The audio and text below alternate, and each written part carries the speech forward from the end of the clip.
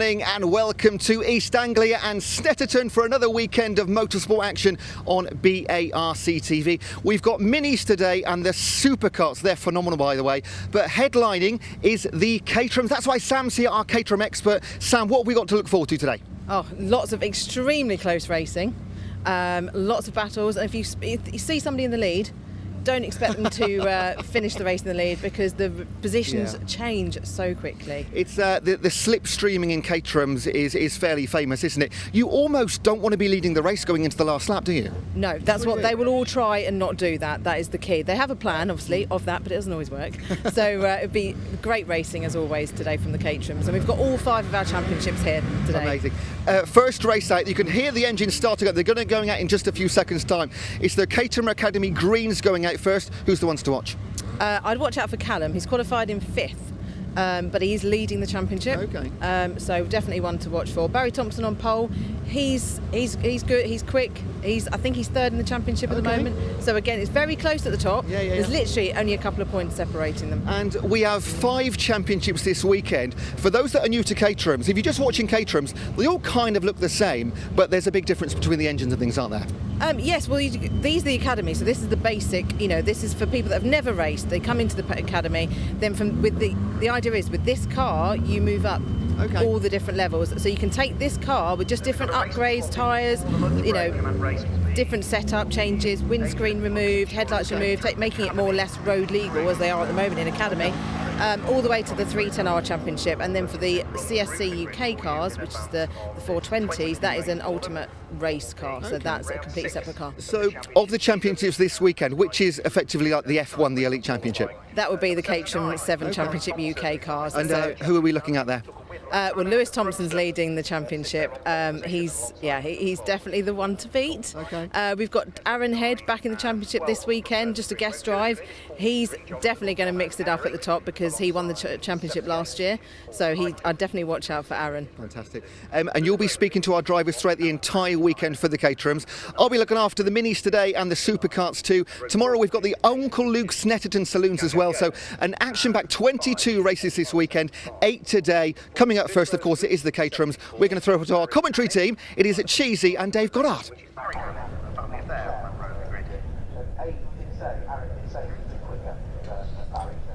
Well, thanks very much to Ewan and Sam. Good afternoon, race fans, and welcome once again to the Snetterton circuit here in the east of England for the first of 2 days of action here on BARC TV, presented by the British Automobile Racing Club. We have got Caterhams galore here this weekend with all the official Caterham Motorsports Championships, plus support as well. We've got the Mini Challenge Club Sports Trophy. We've also got the crazy drivers of the British Superkart Racing Club. If you've not seen them before, you've got a treat coming up, and also the Snetterton Saloons coming up tomorrow.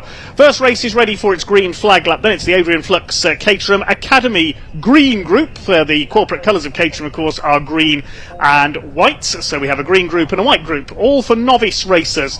This Caterham Academy, as the name suggests, the training ground for the Caterham stars are tomorrow. They have a 20-minute race for the green group first of all. That's followed by, after the lunch break, the Caterham 7 UK Championship, sponsored by Avon Tyres, as the cars move off for their green flag lap. Dave Goddard here taking you through the action in the commentary box, and alongside me is Caterham expert Chris Hutchinson. We'll introduce him in a moment, but first of all we'll give you the grid for this first race of the day. It's number 79 Barry Thompson who has taken pole alongside Paul Goldstein, number 12. Second row, Jonathan Emery and Nick Heighton, 43 and 78. Row 3, number 61, the championship leader, Callum McIntyre, and number 9, Megan Bruce.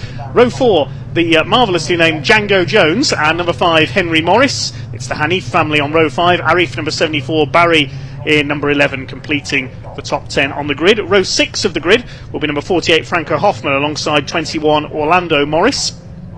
Row 7, 23, Sheraz Ramzan, and 13, Jack English. Row 8 is 18, Ollie Brown, and Andy Miles in number 16. Row 9, Tim Payne and Neil Bell, completing the top 20, Anthony Nichols and Brian Joyce. On the 11th row, Andrew Porter and Ruben Hunter. The penultimate row is Kevin Pinto and Shahid Siddiqui, and Anne Hall starts from the back of the grid. So Chris Hutchinson alongside me.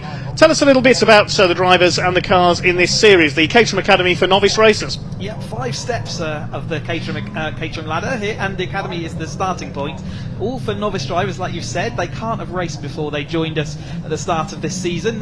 They buy their car from Caterham and they include in full season's racing with that package, and so popular it is that we have 2 whole grids of cars. We're starting today with the green group, but they're completely independent, so they score their own points. They have their own score and championship. We get 2 Academy champions by the end of the year, but it's still, whilst it's the first step of the ladder, and we're going to see some quite considerably faster Caterhams later, these are still very capable race machinery, and a great starting point for anyone looking to get into the motorsport ladder.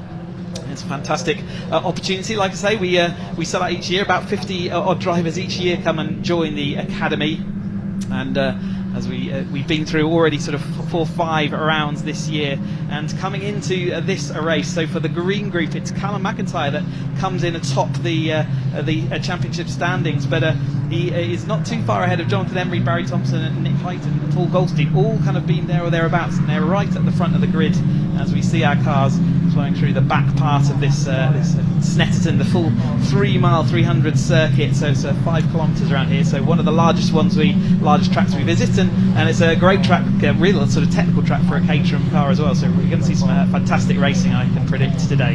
Yes, the twistier part of the circuit in the first part of the lap, and then they go down the Bentley Straight into this more open second part of the lap using the older circuit here at the Snetterton circuit, just coming through the bomb hole and Coram towards the end of this green flag lap. Now the marshals will have their yellow flags out on the grid, and so far we've had 4 races plus a sprint in the Caterham Academy, sponsored by Adrian Flux Insurance. So far this year the 4 races have seen 4 different winners, and there are top 4 in the championship. Callum McIntyre won at Cadwell Park, Jonathan Emery at Croft, Barry Thompson is on pole today at Thruxton, and Nick Heighton at Alton Park. So those are your race winners so far in the Caterham Academy green group today. Onto the grid then, Barry Thompson. We'll see his son Lewis out in the Caterham 7 UK Championship later on pole position, the black and white camo liveried car with the red roll cage. The gold car is Paul Goldstein alongside him. The rest of the grid making their way into line. The purple car, number 43, Jonathan Emery, already a winner this season. Alongside him, Nick Heighton in the blue and green car, a bit like the old Benetton colours that he's got on there. Then we've got Callum McIntyre, the championship leader, is the turquoise car on row 3. With Megan Bruce in red and white alongside almost the Marlborough lookalike livery. This will be a 20-minute race. First of 2 races for the Caterham Academy here on this one of the longest circuits in the UK club racing scene, the Snetterton 300 circuit, as Chris has already mentioned. Just waiting for the back of the grid to get into line. Then the red lights will come on and the pack will be unleashed down towards the right-hander at Richie's corner for the first time. Yep, 5-second board has been shown, so we've had the green flag off the corner of our shot, so we should be looking for the lights very shortly. Here we go then, the revs are up, ready for our first race of the day. They get underway, a slightly hesitant start by Paul Goldstein from the outside of the front row as they charge down towards the right-hander at Rich's corner for the first time. Barry Thompson trying to defend from pole position. Jonathan Emery has a look up the inside. Callum McIntyre tucked in behind. It's Thompson who will lead the way into Rich's for the first time. Emery going for the inside on Goldstein. Tucked in behind him is Callum McIntyre, and Emery bounced off the curb there on the inside. They go up towards the Wilson's hairpin, the very tight right-hander as they head out of shot into the hairpin. It's Thompson who's got the lead. 1 or 2 lockups further back in the pack. It looks like they have all made it round so far. Everybody round the hairpin for the first time. There's the number 63 car, which is Anne Hall at the back of the field. Now to the left-hander at Palmer's, up towards the slightly longer left at Agostini, and everybody round okay so far. Yeah, we'll see James Hall out a little bit later, and son, so there's an all-family affair. Here's Goldstein's going down the inside to see whether he can make it into the lead. He's a great qualifying. Does he outbrake himself? No, he manages to haul that all up into Agostini, gets it back to the apex, and off they go up towards Hamilton. And yeah, it's a little bit of a, like I say, a hesitant start from Goldstein, but it hasn't hold him back. He's in the second phase of the start. He seems to have recovered those positions nicely. Through the left-hand flick at Hamilton, then it's up towards Oggies and Williams, taking the cars onto the Bentley Straight on the back of the circuit, side by side. That's Arif Hanif, who was on the outside in the number 74 car. Paul Goldstein, that was a great move down the inside on the brakes for Agostini, and it is the gold car who leads the way. You can see 1 or 2 puddles on the outside on the curve there. There has been a bit of rain overnight here at the Snetterton circuit, but breezy but dry conditions here throughout this morning. Down the Bentley Straight, you can see them weaving about, trying to break the toe, slipstreaming, all important in Caterham racing. Up towards the left at Brundle, then the right at Nelson. No change among the top three. Goldstein looking for his first win. He's fifth in the championship coming into this round. Second place is Barry Thompson, the number 79 in behind. Then it's Emery in third place. Fourth, we have got Nick Heighton, then it's McIntyre, the championship leader. Sixth position, the number 5 of Henry Morris, who started from the outside of row 4 with Meg Bruce in just behind. You can see all these cars have got the novice cross on the back. They can't have held a race licence before. It's all designed to be as level a playing field as possible. Out of Caterham into the final corner at Murray's, up towards the completion of lap number 1, with Paul Goldstein in the lead. Arif Hanif getting shuffled back again there in the number 74. He's had a slightly wayward first lap. As we take a look towards the timing screen, our thanks to TSL Timing as always for our timing graphics. Just under half a second in it for the lead then between Goldstein and Thompson. It's Emery, Heighton, McIntyre, Morris up to 6, then Bruce, Hoffman and the Hanifs rounding out the top 10. McIntyre, our champion leader, stuck in that 5th place where he started off the line. He can theoretically be champion-elect by the end of this weekend. They're running 2 20-minute races, so that's cool. They've got a one driver. Zach Megan in the red and white card running out wide there. Recovers back to the tarmac though, and I think it's that's Hoffman. Hoffman, actually. So, yes, another red car out there. And so, yes, they've got 2 races this weekend, so they've got that all to manage as well. They've got to finish high in this race to start high in the second race. That's a new thing for them this weekend.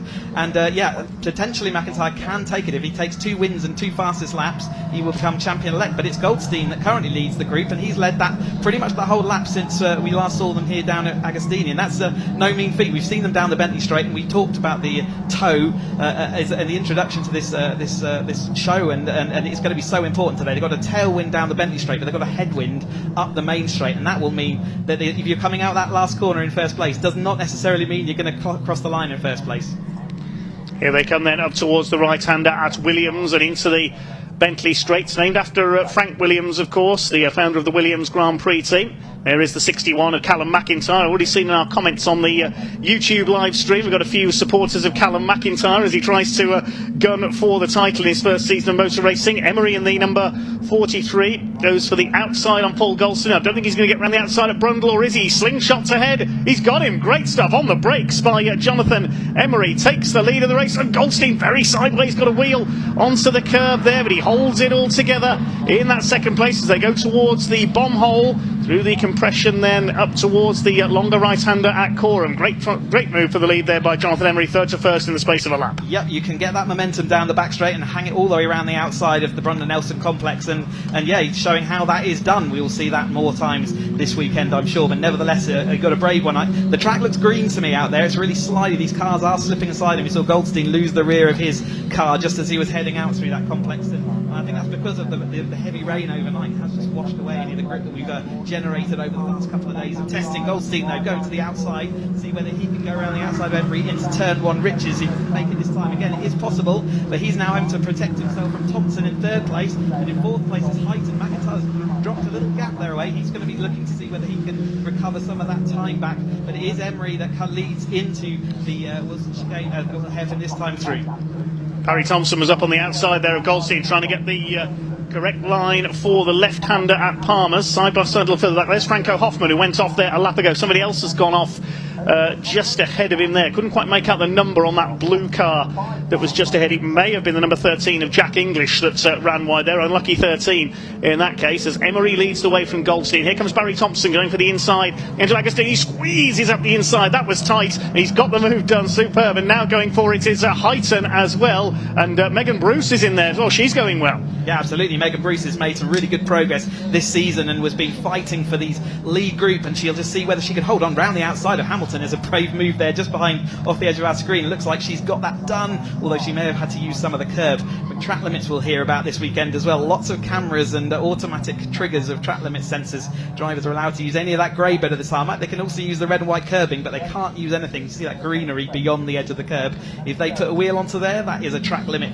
They've got a few of those before they start getting penalties. A little bit somebody's off. Wetness in the background, isn't there? Is that Jack English again in that turquoise bluey car? Maybe not. Anyway, rotating down the back straight, he looks like he's safely away from the barriers as the lead group then head through Brundle and Nelson again. Well, we'll confirm who that was when they go over the timing line. It was a blue car with an orange roll cage, I can tell you that. We couldn't quite see the number at the distance as Callum McIntyre moves to the inside on Nick Heighton, trying to make the move into the bomb hole. You can see how the circuit drops away into that compression there. The bomb hole, so named by motorcycle racers a few years ago.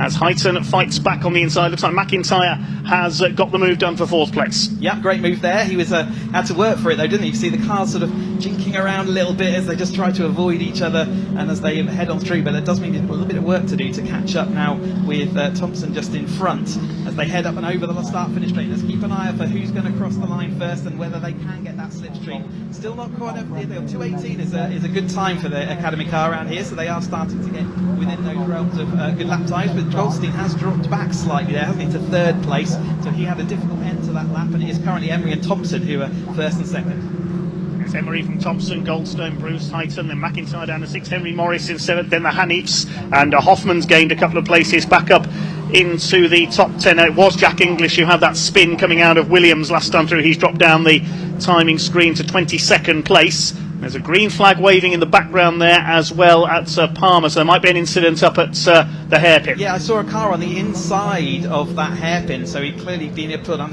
We could see a recovery vehicle going to see whether they could go and fetch them, so someone else would be dropping down the order, so we'd like to see 2 people dropping down the order that time through. The car that didn't come through, it might well be the number 14 car, which is Shahid Siddiqui. He didn't come through on the last lap, so I think he stopped up at the hairpin. As here come the leaders into Hamilton. It's Emery clear of Barry Thompson in that 2nd place. Another Caterham racing family. We'll see Lewis out in the next race, the Caterham 7 UK Championship. He's the current championship leader there. It's Barry trying to challenge for the lead here as they come up towards the right-hander at Williams. 3rd place is still Goldstein. Megan Bruce in the red and white Marlborough look-alike red and white livery going with them, and a gap back to Heighton and somebody else running wide there. I think that was Nick Heighton who went wide. Very easy to do there, get a wheel onto the dirt or into the puddles. I think they're just clipping onto that curb, it's sort of drifting them wide, and as soon as they get onto the AstroTurf there is no grip there, and I think that's what caused the spin last time through. Still see Emery leading Thompson as they go through, and Goldstein sort of settled into that 3rd place right now with Bruce just behind, and then we've got Heighton and McIntyre, so McIntyre's still not able to make it higher than that. In fact, he's dropped 1 place, hasn't he, down into 6th place from his 5th place starting, and that's not how he wants to start this race weekend, so he's going to have to work out in the last these next 11 minutes how can he sort that out and move forward. Move through towards Coram. We're coming up towards half distance already. Not too many laps in a race here on the Snetterton 300 circuit because it is such a long circuit at 3 miles. The quickest lap so far by Jonathan Emery, 2:18.534. There's Henry Morris, number 5, moving up onto the tail of McIntyre. He's had a slightly subdued run by his usual standards so far. Over the line go the leaders. The lead gap is now 0.171 of a second, and Barry Thompson going round the outside as they go into Ridges. Superb by Barry Thompson. You don't very often see moves around the outside into turn 1 here on the Snetterton circuit, but Jonathan Emery ready to fight back. They come into Wilson's hairpin. Goldstein is closing up as well. Look at the speed through there, even from these little cars, and these are some of the slightly slower Caterhams, with no disrespect meant to them, that we're going to see this weekend, and they're still putting up a great pace around Snetterton as Barry Thompson retakes the lead. So very capable cars these, even at this lower level of our Caterham Motorsport ladder, but they still have 125 horsepower. They weigh half a tonne, so they've still got incredible amounts of power under their right foot as Emery's looking back down to the inside. Great move if he can get that stopped. He didn't lock up, it's all hauled up, and as the rest of the field flow on through, great move for the lead there. Looks like Emery has got that back in front of Thompson again, who's there. So let's say capable cars. We're running on Avon Academy tyres, dedicated tyres for this championship. They also don't have a rear anti-roll bar, so you will see these Academy cars leaning quite a lot through the corners. One of the ways you can be a Caterham geek and understand or see what car it is from a distance is the fact that they've got windscreens and lights, and therefore they're definitely the Academy or Roadsport, and then the leaning angle of these cars sort of indicates that they are the Academy. So one of the things they do is upgrade their cars at the end of the year, but as we watch this battle then coming down, it is Thompson back in front of Emery, but now do it down the Bentley Straight, so we've got lots of overtaking and slipstreaming opportunities, and it looks like Bruce might be up to 3rd place as they head down here. Here they come then down the Bentley Straight, and the indicator going on Barry Thompson's car to the left there. I think that's intentional. They're absolutely side by side as they come into Nelson, and Emery retakes the lead on the inside. Side by side almost for 3rd place. Megan Bruce on the outside. She's got 3rd place away from Paul Goldstein as they head up towards Coram. Goldstein in that 4th position. They head up towards the end of lap number 5 it will be this time. There's the battle between McIntyre and Morris little bit further back. Then the pairing behind them are the Hanips, and Hoffman rounds out the top 10. Yeah, McIntyre's lost, the left rear arches were flapping away, so a little bit of contact maybe. It's hanging on in there at the moment, but is flapping away. Emery has a win this year, Thompson has a win this year, Goldstein does not, nor does Bruce, so those two will be looking to see whether they can get on that winner's board. Goldstein has got a second place to his name this far, as they jinking and jiving and all over the place as they come into riches. This is still Megan Bruce in third place, Goldstein fourth, and out front it is still Thompson versus Emery, and it's Thompson on the outside, so Emery's going to make that move stick down the inside. And yeah, looks like we've got a safety car coming out. So the yellow flag has appeared, I can see out of the commentary box window, and the safety car board has appeared. Yes, I'm not too sure of the reason why at the moment, but we'll confirm that. We know that Shahid Siddiqui is stranded out on circuit, but he's been stranded there for a couple of laps, so I don't think that's the reason. No, normally, especially on the inside there, it's not a particularly... Oh, there we've got there's the incident there, so we've got a couple of cars spun. That's a Bentley straight. Yeah, looks like they've come together. Maybe again, you can see that puddle out on the exit of that curb, and we've seen a couple of people collect that, and maybe that's what's happened. So I can see the drivers there moving around, but they are stuck on circuit. That's the reason for the safety car then, so we'll just check, and the marshals will get to those drivers and check they're all okay. And just a couple of the drivers didn't spot the safety car boards, and there's a close moment going out of the hairpin, but nevertheless they are all under safety car conditions. The safety car will pick them up next time through. That is the number 73 of Brian Joyce is one of the cars there. The other is the number 23, which is Sheraz Ramzan, that have tangled coming out of Williams and have gone into the barriers. So we hope that the drivers are okay. We hope that the marshals can get these cars cleared up as quickly as possible, and that we will be able to go back to green flag racing. A chance to say a big thank you to all our volunteer marshals. We could not go racing without them and our other officials here this weekend, out there in all weathers, the Orange family as we call them, and I'll have that cleared up in double quick time, I'm sure. The safety car is out on circuits, and it's waving a couple of cars through there so it can pick up the race lead. It looked like that was the race leaders in front, so I'm not sure. Maybe it wasn't, so we'll keep an eye on that. But as they come, I can see the recovery vehicle just going towards that car. 6 minutes is not necessarily a long time to tidy up round here, especially with the length of the lap. They'll be looking to see whether they can get that back under control and under green flag conditions, but obviously the safety of the circuit and all the marshals, as you say, is sort of paramount. Again, I would like to add, on behalf of all the drivers here this weekend, our thanks to all the Orange Army who allow us to go racing. I've been racing for about 10 years and always grateful to their efforts. We can't do what we love to do without them, so we always love to say thank you, and we hope that we put on a good show for them over the course of this race weekend to pay them back for all their efforts. As we see, it's Emery in front of this train, isn't it, with Thompson there, so they still, I think, waiting to pick up that safety car at the end of this lap. So we've got just over 5 minutes of the race to go then. Jonathan Emery in the purple car leads them up over the line. He's not been picked up by the safety car as yet. Barry Thompson second. Megan Bruce going great guns up there in third position. Then it's Goldstein fourth, Heighton fifth. McIntyre, the championship leader, in sixth place. So we'll pick up after race 2 what the championship situation is. It's going to be very close, I think, with looking at the point situation coming into this weekend. Callum McIntyre led by just a point ahead of Jonathan Emery, and Barry Thompson was a further 3 points back in third, with Heighton and Goldstein 12 points further back. So that's how the points stood coming into this weekend. Yeah, this group, they've been sharing out the wins, haven't they?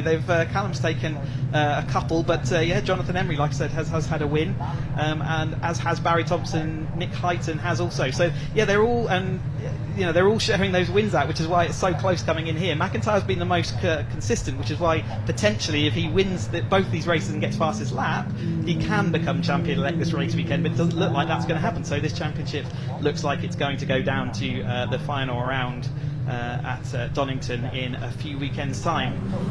So it's great to see this, and Caterham Racing always generates close action. All the cars are absolutely identical, and they are, we have regulations and scrutineering which ensures that each of these cars is identical. There is no benefit or improvement you can make into your car, and so therefore the racing is close. It's all down to the driver, and in this Academy Championship it's great to see them and how they develop through the race season. If you compare this race to their first one way back when, it's awesome to see their development. Yes, it's the first weekend in September that the Caterham Championships go to Donington Park for their finale. Do the Academy still have their autumn trophy, which is everyone in together? Yeah, in fact, I'm just saying we've seen a red flag being Yes, red shown. flag has come out. Yes, so that will be, I think, the conclusion. With only 3 minutes of this race left, I doubt they're going to be restarting it. We're on a tight schedule today, so I think that will be called. And from the point the red flag has been deployed, they will go back to the first, the last lap that was fully completed by the whole field. But because they've been under safety car for a couple of laps, that probably will be the order that we see on screen. So McIntyre is certainly not going to be able to be champion-elect because he is down in that 6th place currently. So provisionally, Jonathan Emery will pick up his 2nd win of the season, the first driver to do so in the Adrian Flux Caterham Academy Green Group this year. He won at Croft earlier in the season. Barry Thompson provisionally 2nd and Megan Bruce on the podium in 3rd. But we'll wait for confirmation of that when we get it from the timekeeper's TSL timing through the day as the recovery vehicle comes into attendance. You can see a couple of damaged cars there. Brian Joyce, number 73, is one of them, and the 23 car, Sheraz Ramzan, is the other. Looks like both drivers are okay. They're out of the cars there on the right of your picture. Chatting away, yeah, but describing what's gone. Well, how did that happen? You know, they'll be comparing stories for sure. Great to see Megan Bruce, if it is confirmed that she's in that 3rd place. Best result so far this season has been 8th. She's shown a great deal of pace, as I said, and has been improving throughout the whole season. But yeah, to sort of solidify that and be solidly running in that 3rd place for the quite a few laps. That was great showing, and that'll give her confidence going into tomorrow, but also into Donington, I think. Of course, the day after Donington, Caterham have an open track day as well for all models of Caterham. Yeah, indeed, and there's still space on that track day. Last few spaces available. So yeah, if you've got a Caterham 7, then go for it. Yeah. Right, we've got the provisional results then. The result taken from the end of lap 5. Jonathan Emery takes the win ahead of Barry Thompson. Megan Bruce, her first ever podium, in 3rd place. Congratulations to her. Paul Goldstein in 4th ahead of Nick Hyton. He got the fastest lap, 2:17.96. 6th was Callum McIntyre, the erstwhile championship leader, ahead of Henry Morris, the Hanips, and Franco Hoffman. Orlando Morris in 11th, and Django Jones, Tim Payne, and Anthony Nichols. Finishing behind them was Neil Bell in 15th place, Andrew Miles 16th, 17th place in number 17 was Andrew Porter. Then Jack English recovered from a spin to take 18th, 19th place went to Ollie Brown. Completing the top 20 was Ruben Hunter. The other finishers, Anne Hall and Kevin Pinto. So that concludes our first race of the weekend then here at Snetterton. A very busy one it is. We're back on air, incidentally. It's just before 9 a.m. tomorrow. Our first Superkart race kicks off at 9 for tomorrow for the British Superkart Racing Club. A busy weekend for them. Their first race of the weekend comes up later on this afternoon. We've got 22 races in total here this weekend on BARC TV at Snetterton. The Caterhams are heading back into Parc Ferme, and I'm sure Sam will be down there to have a chat to some of them very shortly. Our next race is coming up after the lunch break, which comes up at around 2:05 this afternoon. So we're going to take a break of about 45 minutes before the Avon Tyres Caterham 7 Championship UK, the fastest Caterhams of all, will be out there. First race after lunch, followed by the Vertex Caterham Roadsport Championship, and then our other Academy group, which is the Whites Group. Then it's the Mission Motorsport Caterham 7 270R Championship, and then the British Superkart Racing Club, the latest round of their Super Series. I think we can shortly hand down to Sam in Parc Ferme to hear from some of our drivers in Race 1.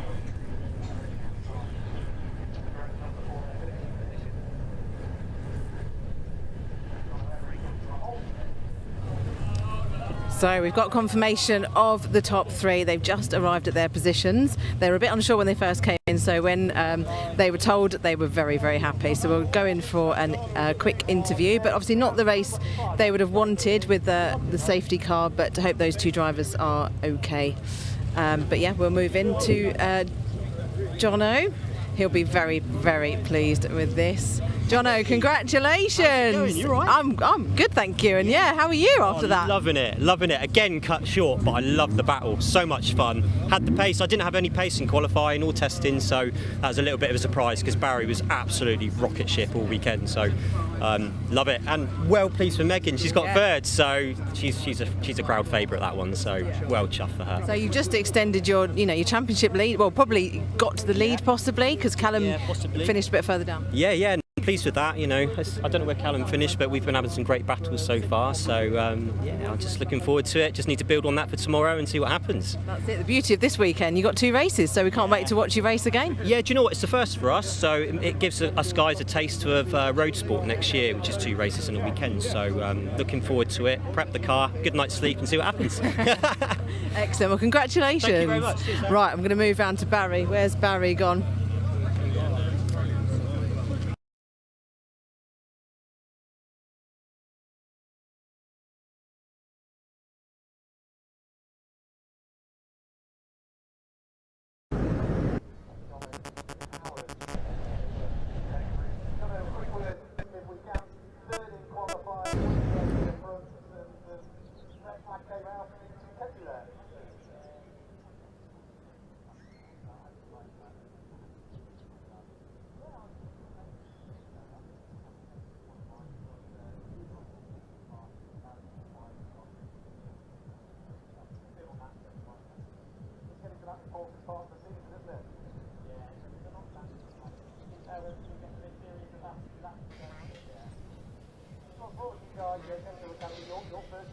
Well, apologies for losing our Parc Ferme camera there. Just a quick technical hitch as we see the number 73 car, Brian Joyce from Kent, being stretchered away by the flatbed lorry there. Quite a lot of damage, but they're pretty tough, these cars.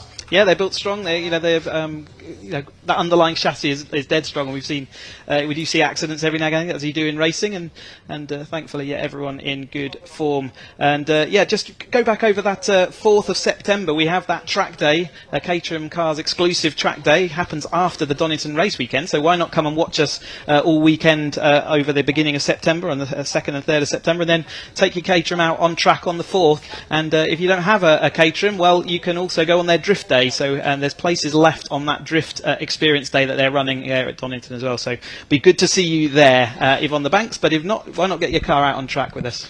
Are there passenger rides available, Chris? There are indeed some passenger rides going. Yours truly will be giving some passenger rides throughout the day. So again, another exciting part of the day in the Caterham Cup car. It's going to be awesome to do that for everybody. Sign me up. Absolutely, you're more than welcome, as is everybody else. We can see the Academy in their Parc Ferme, all sort of getting themselves sorted. But yeah, first action done of the day, but plenty more Caterham action to throw your way all throughout the course of this weekend. Are we going back down to Parc Ferme, Elliot? As we, yep, so we've spoken already. This is the Academy that we've seen already. We will see another Academy race a little bit later on today. But at all 5 steps on the motorsport ladder here from Caterham. So starting with the Academy, as we've just seen, we're going to go to the 7 Championship UK races next. And they are the fastest cars that we've got here to trick, and they're something like 20 seconds a lap fast around here, so you can see the development of that Caterham ladder, and it's exciting. So we can't wait to bring you that, but we have got the lunch break for about 40 minutes now before we come back and bring you more Caterham action. Okay, we'll see you after the lunch break then. Gives our marshals and also our camera teams a quick chance to get a break, a snack and a drink. So we'll see you in about 45 minutes here on BARC TV here at Snetterton.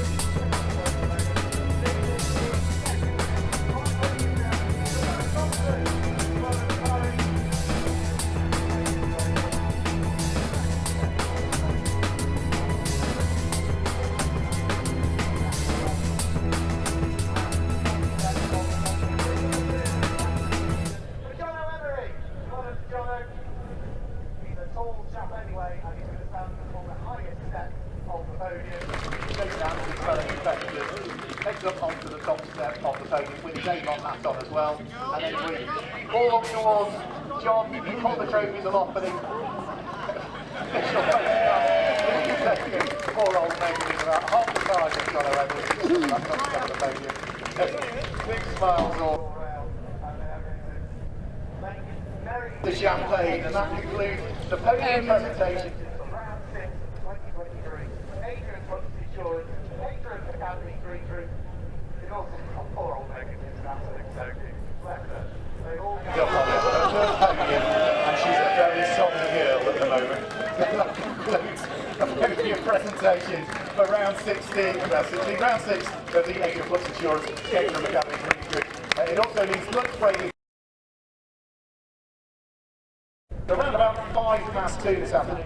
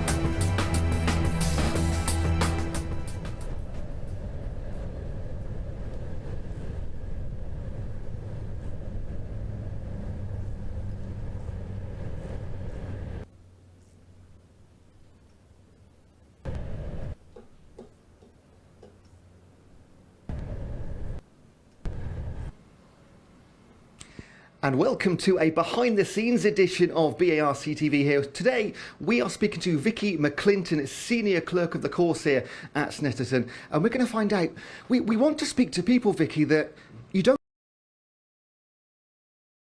So what do you do day to day? Day to day. So prior to the meeting, you would set up and talk to BARC. Marshals out there. Just bring it all together, talk to the team, because I'm only one small part of the team at a race meeting. There's other clerks out there, there's the phone, radio operators, there's lots of people out there that make the whole meeting work. And we understand, as we've been waiting, like you're one of the parts of your job is to speak to the drivers who might be a little upset or being a little bit naughty. Is that an interesting part of your job? Interesting, yes. It can go two ways. You've got drivers that just want to sit down and talk to you because they want to understand why you've made a decision or what's going on, and then you've got the drivers that aren't too happy, and it goes to another level sometimes, so you've got to try and balance it out. So what are they discussing, and what are you deciding? And out there, you're trying to look at the incident just to see if anybody was at fault, because obviously we are in a non-contact, and there are contacts that happen, so we're just trying to work out if the contact happened maybe because something happened out on track, somebody took it wide, come back on, and some contact happens, or if there's deliberate contact. And during the races, are you watching and anticipating the discussions that might be had afterwards, or are you just sort of like sitting back and relaxing? My races, I'm in race control, so I'm watching my races. If things are reported, you're ready to look at them after. But no, I make no decisions until I've actually done the interviews. And how does somebody become a clerk of the course, senior clerk of the course? A lot of hard work. So there's a training process to go through to become a clerk of the course. And then there's lots of things you have to do before you get to the level of become senior. Okay. And why? What brought you to it? What brought me? Family. Oh, okay. So when I was 13, I attended my first race meeting, come as a radio operator, and it's gone from there. I've done phone operator, done my training, and got to this level. And do you stick to Snetterton, or do you move around? No, I'm everywhere. For 10 years, I've been the permanent clerk for Junior Saloon Car Championship. Oh, I love that class. Yep. So very proud of that, very passionate about that. Now I work in motorsport with Junior Saloon Cars. Okay. So this year I've taken on Caterham's as a permanent. So yeah, changes year on. Involved in either being aspiring to clerk of the course or marshalling? What do they need to do? Get in touch with somebody at BARC or any of the other clubs out there. But if you're interested in giving it a go, just give it a go, because if you give it a go and you don't like it, it's not held against you. You can try something else. Now, we know you've got a very, very busy day. What have you got coming up this afternoon? What's going to be the most important thing you do this afternoon? Most important, make sure my team's okay, look after my team, and then I'm sure we'll be talking to some drivers as the afternoon goes on. I couldn't help but notice there's a danger sign on your door, and in the cafeteria bit there's a sign that says... emotional. It can be. It can be emotional both way. We're all who... It's a bit heated, it can affect you, but also it's happy emotions. Like we've just seen a Caterham presentation out there with a young lady that's first time she's made it on there. Amazing. And to hear that whole paddock like that congratulate, that's the happy emotion side. I can tell you absolutely love this job, don't you? I do, yes I do. Vicky, I know you're busy, thank you so much. Get back to work, all right. Thank you very much. There we go, let's see who else we can find around the paddock and park for me before we go racing again. For the time being, back to Dave. Thank you, Vicky. Thank you so much.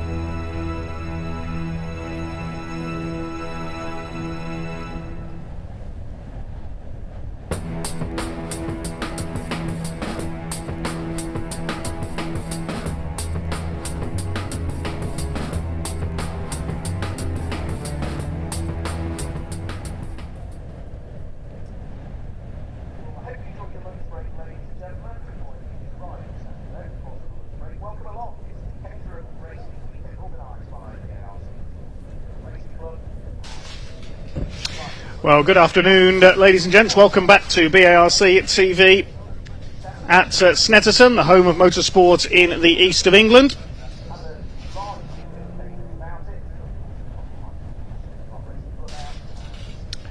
It is the Caterham race weekend here at Snetterton on the 300 circuit, and our second race of the day making its way on to the grid. Dave Goddard and Chris Hutchinson here taking you through the action at trackside. And next up on track it is the Avon Tyres Caterham 7 Championship UK. These are the fastest Caterhams that we will see here at Snetterton this weekend. Chris will give us a bit more background info in a few moments' time. This is their first race of this weekend, the first of 3 this weekend for the fastest Caterham racers of all. The grid was set by qualifying earlier on. The top 6 was set by a super pole, a one-shot showdown session not long before racing got underway a little earlier this afternoon. And in pole position for this 20-minute race is the championship leader, number 79, Lewis Thompson, who's only been beaten a couple of times in 2023. He starts alongside number 1, the reigning champion Aaron Head. Only a partial programme for him this year, but he's still very potent indeed, and there will be a threat for race victories here. Second row of the grid will be the man who's second in the championship, 43 Stephen Lyle, alongside 44 of Tim Dickens. Row 3, 93 Mike Evans, alongside number 14 of Ben Simmons, who was the last man into the Super Pole 6 earlier on. Had his Super Pole lap deleted, unfortunately, for exceeding track limits. Fourth row, 77 Gordon Sawyer, alongside 61 Angus McLean, and completing the top 10. Paul Donkin, number 24, starts alongside 8 Chris Fraser. Row 6 is 99 Tom Eden, alongside the 11 of Carl Jones, not to be confused with the ex-BTCC racer of the same name. Behind them, on row 7, 5 Finlay Cooper and 4 of Ollie Smith. Row 8 is 64 Dale Head, brother of Aaron, and 66 Jake Swan, and 22 Gary Curtis rounds out the grid. So just one lap in Super Pole was under the 2-minute mark. It was the last to go in that one-shot Super Pole session. Lewis Thompson, who's won twice at Alton Park this year. He had a hat-trick at Croft. He had 3 wins at Zandvoort. One of them, the postponed race after the meeting, had to be halted at Alton Park. That was over in the Netherlands. Had a win at Portimao in Portugal when these cars supported the British GT Championship as well. The only other winners this year have been 2 wins for Aaron Head at Portimao and 1 win for Stephen Lyle at Zandvoort as well. So they're the 3 to watch from the sharp end of the grid there. They'll set off very shortly for their green flag lap. And Chris Hutchinson, it's fair to say that these cars are considerably quicker than we saw in the first race for the Academy. Yep, so 2-minute lap time round here at Snetterton. And yeah, that's 18 seconds faster than the Academy, which we were previously looking at in our first race of today. This is the top flight of the Caterham Motorsport ladder in the UK. This is the British Caterham Championship. So they are vying for the title of British Caterham Champion at the end of this season. So quite a prestigious title there. This is a absolutely dedicated race machinery. It's got the 2-litre Ford Duratec engine in this one, and yeah, plenty of horsepower. So plenty more horsepower. They also run on the Avon dedicated slick tyre in this championship, which gives them increased performance. We've got Bilstein suspension all round, limited slip dip and slip diff, and a 6-speed sequential gearbox. So you just pull back and push forward for changing gears, and it's a seamless shift, which is absolutely incredible. So you'll hear the engine note is different, and you'll see this is the top flight. So this is the 5th step of our ladder, and lots of these drivers are past Caterham champions. They're trying to get their cars lined up correctly. They've actually put it as an alternate grid rather than a 2x2 grid, so the marshals are just getting them into their correct 2x2 formation, which they should be running. And yeah, you can see Thompson there on the left hand side, absolutely the most winningest driver of this year, if I can verb that one, but he's on that green car on the left hand side. Aaron Head, like you said earlier, not doing the full championship this year, but he is our reigning champion, British Caterham champion, and he will be they're firmly involved in this championship. A couple of people new in, so Simmons, who we saw in that Super Pole, brand new into the championship this weekend. Tim Dickens making a return, and he's in that 4th place. So a couple of drivers who've been away for a little while and come in here and perform very well, as has Chris Fraser, who we've been seeing all the rest of the season in the 310R championship. Well, his Dutch Barn Vodka 420R is all ready, and he's inserted himself into 10th place on our grid. So great for him to see him go up there. Another change just for people who've been following along, Tom Eden's no longer in his yellow car, he's in a brand new blue car out there on the track as well. But yeah, these drivers, plenty of championships to their name. Thompson on the left there, 2021, I think, 310R champion. Aaron Head, multiple Caterham champion, even at this top flight. Stephen Lyle's come in as we see them all pulling away. Tim Dickens was our track sport champion for a while back, so yeah, he's also all this sort of championship with us. Gordon Sawyer's a champion as well. So, like I say, the breadth and competence of these drivers takes that step up as we head through. So the car's heading around on their green flag lap then ahead of this 20-minute race, a chance for us to have a look at a lap of the Snetterton 300 circuit, one of the longest laps in British motorsports. They go through the right-hander at Riches first of all. There's number 64, that's Dale Head, the second of the Head brothers. Aaron up at the sharp end on the front row. It's up towards the Wilson's hairpin, sadly the most famous landmark of Snetterton, the scary tree, no longer there above the hairpin. That sadly came down a few years ago.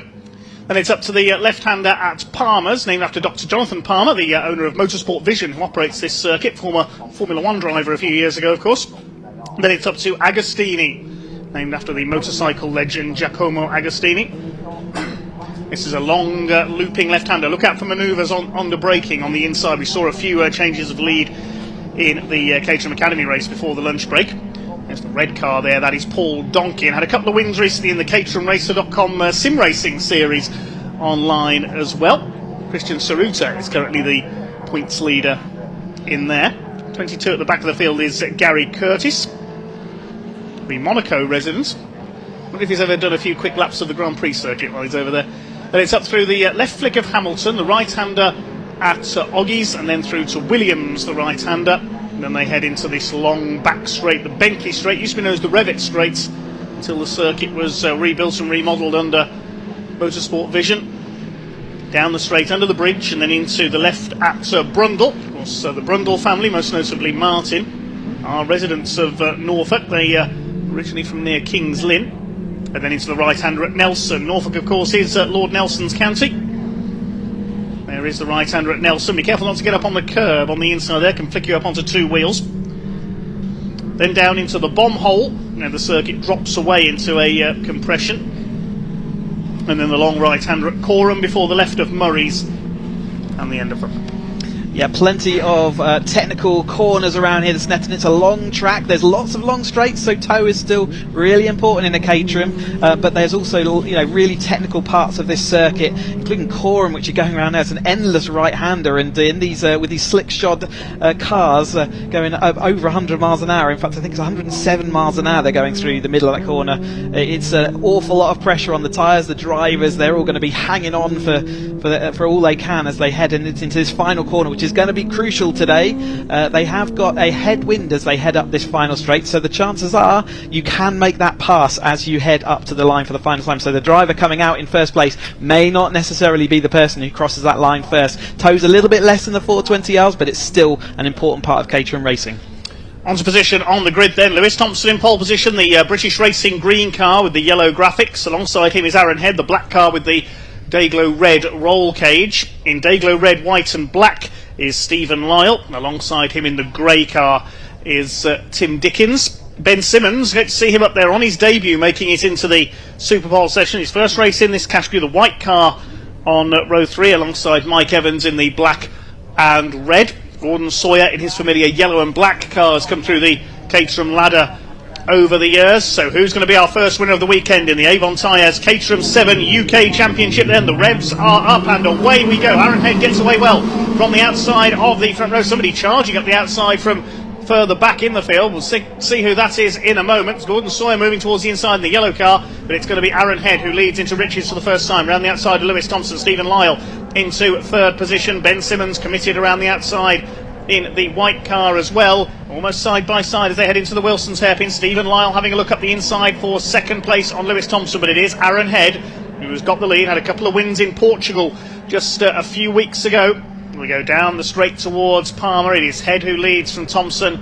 Lyle in third position. Tim Dickens is in fourth place, and the number 93 of Mike Evans looks like he rounds out the top 5 as they head down towards Agostini, side by side still for the lead. Head hanging on, Stephen Lyle almost up there into second place around the outside of Thompson. Yeah, Mike Evans making a big lock up there, so that's not going to be too good for his slick tyre in these early stages. They have to use the same tyre for the whole race weekend, so you don't want to flat spot that. But it is Aaron Head out front then. In fact, it's overhead of Lyle there, who's come up into second place. Thompson losing out a little bit in the early part, so you can see the attitude of these cars. The drivers all eager to make as best they can early on, and you can see them all sort of jinking and jiving. We saw that wet puddle out the back end here. Some of the drivers getting quite close to that. If you can see the dust being kicked up, I think everyone's still on the circuit, but it's Lyle coming down towards us now. Aaron Head to the outside, and it's Thompson looking to see whether he can make it 3 wide. Lyle covering it off as they head into Brundle Nelson then for this time through. Aaron Head going round the outside and going to hold Thompson back into that 3rd place. So that time through, Lyle was able to protect from the lead of that race, so that's going to be interesting. That was with the tailwind as they went down there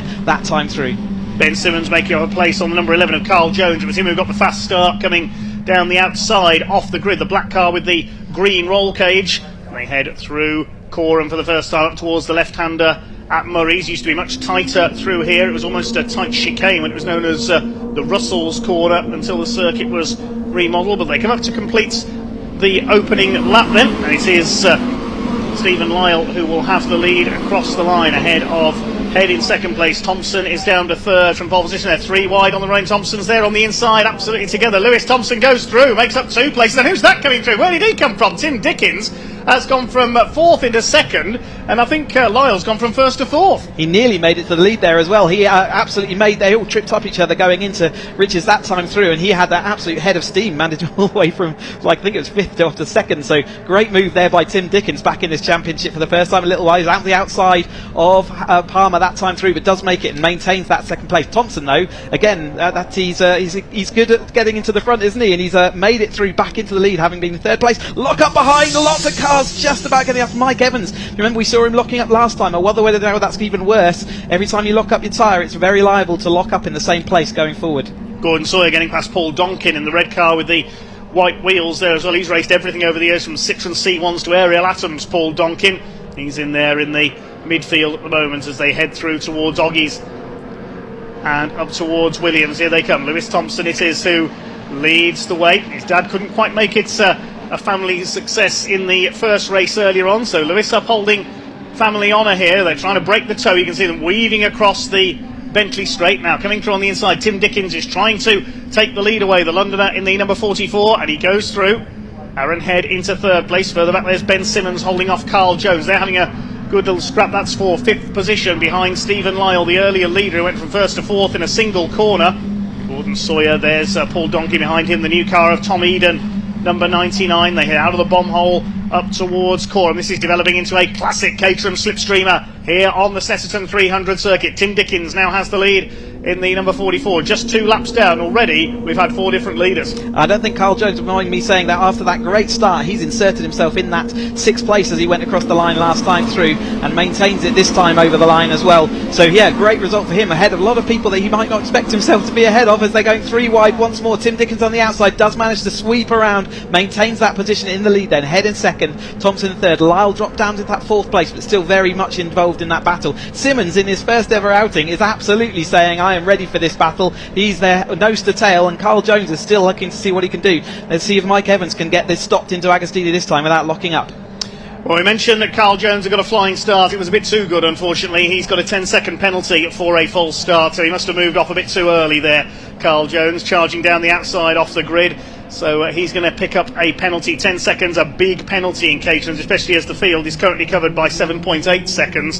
So that's going to drop him down to last as things stand at the moment on corrected time. As some of the tail enders head through, there's the 64 car of Dale Head, I should say, holding off Ollie Smith in the number 4. Here come your leaders. Dickens from Aaron Head in 2nd place, Thompson 3rd, Lyle is in 4th place. There's that Dutch Barn Vodka sponsored car a little bit further back, a beautiful aquamarine livery.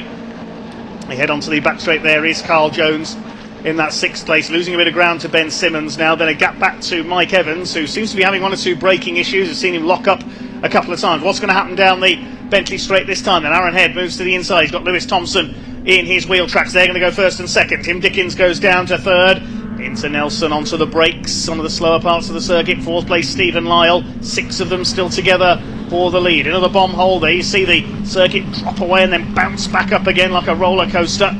It's this long right-hander through Caterham towards the end of the lap. Lewis Thompson just tracking Aaron Head's every move here after they relegated Tim Dickens down to third. Caterham into Murray's is such a complicated piece of track for the driver. They're trying to carry as much speed through the right-hander as they can, but then they've got to get that speed scrubbed off for the left-hander at Murray's. It's an important corner as well, as they just go absolutely nose to tail over the line. Then before they fan out as the toe kicks in, we have got 4 wide here. Tim Dickens on the outside, Lyle down the inside, and it's the inside that works for the early part of the corner. Tim Dickens had to bail out of that one and just let that experience happen with well over 10 minutes to go. There's no reason to push that one too fast, but Lyle there made the move down the inside and let it stick, so it is still going to be Head on the inside of the hairpin. That means he's going to be on the outside as they go through Palmer, so I think he's going to lose that place to Lyle, who's going to go around the outside of Palmer's. You don't see that too often, and there's Thompson still in the second place. Incredible. This is more like motorcycle racing than Caterham racing. 4 wide into Riches, saw Lyle go from 4 to first. Tim Dickens in the space of half a lap has gone from first to 5th. Into Agostini they go. Who's this going to get the inside? That's Thompson on Aaron Head. Ben Simmons is going well in there as well. He tries to get up alongside Tim Dickens. What's going to happen as they come through the left flick at Hamilton? A little tighter than it looks on our cameras through that left-hander. Then it's up towards the right-hander at Oggy. Stephen Lyle, looking for his second win of the season, still has the lead. Now the second group is towing up onto the back of the leaders as well. It could be at least a dozen of them together for the lead in about half a lap's time. Stephen Lyle, the number 43 it is who leads the way, comes from Berkshire, second in the points at the moment, but some 23 off Lewis Thompson, who's mired in this battle for second place at the moment. Side by side with Aaron Head, then Simmons side by side with Dickens. Gordon Sawyer in the yellow car is up into P6 as they come through towards Nelson. Once again, Stephen Lyle just doesn't want to run wide over the curves. He doesn't. There's Carl Jones running a bit wide in 7th position. He's heading the second group effectively at the moment. The 66 moving through. That's Jake Swan. He's got ahead of Paul Donkin. He's dropped back a little. And the number 8 of Chris Fraser, the Dutch Barn vodka car, at the back of that group. Yeah, Donkin, though, is ahead of his main championship. There's an amateur class within this main championship, and he's ahead of his main rival there, so he'll be happy with his position, even though he's dropped a few positions. As we see Gordon Sawyer then going to the outside of Simmons. Gordon Sawyer's made up quite a few places on that last time through, 2 places, and he's now looking like he might well get Simmons as well. He does, in fact, drop into just in front as Thompson goes back to the lead. Head comes to the third. Tim Dickens got a head of speed again up to the rear end of Lyle's car as they head into the hairpin this time through. A little bit late on the brakes there, but everyone's managed to get it stopped up, and it is still Thompson then that comes out ahead of Head, with Lyle in that third place and Tim Dickens still completing that top 4. Yes, they went either side of Stephen Lyle there into Riches that time. He got rather pincered by Thompson and Head. They're up into first and second places. Gordon Sawyer there, he is the yellow and black car running well. Paul Donkin's back up into 8th position now. It's going to be 3 wide into Agostini. Aaron Head up the inside is going to take the lead. Lyle's never going to go around the outside there. That's not going to work.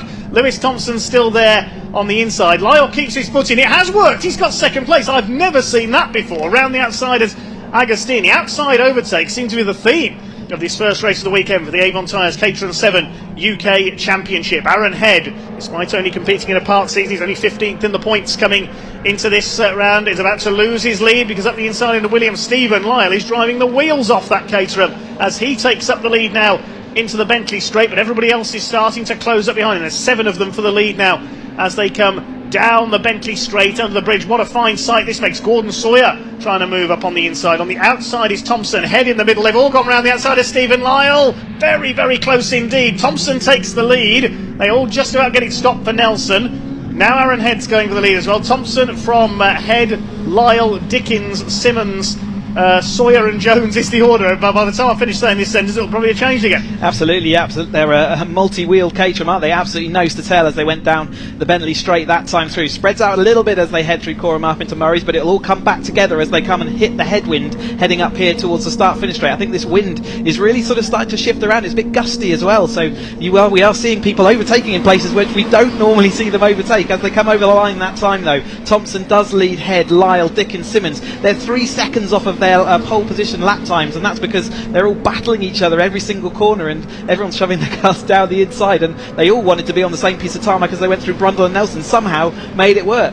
Well, Jake Swan is charging through as well. He's onto the tail of this group in the number 66, qualified a little way down the order. There he is, the white car with the blue blue cage. Sorry, coming into the picture, the number 66. Aaron Head has got the lead back again from Lewis Thompson as they came into the first part of the lap, with Lyle still holding that third place. Now Aaron Head positioning himself to the inside there to defend from Lewis Thompson as they go into this long left-hander. Third place is still Lyle, and it's back up towards Hamilton once again. The first four, if anything, breaking away by a length or two. Tim Dickens there in fourth place ahead of the number 14 of Ben Simmons. It's Gordon Sawyer in sixth position. Jones seventh, but we know he's got that penalty which will drop him down the order at the end of the race. Then it's Swan, Donkin, and Chris Fraser rounds out the top 10, which is covered by just over 3 seconds. And McLean's coming to join the party as well in his blue machinery there. That's the other competitor that's fighting with Donkin.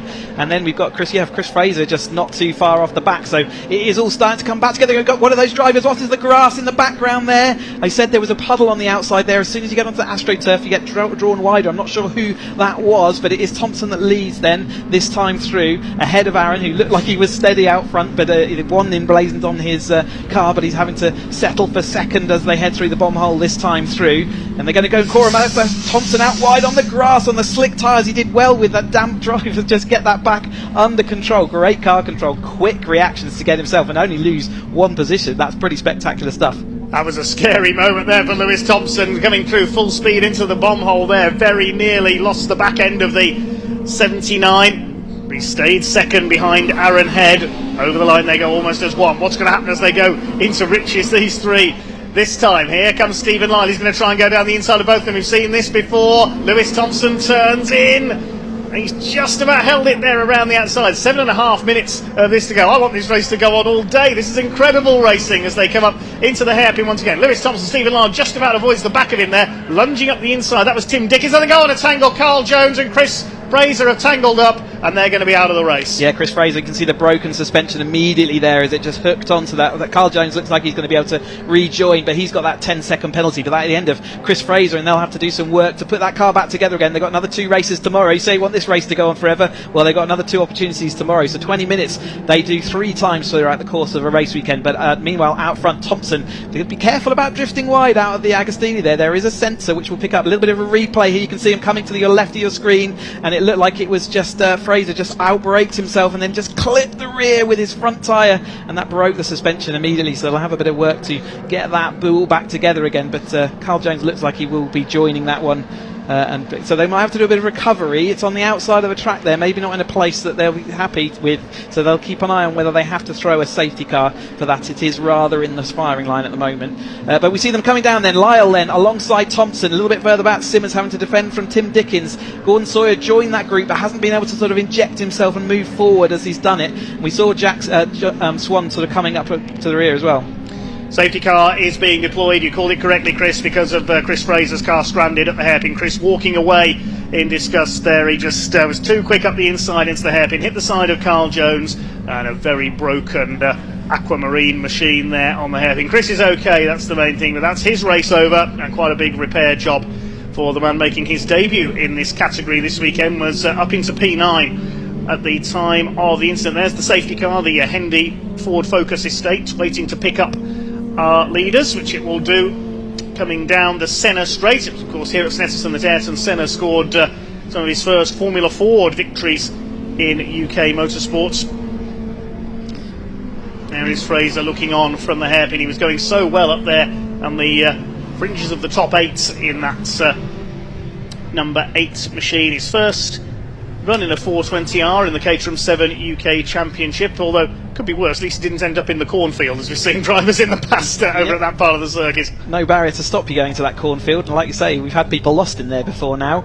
But yes, it's a shame with 5 minutes left. It's they've got to figure out whether they can get this car to a position of safety where they're happy that then they can continue. So it's going to. We saw it earlier in the academy race, and actually I think they sort of decided they couldn't put the cars into a position of safety to get this race underway. So we'll keep an eye out whether that will happen.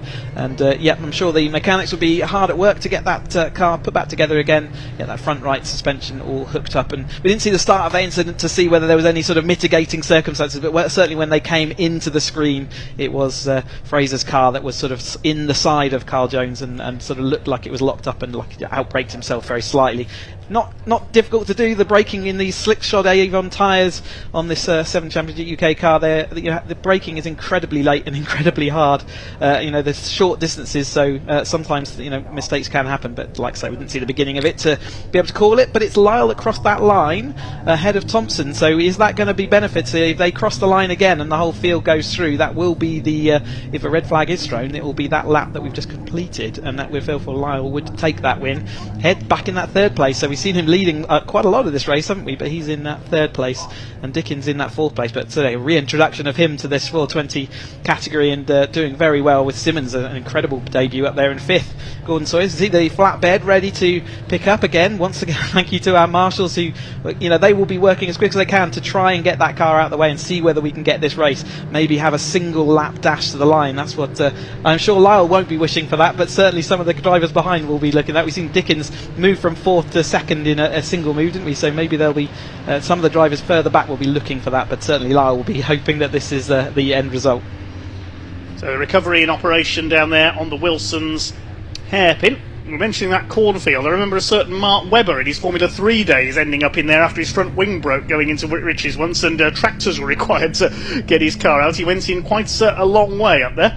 The only other place in the UK that can happen is going through Tower Bend at Croft. You can end up in a farmer's field on that occasion as well. But thankfully that did not happen in this case, as Chris Fraser's car about to be lifted. The man from North Yorkshire will be placed on the flatbed, and then work will be undertaken in the pits ahead of tomorrow's 2 races. Plenty of time for the crews to work on it. So Stephen Lyle is your leader, the number 43, ahead of Lewis Thompson, Aaron Head and Tim Dickens. Then we've got Ben Simmons in 4th position, Gordon Sawyer up to 6th and running well.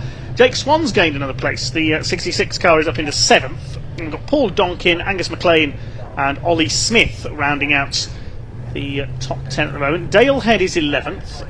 Then we've got Finlay Cooper, the number 5, in 12th. Jones is down to 13th, having rejoined after that incident, but his penalty will most likely drop him down to the back of the field. Then it's 93 of Mike Evans. There's something amiss with that car, I would think, because we saw him locking up early on. He's dropped all the way down to P14. It can be flat spots, they are slick tyres if you lock up, and we saw him substantially lock up the second time he came into Agostini. And it can be that your tyre gives you a big vibration, which then means it's hard. They're giving them either a last lap board. I think it is the last lap board. Yes. So it looks like we are going to finish this race, unfortunately, behind the safety car. Not how the drivers would want to finish it, but that does look like that is going to be the case. And you called it that Jake Swan's coming through. He was uncharacteristically far back in qualifying, wasn't he? In 16th place, but he's proven his race prowess, and it's often we see him doing that, and he's moved his way all the way up to 7th place. I think he was even placed higher than that at one point during this race, but it is going to finish under safety car. Couple of safety cars today already, haven't we, to finish our races in similar fashion, but it is going to be Lyle that will take that win then. So great result for Lyle, especially in this championship. He's trying to defend it. We're trying to get that a few wins back from Lewis Thompson, who seems to, the early part of this the year, he seemed to win everything, didn't he? Yes, indeed. Lewis Thompson, he scored a double at Alton Park. The 3rd race was postponed to Zandvoort, where Lewis Thompson also scored a hat-trick. He scored a hat-trick at Croft. 1 win at Portimao. He was beaten twice by Aaron Head. And 3 wins out of 4 for Lewis Thompson, in fact, at Zandvoort, because the postponed Alton Park race was run there. Stephen Lyle did take a win in the Netherlands, as we see the damaged car stretchered back to the paddock, but there's only 30 seconds left on the clock, so we are going to finish under the safety car. No red flag this time, fortunately, but the safety car will bring them across the line, and they will be greeted by the checkered flag this time. They're just round at Agostini at the moment, so just over half a lap for them to be brought around. We didn't get the 1 lap shootout that we were hoping for, sadly. It was close, wasn't it? They nearly got everything out of the way, but it just didn't happen before the safety car would have had to. They have to put the safety car lights out down the back of the Bentley Straight to give the drivers enough time and warning that the race is going to restart. No pit to car radio to communicate with these drivers, not allowed at club motorsport level, so there's no, you have to do it via signals, and that's one of them, the safety car down the back straight. Like I say, Lyle will take this as a win. Remember, they've got a couple of more races coming up tomorrow, so make sure you tune back in for that, and the finishing order for this race will be the starting order for the next one. So Chris Fraser's going to have to do a bit of work, and Carl Jones from the back of the grid there, but Lyle will be starting on that pole position tomorrow, and exactly where he wants to start, isn't it, as they head into this latter part of the season for them. They've still got this event, the Donington event in September, and then Silverstone with the touring cars a little bit later in the year, that's on the 23rd, 24th September. So they've still got plenty of action and racing to go in this 7 Championship UK class. It is certainly a measure of the stature of this championship that it is going to appear later this year on the British Touring Car support bill. Seen a number of guest series in there this year, seen the Legends cars and the likes of the Mini 7 Racing Club as well. See the more modern Minis, the BMW Minis out later on, the Mini Challenge Club Sports category. That's our last race of the day today. They've got a couple more races coming up tomorrow as well. So it's not just Caterhams we've got here at Silverstone this week on, the British Superkart Racing Club as well, and the Snetterton Saloons, a bit of a run what you brung 45-minute race taking place tomorrow as well. But the clock has counted down to 0, so the checkered flag is readied by the start line marshals. Yeah, I could see Snappy John, the series photographer, out there just ready to take a photo. Hopefully he will make sure he doesn't take a photo of the safety car out the front of them and give them at least the impression that they want it at full speed. So the checkered flag waves then, and it is a win for Stephen Lyle. Officially, there he is, across the line. Second place will go to Lewis Thompson, and Aaron Head will complete the podium. Tim Dickens, a lively race for him in 4th. Ben Simmons, an excellent debut in the 420R level of the championship in 5th place, ahead of Gordon Sawyer, Jake Swan, Paul Donkin, then Angus McLean, Ollie Smith, completing the top 10. Dale Head is 11th, Finlay Cooper 12th.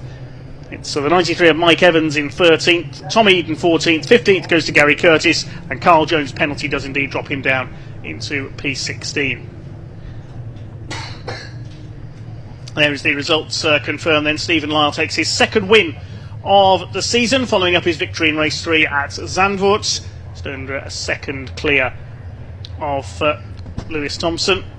Of course, the gap's pretty artificial with the safety car being out. Aaron Head completes the podium, adding to his 2 wins in Portugal earlier this year. Paul Donkin third in the championship, down in 8th place. Mike Evans only 13th, a few handling issues by the look of things for him. Gordon Sawyer is 5th in the championship, he took P6. 2 more races to go this weekend then for the Avon Tyres Caterham 7 UK Championship. Next up, we've got a couple of rungs down the ladder, the Vertex Caterham Roadsport Championship, intended as the first rung on the ladder out of the Academy. They had their qualifying session earlier on, and we'll see them on track fairly shortly then. But hopefully we can hand down to Sam in Parc Ferme in a moment to hear from some of our drivers in the Avon Tyres Caterham 7 UK Championship.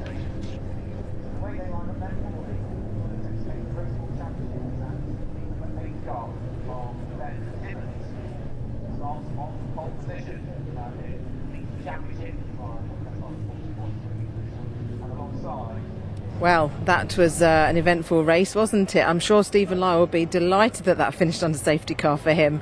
But yes, we're just waiting for them to come in now. So we have got the positions finalised, even though it finished under safety car. But I was just seeing Chris Fraser's car just coming back. But yes, that's, you know, a lot of locking up on the today's race. I noticed good battle with Paul Donkin and Gordon Sawyer. And yeah, I think Stephen Lyle would have been delighted with this win, because hopefully that closes the gap in the championship, because he's second at the moment, Lewis Thompson's first. So let's see what the points will be after today's race. But then there's still 2 more races for these guys tomorrow, so we'll be looking out for that. But yes, it's still boiling hot down here. It's lovely. The wind is still very strong, but it's, the cars are not coming in just yet, so they're just still behind the safety car. I think their safety car is bringing them in, I believe, so just running a bit slower to what they would normally be. But yeah, the wind is still quite strong, so it's going to make a big effect on the tow today. So I'm not sure where the cars are. We'll have to just safety car's just taking a while to bring it in, so bear with us while we wait for these guys.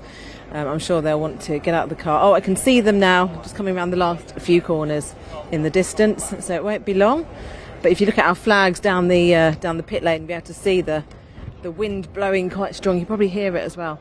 But Yeah, we've got some more exciting races this afternoon. We've got we have whilst I've just noticed Simon Lambert, I just want to see if he's got his Vertex watch. I have got my Vertex. Your Vertex watch, looking very smart. The best thing about that is I can read it without my normal glasses on.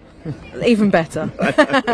So our Roadsport sponsor, and it's a very smart watch. It's a very smart watch. Yeah, it's really fantastic actually. I'm very proud to wear it. It's very nice of them to lend it to me for this season.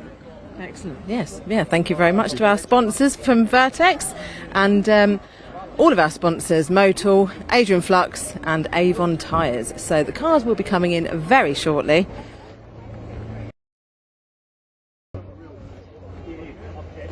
So here they come. Big round of applause. It seems very, very quiet compared to a normal end to a 420 race, because they normally come in a lot quicker and there's a lot more noise. But here we go, top three. We've got Aaron Head back in the championship this year. He was out at Portimao as well, but he's just doing some guest drives this year. Aaron's already out of the car. Just wait for Stephen. With his very nicely designed lid. So we'll just wait for him to get out the car and get ready. I think they'll all be needing a drink of water after that one. How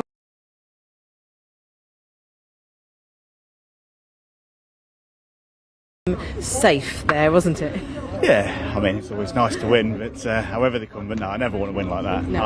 I'm one of them, I love the battle. If we have a massive battle and I come third, I still get out with a smile, but yeah, I love the fight, but hey, we take them as they come. Yeah, exactly, it's a podium, but it's a win. And the great battle, though, between you, the top three guys, I mean, it was great to watch. Oh, honestly, they're a class act, they really are. Aaron and Lewis, they never really put a foot wrong. If there's any one of the three that's going to make a mistake, it's always me. So I'm always the one trying not to ruin it for everyone, but no, they're brilliant. But we didn't have a lot of choice but to win. The team said before I went out, I've got to buy the whole team dinner if I didn't. So, and I'm skint. So, we had no choice. No, exactly. Well, congratulations, Stephen. Lewis, let's come round and speak to Lewis. Congratulations on the second place. It might not be quite how you wanted the race to end, but still, good points. Yeah, it's good points. It was definitely shaping up to be a pretty hot and fierce last lap, but things happen, don't they? I've had some good luck. Steve's not got his good luck, so should be all good now. But yeah, big thanks to the team and everyone, and my mum and dad and sponsors that have all come down today. Yeah, it means a lot. So thank you very much. Well, we look forward to two more races from you tomorrow. Thank you, Lewis. And I'm going to move. Where's Aaron gone? He's over here talking to the Caterham guys.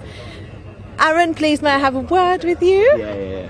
Hello, Aaron. Good to see you. Yeah, you too. You had a good race out at Portimao, and now here you are, back on the podium. Yeah. Unfortunately, not in the spot we wanted, but Portimao was a great race.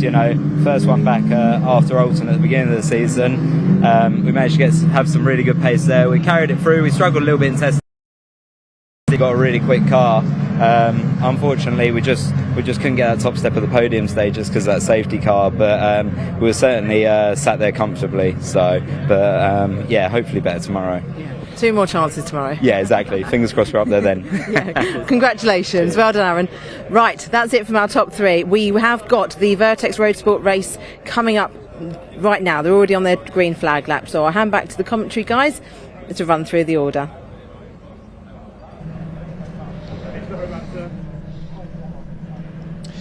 Yes, thanks very much, Sam. It's the Vertex Watches Caterham Roadsport Championship. They're currently out on their green flag lap already, so we'll run you through the grid for our next 20-minute race. It is the championship leader, number 8, Ben Timmons, who is on pole position alongside the marvellously named Lionel Tolmash in car number 22 alongside him. Toby Ballard, number 72, and 33, Zach Lower on row 2. Third row, Harvey Lawrence in the 77 and number 70 of Simon Sabin. Nick Bryant and Rob Kennelly are on row 4. Then it's Solomon Rogers and Tom McEwing, one of many Academy graduates on this grid on the 5th row. 6th row of the grid, 99 Dan Hope and 21 Richard Harris. He's another of the Dutch Barn Vodka sponsored cars.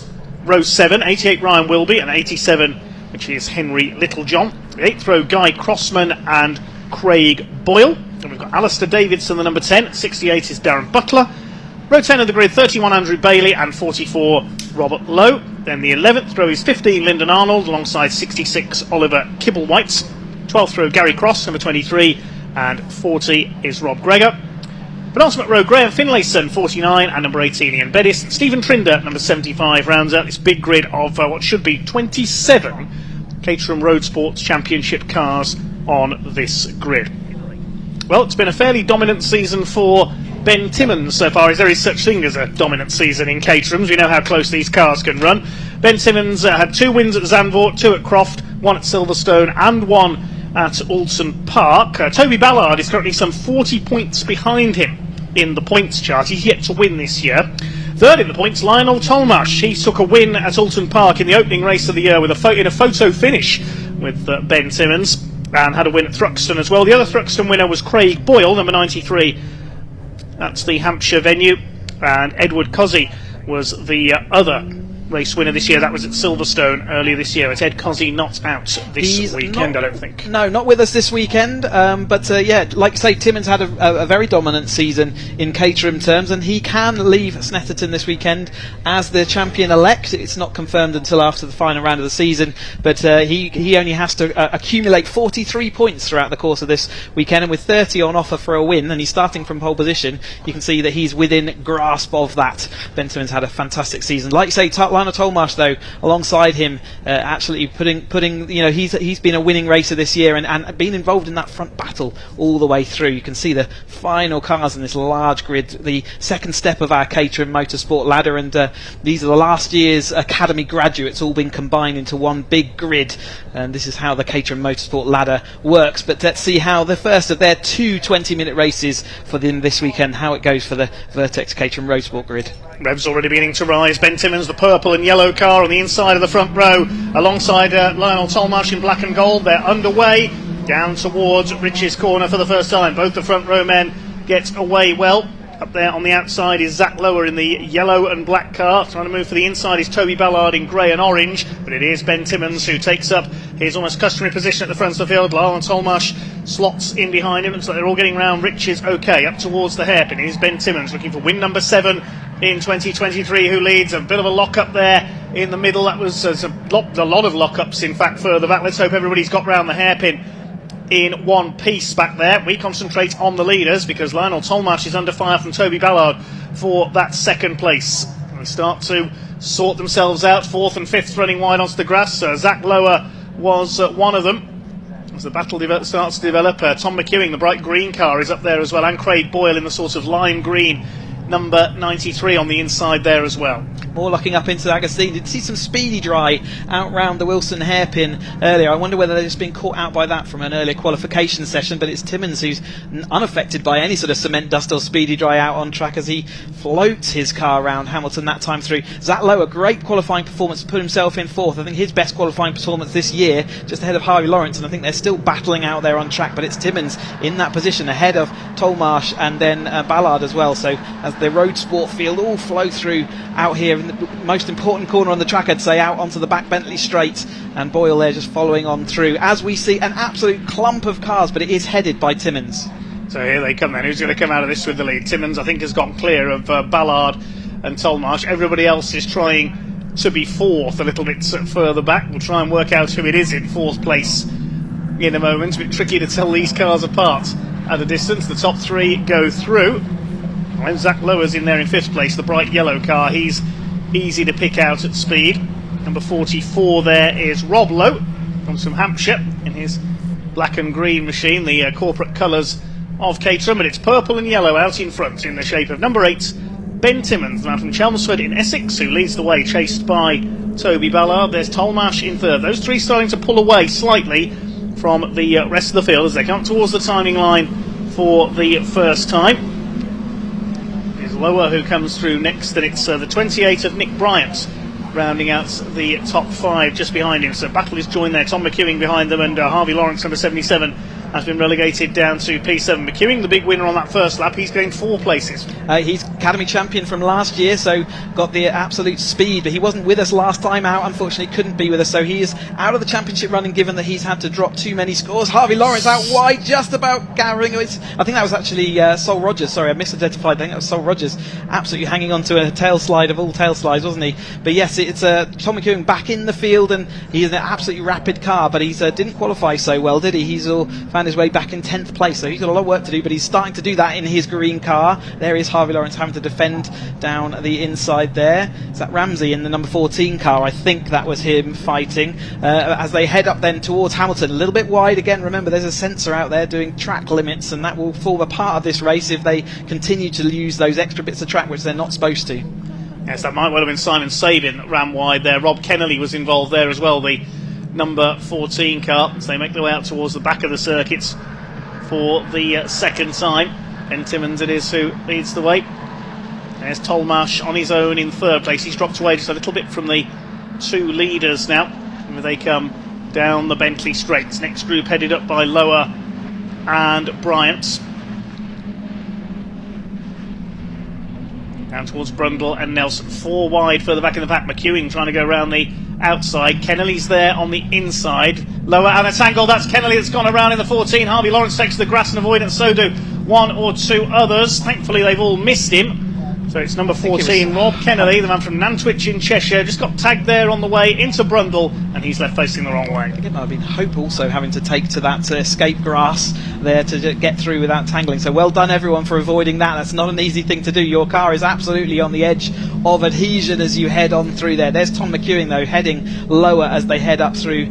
Simon Sabin behind, followed by Harvey Lawrence, still sort of having a rock and roll. He just had to saw him taking to the grass to avoid that incident, but he's managed to do so as the rest of the field nose to tail as they head up then into Riches again for the 3rd time. No change among the top 3. Ben Simmons has the fastest lap of the race, 2 minutes 15.389. And the 3 leaders are well clear here, nearly 2 seconds clear of McEwing, who's now in 4th place. Then it's Lower, Sabin. Bryant is down into 7th place. It's through the hairpin they come. There's Lower, McEwing, Sabin, Bryant in the blue car, then Harvey Lawrence, Dan Hope and Wilby rounding out the top 10. Look at this for 10th place. Wilby only just in there in the number 88. Ryan Wilby holding that 10th place because Craig Boyle, who had a disappointing start to this race, a race winner earlier this year at Thruxton, is now making his way into the top 10. So it's an interesting track, this Snetterton track. It's technical as well as having the draft and the towing. So yeah, different drivers will have different strengths, and some people love Snetterton, other people don't. We see this battle pack with Ryan Wilby just ahead of Boyle, and another one of those blue cars down the inside there, 3 wide as they head into Agostini that time through. But you can see the battles are deep. It's not just the battles out front. I can see Butler involved in that group of, and Richard Harris, who had a bit of an incident yesterday in testing, had what we'd call a Code Brown moment, but he survived and he's back in the race without any damage, so he'll be looking to see whether he can move forward. He's just chasing Butler as they head round. Absolutely frantic from these multicolour, very evenly matched Caterham Roadsport 1600cc cars in the Vertex Watches Caterham Roadsport Championship 2023. There are the leaders, and Toby Ballard is sticking with Ben Timmons. They've dropped Lionel Tolmash. It's Low in 4th place. The rest of the lead group heads through. Ryan Wilby still holding that 10th place. Craig Boyle tries to go around the outside, and he does so on the run into Brundle.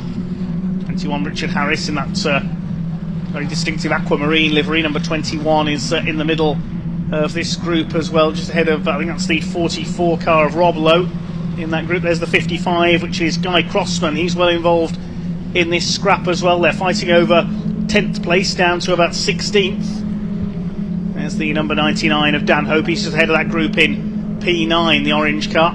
Ben Timmons still leads, though. The lead is just crossing the timing line. The lead gap is 0.332 of a second. It's come down because Toby Ballard's just done the fastest lap of the race, 2 minutes 15.386. He's not hanging about here. He's going after our race leader Ben Timmins. Extra point for fastest lap as well, so it does count. The lap record is 2:13, so they're still a way off that, but Timmins does lead Ballard, but it's Timmins was setting the fastest lap in clean air, but you can see how much Ballard closed up that time through. Remember, this car is the Academy car, just upgraded once to Roadsport spec. We've got the Avon ZZS tyre on this, gives them about 2 or 3 seconds a lap. In fact, it's more than that at this track. It's just about 3 seconds faster per lap just by putting that Avon ZZS tyre on this Roadsport car. Tolmar's very much stuck in that middle ground. You can see behind, McEwing's making his way back through from that 10th place start on the grid. He's side by side with Zach Lower, and it looks like Sabin just behind them.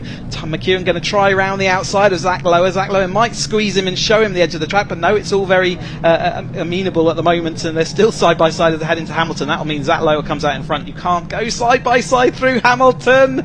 They tried it anyway. As the Roadsport, they don't know any better, do they? But McEwing does eventually win that war as he heads out through Oggies then in the lead of this chase pack. Behind them, number 70 of Sabin has got Nick Bryant in the 28 buzzing around all over his tail. Harvey Lawrence up behind him has had a lively race in the number 77 car. Terrific battle for P4 down to P8. Let's see, first 3 are clear along the Bentley straight. And has Toby Ballard taken the lead there from Ben Timmins? No, he hasn't. Just coming into our view there as they go down towards Brundle. Here's the fight for fourth. Simon Sabin now going for the inside. On the outside is Zach Lower. They're going to be 3 wide into the corner. Sabin's the big winner on the inside at Brundle.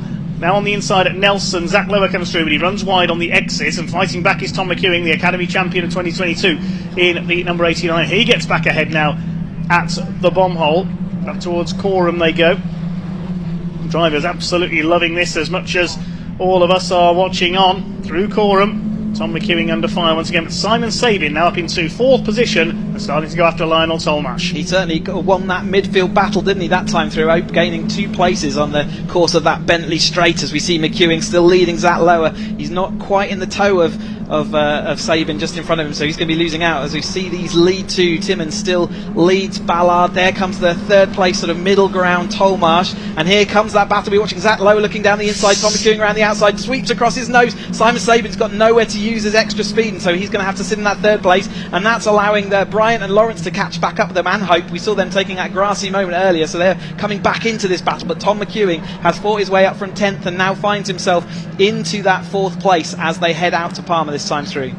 Up towards Palmer they go then. Tom McEwing back ahead of the group in the green machine, ahead of Zach Lower. All this is for 4th place there. They're losing ground to the leaders. The harder they battle, the further behind Lionel Tolmash in that 3rd place they will fall. There is the 3rd place man, the black and gold number 22. Still Timmins from Ballard out in front, separated by just half a second. He can't find a space to get close, Toby Ballard. Not the easiest of circuit to overtake on the Snetterton 300 circuit, one of the trickier circuits on the Caterham calendar. McEwing still leads it. Well, tell this lot it's hard to overtake because they've been scrapping all race long. Who's this coming up the inside? That's Nick Bryant, the number 28. Harvey Lawrence in the 77 behind him. They're tackling Simon Sabin. That's allowed these 2 to get away a little. Out of Lower and McEwing up the inside. Nick Bryant's he going to come through at Williams. Simon Sabin keeps his footing, gets a wheel onto the dust there. Dan Hope trying to get a piece of this as well. Side by side between the leaders on the run into Brundle is still Ben Timmins, who has hung on in the lead. Just over 9 minutes of this 20-minute race to go with the Vertex Caterham Roadsport Championship here at Snetterton. Ben Timmins Toby Ballard chasing on. Ben Timmins was 1.3 seconds a lap faster in qualifying than his nearest rival. His car has clearly got some speed, but Ballard is using that extra speed and presence to be able to drag himself along. He's happy to cling on to Ben Timmins here. I think he's getting drawn clear. He can see whether on the last lap he can do anything, and especially with Tolmash falling back for everyone at the front there, they're pretty happy to see this situation. They're guaranteed that podium at the moment. I know Tolmash will be looking to see whether he can get ahead of Timmins, but Timmins, remember, he only needs 43 points this weekend to solidify his championship, be a champion-elect as we would call it, and it looks like he's well on that way currently with still 8 minutes of this race to go, but he's getting maybe 30 points of that done all in one go. I was about to say, doing a new fastest lap, but that's just been usurped by Craig Boyle. Further back has done a 2:15.036 as round the outside goes Zach Lower. Still in this titanic fight for 4th place with Tom McEwing. Goes through on the outside. 6th behind him is Simon Sabin. Leaders heading through the infield loop. Timmins, Ballard and Tolmash still the order. Tolmash now 4.5 seconds behind Toby Ballard, so it's just between the top 2, I would say, for the race win. Still 8 minutes to go. Things could still change as Zach Lower gets once again ahead of Tom McEwing. I've lost count of the number of times these two have swapped places now. Save it under 5 from Harvey Lawrence. There's some contact in there somewhere because Harvey Lawrence has got a wing hanging loose. Certainly saw that around Murray's. We see a little behind there. Boyle again looking with Bryant as well. But here we go. It's great to see Zach Lower making his way up, brother of Charlie Lower, who we'll see in the 270R race coming up shortly. And yeah, great to see him moving up through the field and finding himself well involved in the battle with a previous champion. So he started this year in the Roadsport, so he hasn't done Academy. He's one of our only drivers who's sort of come in new to this Roadsport season. So great to see him making that progress, as Nick Bryant now does head Hope and Boyle there with Wilby and that battle pack that we've been watching and with intent. And there's Richard Harris in the number 21. You saw the sister car have a problem in the 420R race a little bit earlier, and there is that in the Roadsport race. Two leaders sweep their way towards Brundle. Tolmarsh all on his own, then everybody else trying to be fourth. Zach Lower has it at the moment. Here comes McEwing again. They swap places every couple of corners most of the race, these two. Tom McEwing, P10 in qualifying, up to P4 in the race. He's just about got the move done there through the right-hander. 6 behind them, Simon Sabin. Then it's Harvey Lawrence, Bryant Hope and Craig Boyle rounding out the top 10. Craig Boyle, who's struggled so far this weekend. In the qualifying session he was down in P16, so a good recovery through the field for him. The leaders head up over the line. Just under 6.5 minutes of this Vertex Caterham Roadsport race to go. The lead gap is still half a second. Another new fastest lap for Ben Timmons, 2:14.96, so below the 2:15s now. Yep, still away off the actual lap record, which is in the 13.7, so they've still got over a second to find. I think we've got a green track, which isn't going to let them do the fastest laps, but Tom McEwing and Lower, sorry, I shouldn't call him Charlie Lower, should I? Zach Lower, that absolutely continue their battle as Hope and Boyle and Bryant all again still battling as we head up here. Remember, they've got a headwind as they go up into turn 1, which is why the tow for this Roadsport will still have their windscreen on and all their lights, so it's a fully road legal car. This is their 4 wide going into the hairpin, this time Wilson hairpin. They all made it out pointing the right direction, out the other way. That's not an easy task, but yeah, this Roadsport car with its windscreen, they're having to push a lot of air away, and it is it's same as Sabin's coming to join the battle with McEwing and Lower again. Remember, he sort of lost out a little bit in that midfield battle, and now he's back involved. Ryan Wilby we saw in there as well. He's in this train of cars, so that Craig Boyle, I think that is attacking him. Simon Sabin back up onto the tail of Zach Lower, who's once again lost out to Tom McEwing. They're swapping places for fun, those two. Half a second slip for the lead between Timmons and Ballard. They're over 5 seconds clear of Tolmarsh now in that third place. There's Tolmarsh, just we caught a glimpse of him in the foreground. It's this battle a little bit further back behind Harvey Lawrence. Nick Bryant, we've got there Dan Hope. Ryan Wilby ahead of Craig Boyle. Richard Harris at the back of that group down in P16, trying to attack lead number 44 of Robert Lowe. The leaders head down the Bentley Straights once again now. Can they catch Lionel Tolmarsh, this next group, and challenge for the podium? It's looking unlikely at the moment, I would say. It's McEwing and Lower continue to fight with each other. Ryan will be going for the inside on Hope, Boyle and Bryant all in one move. That's not going to work. He had to lock up there to slow the car down, Ryan Wilby. That could have been catastrophic. They just about managed to hold it together. They did, and Bryant took to that sausage curve that we talked about a little bit earlier on the inside of Nelson as they come out there, and it pinged his car up onto 2 wheels briefly as they went there, but Ryan Wilby having to use a bit more brake pressure than his tyre was willing to give, wasn't it? So locked up on the inside, luckily didn't drift any wide, so he still had it under control, so they managed to make it all through. But it's Hope out front and Bryant just following on from him, and now it will be sort of following on, so he's lost a couple of places in the course of that lap, and I think we'll see him maybe trying to recover those places back as they go through. McEwing finds himself ahead of Zach Lower this time through. That was the battle for P8 as they head over the line. Still McEwing and Lower swapping places on every corner. Here's the fight for 8th place. Craig Boyle having a go on the inside. Nick Bryant on the outside, trying to go for the outside of Richards. We saw that move doesn't always work. Oh, it did for the 420R. Spec cars and 3 wide into the hairpin. Ooh, Simon Sabin. That was a brave move indeed. Somehow he got the car slowed down in time and has taken 4th place on the inside and said, well, if McEwing and Lower, well, if you're going to fight each other, I'm going to get past both of you and clear off into 4th place. That's what he did before, didn't he? But he wasn't able to hold it. He's certainly got the ambition, hasn't he? We'd definitely call that one a shoving it down the inside moment, but he was well under control, no lockups, just kept to his line. McEwing does find his way back through, though, as they head into Agostini. So a lot of these corners are actually kind of irrelevant for overtaking at in many cases, because you've got these big long straights where you can overtake 1 or 2 cars on your way down through, and we've seen that a couple of times. Do you want to be in the McEwing position coming onto the back straight here, because you'll be pushing that hole in the air that everyone else is going to be filtering on through. But it's Hope now ahead of Boyle, Bryant, Wilby. It's all changed again, and who's that joining in the battle? That's Little John, isn't it, joining that battle just in that red maroon car. Almost side by side now for the lead. Toby Ballard having a go, and he's on the outside going into Brundle. He's not close enough as they head up into the right-hander, and the leader is just a little bit wide through Nelson. Toby Ballard is seeing these small opportunities here. He just can't quite get close enough to take advantage of them as Ben Timmins continues his march out in front, looking for a 7th win of the 2023 season. Toby Ballard is looking for his first. It's been consistency rather than speed that has got him 2nd place in the championship, albeit 40 points off Ben Timmins at the moment. Yep, you get an extra point for winning a race as well as fastest lap, and that's how, for every other position in the Caterham race, there's only a 1 point difference. So the actual getting those wins is important, and really important in the course of a race distance. So that gap is down at, what is it down to now? So 2.2 of a second. So they are now ramping it up as they come on to the last lap, I believe, of this race, given that they're a 2-minute 15-odd second lap. So this will be their last lap, and it's the first time that Ballard is going to show his nose to the front of this race. Here he goes to the inside on Wilson's hairpin. Can he get the inside line away? They're absolutely side by side on the exit. He's seen that last lap board. That's his signal. Well, Ballard had already done the fastest lap of the race last time through, 2:14.737. And Ben Timmins, no, he's held him off going through Palmer, then up towards Agostini. Can Ballard get him on the brakes here? He's seen already, he got a wheel onto the grass there. That'll have lost him just a little bit of momentum. He's going to try and go for the inside. Is he going to be close enough this time? No, he's not. Just between these two for the victory now. The top 2 in the Vertex Caterham Roadsport Championship.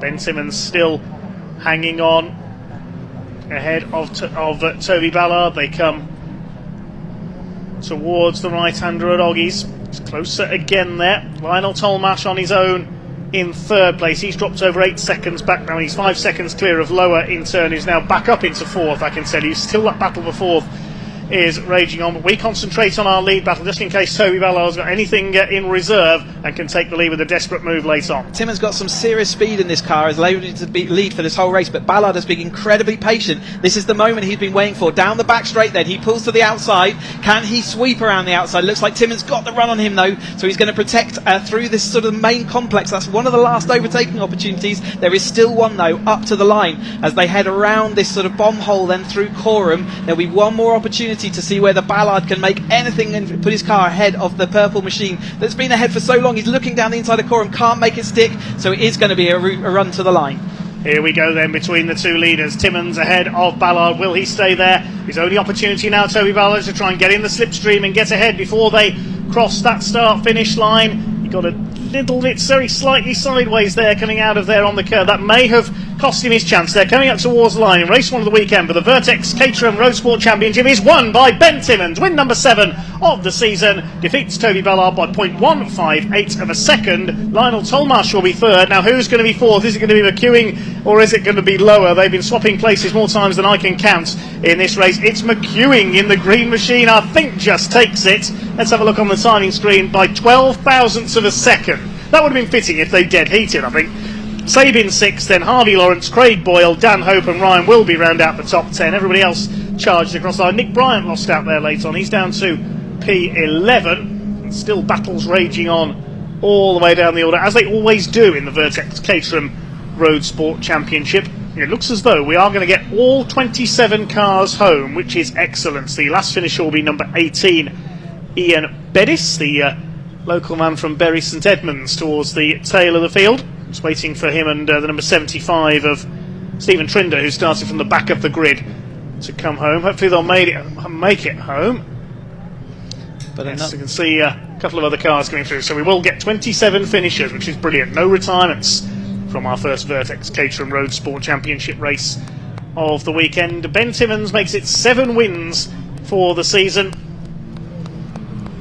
by 0.158 of a second over Toby Ballard, who pressured him all the way, just couldn't quite find a way up alongside. Lionel Tolmash, a rather lonely race for 3rd, and then everybody else trying to be 4th. McEwing and Zach Lower separated by 12 thousandths of a second. Craig Boyle, full credit to him, he got the fastest lap, 2:14.683, having come through to P8 after starting a lowly 16th. Provisional results then: Ben Timmins the winner by 0.15 of a second over Toby Ballard. Tolmash in third place ahead of Tom McEwing and Zach Lower, who almost dead heated across the line. Simon Sabin in sixth in the end. Harvey Lawrence seventh ahead of Craig Boyle, who got the fastest lap of the race. Then Dan Hope and Nick Bryant round out the top 10. Ryan Wilby to 11th. Now, 1,000th of a second apart, those two. Wilby was originally adjudged to have crossed the line in 10th, but Bryant given the place on corrected time. Henry Littlejohn in 12th ahead of Alistair Davidson, Richard Harris. And then further back we've got the 68 of Darren Butler completing the top 15. Despite that spin, Rob Kennelly fought back to take P16 ahead of Rob Lowe in the 44. Sol Rogers was 18th ahead of Lyndon Arnold. Completing the top 20 was Ollie Kibblewhite. And Guy Crossman dropped back into 21st. Gary Cross was 22nd. 23rd was number 31 of Andrew Bailey. And then behind them, the number 40 of Rob Gregor. Graham Finlayson was in 25th place. Then Stephen Trinder and Ian Bettis rounded out the 27 finishers. Not sure what happened to Nick Bryant. You said he lost places late on, didn't he? He was right in that battle, unfortunately. Yeah, didn't sort of faded towards the end, and I think Sol Rogers would be disappointed to have found himself all the way back there. We saw him having that tail slide moment, didn't we, as he was heading down there. So he lost out a little bit late on, but Ben Timmins a long way towards turning himself into the champion-elect. And so with 30 of his 43 points he needs this weekend, I can see that the cars are getting towards their Parc Fermé. And yeah, I can see them all going towards Sam, who's ready to talk to our drivers. So yeah, we can head down to Sam then in Parc Fermé, and we'll hear from Ben Timmins and the rest of our podium.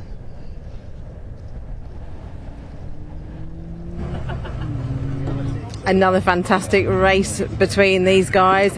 Very close between Toby and Ben. Like, let's grab a word. Ben, I mean, amazing race. Pole position to winning the race, but it wasn't quite that easy, was it? No, it wasn't, and massive congratulations to Toby. He drove phenomenally well. That was hard work for the whole way. At the start of the season, we always said that Toby was going to be the dark horse, and he's been on the podium I think nearly every single race. So massive well done to him, and of course to Lionel.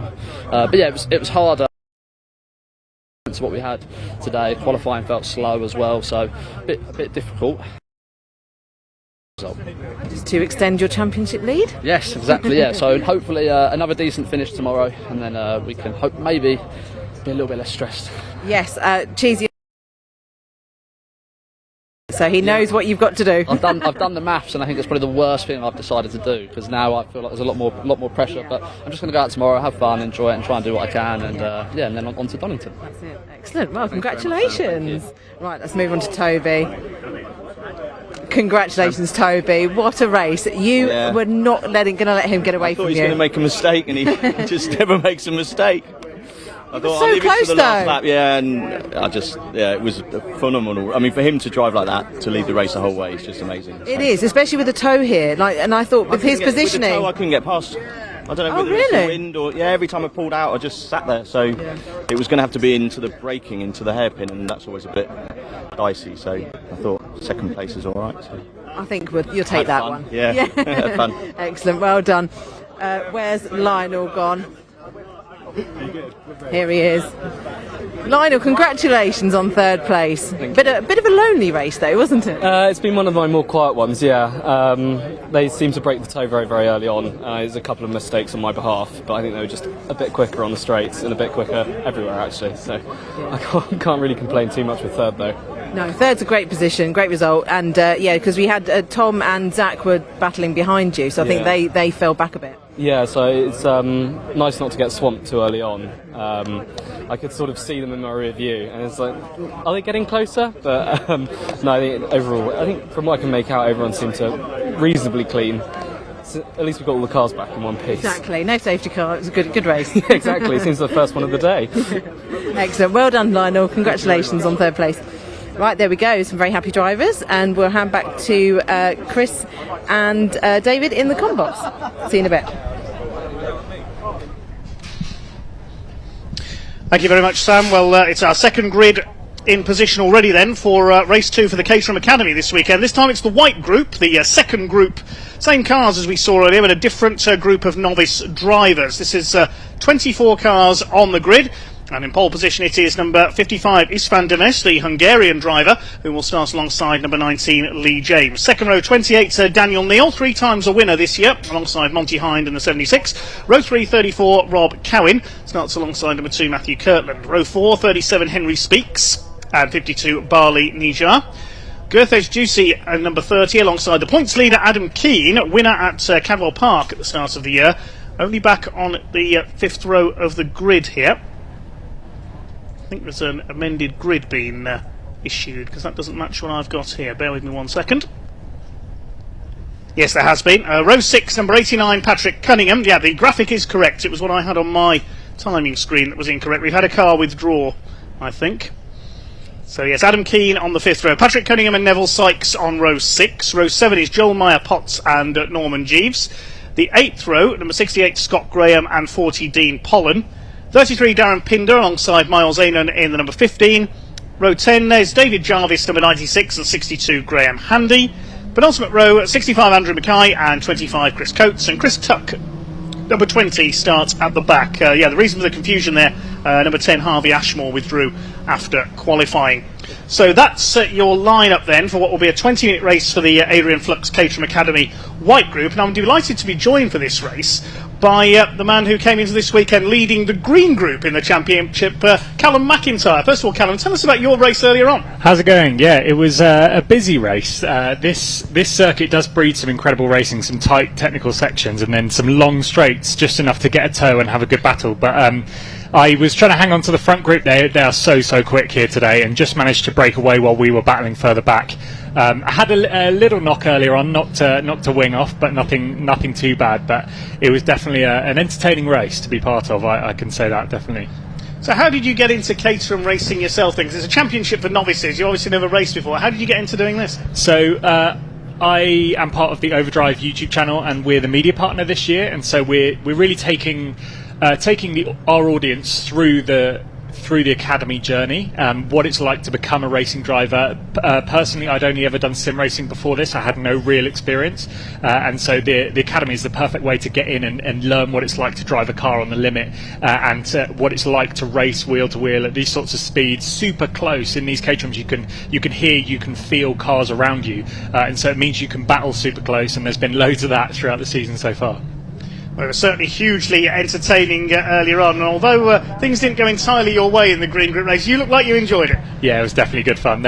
Things don't always, it's not always a podium, but hard-fought battle, really enjoyed it. So this is the White Group then. Adam Keane leading the points, 10 points ahead of Henry Speaks in the charge, then Matt Kirtland and Dan Neal, who's taken 3 wins this year but a non-finish at Cadwell Park, has dropped him down to 4th in the points. Istvan Demes, who is on pole position here, he won the sprint event at the start of the season at Kerborough near Lichfield, which is just an against-the-clock competition. He's on pole here looking for his first circuit race victory. So who else are the main drivers you would say to watch out for here? Well, definitely Istvan. He missed out the last event but is back here today. He set the pole time on his own with no tow. He just went out and cracked on with it. Istvan, also a sim racer, he competed in the GT Academy a long while back, but a very good sim racer, and throughout this season it's just been right up the front end of this White Group.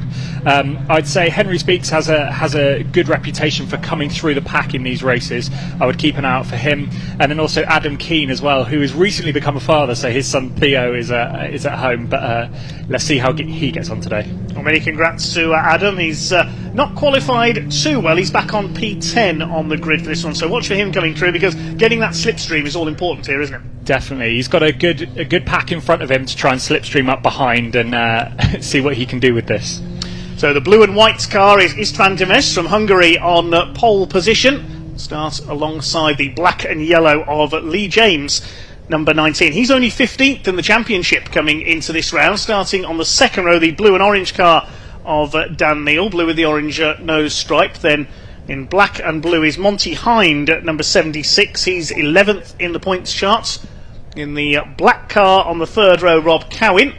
And in blue and yellow is Matthew Kirtland, number 2, a livery that reminds you of the old Porsches of the late 80s in the Can-Am Championship, the days of I think it was a Red 5 it might be. Yes, it might be. It is. Yes, it's a Williams tribute, isn't it? A Nigel Mansell. I can see the red and white on the lower sides now. He's back on row 3 of the grid. That is Matthew Kirtland, Henry Speaks, and Bali Nijar on the 4th row of the grid. Henry Speaks, the orange and blue sort of mottled livery. Bali Nijar in the silver car. That's your top 10, your top 8 rather, on the grid then as the revs begin to rise for Adrian Flux Caterham Academy White Group Race 1 here this weekend on the Snetterton 300 circuit. The revs are up and away we go. Super start by Lee James on the outside of the front row. He's got away superbly and will try and take the lead as they come down to the first corner. Trying to get through the middle is Daniel Neal in the 28 on this slightly jumbled grid. It's Lee James who takes the lead. Neal's come through into second place, and Istvan Demesh is down into third place as we head through Rich's corner for the first time. Looks like all of these drivers are going to get through Rich's for the first time up towards the Wilson hairpin. Trying to get down the outside there is the number 28 of Neal, who's lost second place to Istvan Demesh. 1 or 2 cars just running out a little bit wide in there. Battle towards the back of the field. That's the number 20 of Chris Tuck at the tail. Matt Kirkland with a good start there as well, closing in on the back of, I think that's Adam Keane as well, and Henry Speaks has had a good start as well, as he tends to do here.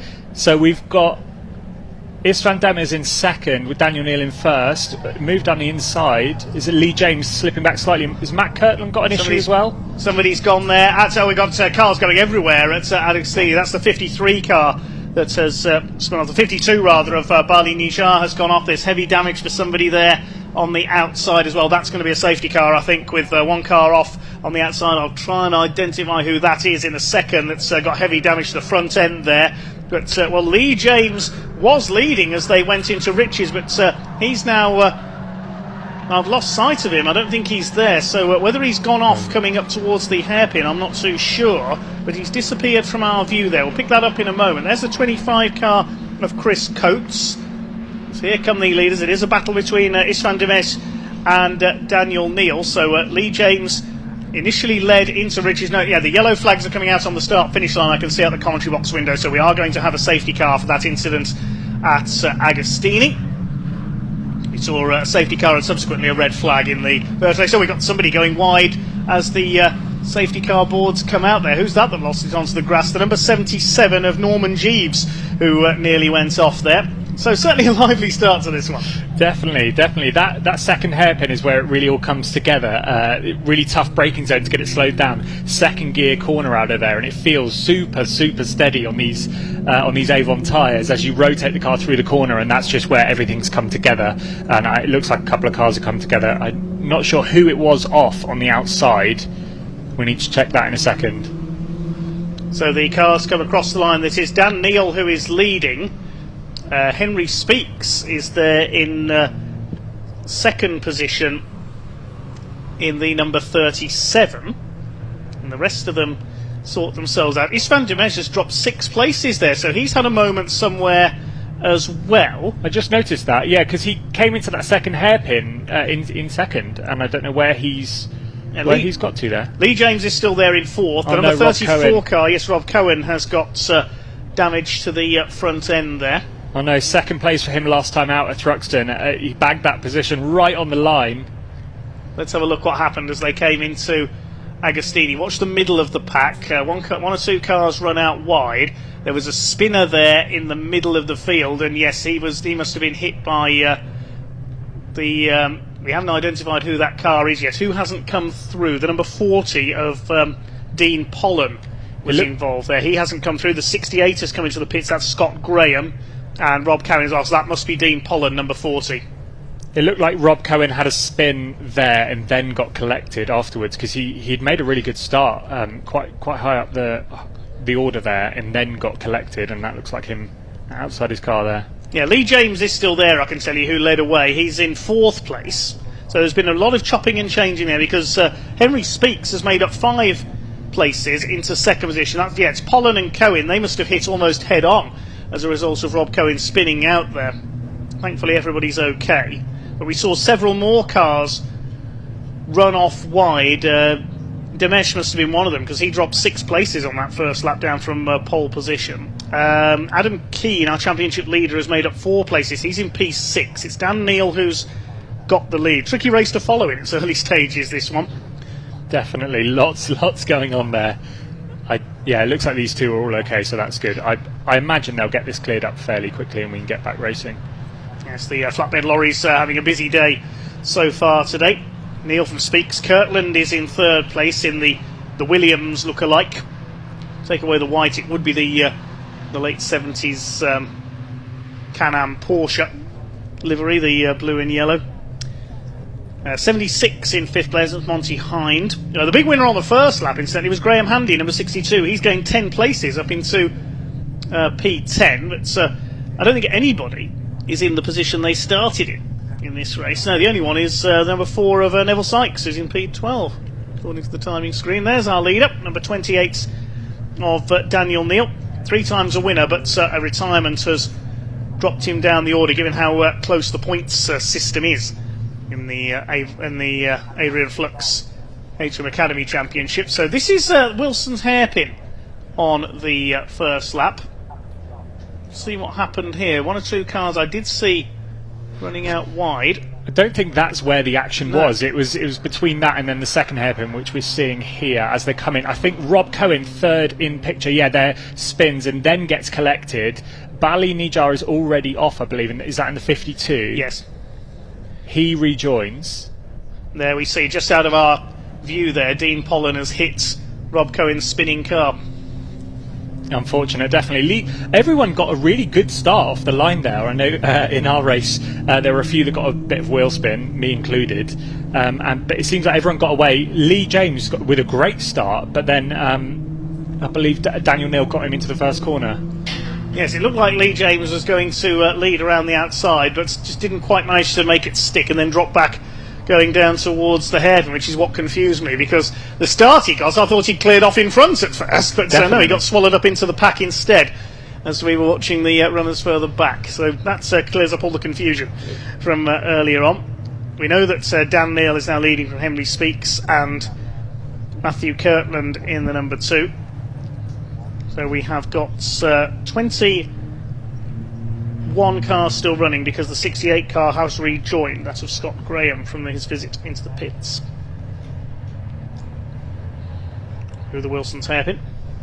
It's under the safety car at the moment. I've just seen Scott Graham, actually, the man from Birmingham, just gone past my commentary box window, so he's quite a way behind. He's not lost a lap as a result of that visit to the pits to check for damage, and he can catch the pack back up. Yeah, I hope definitely get this back going soon. But this circuit, I will say, in these academy cars, then I feel like it's one of the best that's like the most suited to the car here. So these cars have fairly soft spring rates. Obviously, the Avon Academy tyre, which is designed with low grip in mind to teach you car control. And so around some of these hairpins, it's such a delicate act trying to rotate the car just enough, but not lose the rear, and really manage the slip on the car. And getting it stopped means the braking zones are a little bit longer, so there's definitely an opportunity for moves down the inside of a couple of these hairpins, and then through into Brundle. Such an awesome corner where you've got the car really leant over, you're hanging on all the way left, and then you've got to rotate the car and get it right again. Such a little technical complex down there at that end of the circuit. A real challenge in these cars, but it serves its purpose of teaching you how to drive these cars and how to race with one another on the circuit. What would you say is the trickiest aspect of racing a Caterham, Callum? What's the trickiest bit to learn? I don't know, it's hard. Once you get through the first bit of the season, you're learning how to drive a car on the limit. You can, if something comes unexpected, you can normally save it. I would say wet racing is definitely one of those things that takes a long time to learn. And then just the act of racing, like knowing what moves to go for, what to back out, when you need to catch the pack in front and when you need to go for a move. And it's a lot of that, I think, that's still going on. And so, yeah, it's really a case of how you can pull off those overtaking manoeuvres and get away and work your way up through the field, through the race. So. Interesting little insights from Callum McIntyre, the current Caterham Academy Green Group Championship leader. The lights have gone out atop the safety car. Well done to the marshals for clearing the incident scene up there. And as we come up to half distance, we should see a race of just under 10 minutes. We're going to resume racing with our Caterham Academy White Group Race 1 of the weekend here on the Snetterton 300 circuit. Daniel Neal, number 28, from Potters Bar in Hertfordshire leads the race ahead of Henry Speaks in the number 37, the Hong Kong-based driver. I imagine Daniel will back the pack up and then go as soon as he can get on the throttle out of this final corner. That's what I doubt he's going to back things up. There you are. He's gone early actually, as Henry Speaks follows him, and the rest of the pack comes through this final corner. Gets a good exit and he should be away here. Okay, so doing a bit of a Sebastian Vettel there on that restart. Dan Neal in the number 28. Here we go then. Green flag waves. We're back to racing with exactly halfway to go. 10 minutes of racing to come from the Adrian Flux Caterham Academy, and Henry Speaks trying to move up onto the tail of Dan Neal as they go into that first corner. Going with them is Matthew Kirtland, the Warwickshire driver in car number 2. They've gone fairly well clear of Lee James in at the number 19. Up towards the Wilson's hairpin they go. Going for the outside is Henry Speaks. Matt Kirtland's getting in there as well. He might get a move up on Henry Speaks. I imagine he'll have to back out of that one for the next left-hander, and he does. Trying to go with them now is Lee James. Then it's Adam Keane, the championship leader in this group, in P5, not far behind them. P6 is the 76 of Monty Hind. He's running well. There is Adam Keane, the blue car, in 5th position. Yeah, First 6 have broken away slightly. Yeah, so there's a little bit of a gap. They should be able to hold that down the back straight. The toe here is sort of a second and a bit. You start to feel the draft from there, and then you really get a good overrun. So after that bad exit, I'm not sure they will now, having said that. I think that's Gertej looking for a move up the inside there on Monty. Yes. And Daniel Neal started to pull a slight gap there through that infield there. Green flags waving around the circuit. This is the first lap of the restart. It was Gertej Ducey who ran wide, coming out of Agostini there, the purple number 30 car. The leader's got away just a little bit here, Dan Neal, as they head towards the Bentley Straight for what will be the 4th time in this race. Could be a battle developing for second position in his wake. They start to fan out across the Bentley Straight. There's Neal, the light blue and pink car leads the way. Side by side now for second position.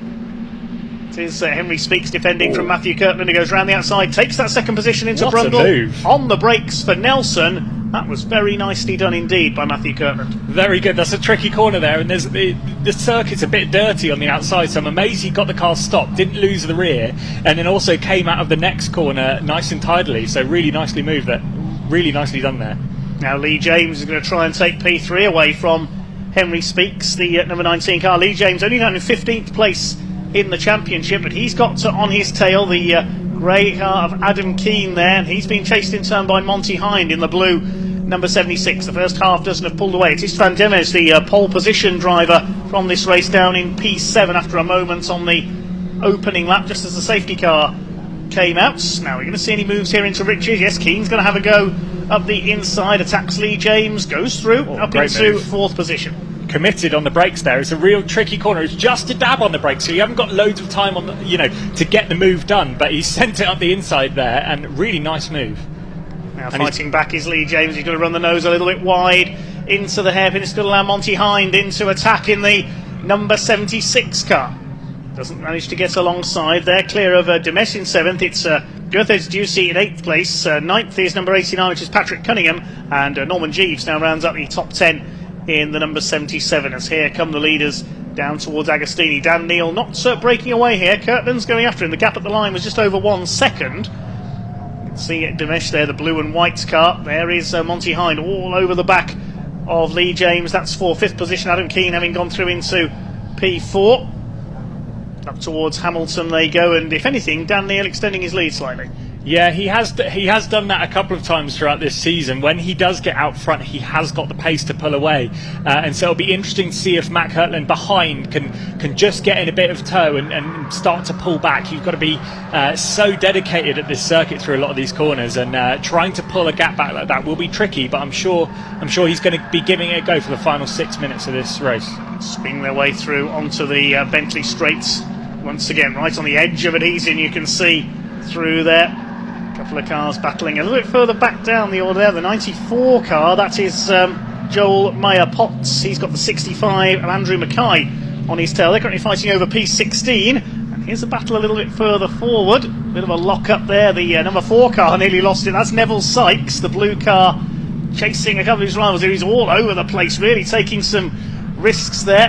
Trying to move up the inside was the 89. That's Patrick Cunningham. This is the battle at the lower end of the top 10. Norman Jeeves, the green car, just ahead of them. This is for P9, so every position being fought over tooth and nail. Yeah, definitely. Paddy looking up the inside of Bumhole there, which is really tricky move to make, and I'm actually quite glad he pulled out there, because that's a tough place to make a move. There's one line through there. Monty Hind in P6, no, it's Van Dimesh, sorry, in P6 did the fastest lap of the race that time through. 2:19.459 for the Hungarian. And having said that, Matt Kirtland has pulled up to the back of Daniel Neal, so really great lap from Matt there, and he's going to definitely be in the fight here. Then with Adam Keane looking up, and Henry Speaks as well, it's all closing up now, that front four. I think that front 4 or 5 may have a good battle here to the end of the race. Dimesh is not finished yet either. He's having a go at Lee James there on the right of your picture for 5th position. Lunges for the inside into Palmer. Is he going to get the move done? Yes, I think he has, just behind Adam Keane. It's not too often we see moves done into Palmer there. Nicely done by Istvan Dimesh. Here comes the lead train. There's 7 cars in there now heading down towards Agostini. 4.5 minutes of this race to go. Matthew Kirtland still going after race leader Daniel Neal. Matthew Kirtland, who's currently 3rd in the points. He's only 13 points off the points lead coming into this weekend, looking for his first win, his first ever circuit racing win, as they are all novices, these drivers, of course. Henry Speaks still there in 3rd place. Keane is 4th, and it's Dimesh now 5th, having got past the number 19 of Lee James. Well, I think Matt Kirtland is going to have a look here. He looks like he's got the pace to get up on the back of Daniel Neal. He's showing a nose every so often. He's trying to figure out where Daniel Neal is weakest and where he's strongest to try and get a move. I imagine it will be down the end of one of these straights. Yeah, look, he's tucked right in the toe of Daniel Neal. We've then got Henry Speaks just behind and Adam Keane. It looks like Daniel's got it covered for this one as Adam Keane defends from Istvan. Istvan's come back up through the pack. Really nice progression from him with some clever moves on his way past Lee James earlier on in the lap. Yes, the former sim racing star, the former GT Academy competitor Istvan Dimesh. He lost out on the first lap, but he's fighting his way back up the order ahead of Lee James now. James has got Monty Hind, who briefly had the fastest lap of the race, on his tail. Just over 3 minutes of this race to go now. Can Dan Neal hold on for a 4th win of the season? He won at Croft, Alton Park and at Thruxton. Failed to finish at Cadwell Park, where Adam Keane took the win. Istvan Dimesh did win the season opening sprint at Kerborough, which is one of my local venues up in the Midlands. Great little circuit, against the clock competition takes place. We like that one. I went overall, so we like that circuit. It's a great little venue, is Kerborough. Very much an under the radar sort of motorsport venue in South Staffordshire. Great. The inside is Adam Keane having a go at Henry Speaks here down into the hairpin. A couple of laps to go now. Matthew Kirtland is right with our leader. It's side by side for 3rd place, and running out wide there. I think that was Dimesh who ran just a little bit wide. As Daniel Neal continues to cling on to this lead, looking for win number 4 this year. Kirtland in 2nd and Dimesh up the inside. Well, he may have run wide there, but he got it right on the exit. He's up into 3rd. Superb from Istvan Dimesh. Yeah, incredible moves. He's finding them at unusual places. It's not where you'd expect, sort of late braking manoeuvres down the inside at one of the hairpins. He's really going for it. Adam Keane locking up on the inside past Henry Speaks. Manages to avoid contact by the looks of things. He could actually get him on the way out here with a good run up into Hamilton. It looks like he backs out. That was close, I think, that one. Yes, I thought Henry Speaks were going to be spiked there by Adam Keane as they went into Agostini. A big lock-up from the championship leader in the number 88's car. That's the grey car there, just heading through Oggie's corner up towards Williams, but it's still Daniel Neal who holds the lead. I think I get one more lap after this one. Istvan Dimesh is not finished yet. Look at this, he's in the slipstream of Matthew Kirtland. This will be a remarkable comeback victory, helped by the early safety car, but a terrific drive by Istvan Dimesh, who was in 5th at the start of this lap. He could go for 2nd here, going down into Brundle. Looks like he's going to go for it. He may have the inside line here, which should win overall, but Matt Kirtland sticks around the outside again. I think he's backed out. Istvan's gone around the outside. Is he going to keep it on the circuit? Oh, he is. Brilliant. What a move. Matt Kirtland went from being the hunter to the hunted there. What a brilliant manoeuvre. That's the move of the day so far from Istvan Dimesh. And now look how quickly he's got up onto the tail of the race leader Dan Neal. He's going like an express train here, Istvan Dimesh, back up through the field after dropping down the order from pole position on the opening lap. We're coming in towards Coram. They're coming up to start their final lap this time through. Now Kirtland's under fire from Adam Keane, who's got alongside. He's going to go round the outside on the exit of Murray's. They're making overtakes where I didn't think it was possible to. No, it's been really unusual actually, hasn't it? They're sending it in all the the places you wouldn't expect. But Daniel Neal knows he can cover Matt Kirtland, but can he cover Istvan? Istvan's looking round the outside. If he goes late on the brakes, it can be done round here. You carry more momentum around the outside, so he's backed out. He may have a good run down into this first hairpin. We've got Lee James off on the right-hand side. He manages to recover, but I want to see where Istvan is here. He could have a look down the inside. It looks like Daniel Neal on the right-hand side, Istvan looking around the outside. He may get a good run up into his favourite corner, this left-hander. It doesn't look like he's going to get the move done, but he's definitely on the back of Daniel Neal here. Daniel is not safe in that P1 spot. Well, Matthew Kirtland's been relegated down to 5th because Henry Speaks has come through as well. It's Monty Hind on the tail of them. Lee James out of the equation now after losing it coming through. Richards managed to gather it up again. It's only a small loss of time. Still Daniel Neal holds that lead. Matthew Kirtland back up the inside into 4th place ahead of Henry Speaks on the entry to Agostini under braking. Up towards Hamilton's what will be the final time. Here's Speaks fighting back again for P4. It's the 2 blue cars out in front, and Dan Neal got a wheel onto the curb there. He ran wide coming out of Hamilton's. This could give Istvan Demes the momentum he needs. Kirtland on the inside defending from Henry Speaks, defending in turn from Monty Hind in 6th place. This is allowing these 3 to break away slightly around this final lap of this thrilling race here at Snetterton for the Adrian Flux Caterham Academy Whites group. They come down the Bentley straight for the last time. Who's going to be the lesson on the brakes into Brundle? Adam Keen's back in the fight here from starting P8 on the grid. He's up to 3rd here. Everything's fanning out. Daniel Neal's covering the inside as he should. Adam Keen could have a look down the inside of Istvan here. Is it going to come together? Daniel Neal's gone round from leading the race.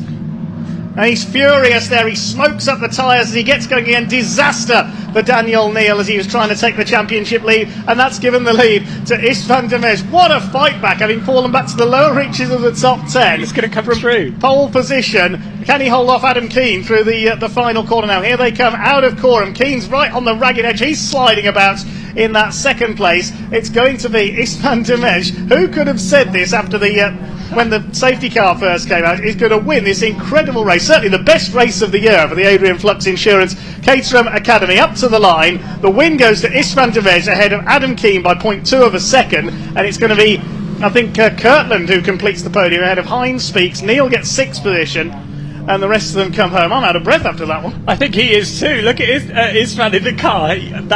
That must have been such a race. He really came through. He's making moves where no one else was. And Adam Keen up into 2nd, another great position. Matt Kirtland, after battling up the front, he dropped back down and then he's come back through. You can't help but feel for Daniel Neal there with that spin. I don't know what happened to cause that, but that, it is easy to lose the rear through that corner of Brundle. You're super loaded up and then you've got to pivot the car to go back the other way. Here we see it. So Daniel Neal comes in. He's locked up the rear left and is then spun and gone off towards the barrier. Manages to stay away from it, but then rejoins. I don't know where, but a fair bit further back here as everyone manages to avoid him, thankfully. But Adam Keen, I know, leading the championship, but on drop scores really needed a good result over Daniel Neal. So that'll be good for him, but definitely not what Daniel Neal wanted after leading that race for every lap but one there. Okay, provisional result. Istvan Demes, the winner by 0.21 of a second from Adam Keen, and Matthew Kirtland on the podium in 3rd. Monty Hind coming through for 4th in the end ahead of Henry Speaks. The dejected Daniel Neal will take 6th ahead of Gertrude Juicy.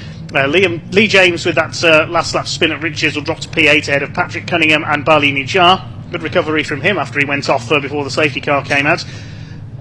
Norman Jeeves in 11th place ahead of Graham Handy, David Jarvis and Miles Anon. Then further back, the battle between Joel Mayer-Potts and 65 Andrew Mackay ends in favour of the former. Darren Pindo is next home ahead of Chris Coates. Then the other finishers, Chris Tuck and Scott Graham, with the final finish number 4, Neville Sykes. So he must have had a moment somewhere as well. We lost the 34 of Robert Cowan and 40 Dean Pollard in the crash that brought the safety car out. Hopefully we'll see them back out tomorrow. And it was Istvan Demes who got the fastest lap. Right, I think, Callum, we need to lie down to recover after that one, don't we? Definitely. Thank you for having me. What a race. The Academy really does breed this incredible racing. And look at that. The order at the start certainly wasn't the order at the finish, was it? I think everyone had a comeback story through there. We see on the left of the screen there the collision. Dean Pollan head on into Rob Cowan after he'd spun at Agostini. Bali Nijar going off as well. A few more highlights of that incredible race. This Wonderful battle for the lead here with Istvan de Vries pulling off some real daring moves in places I didn't think overtakes were possible.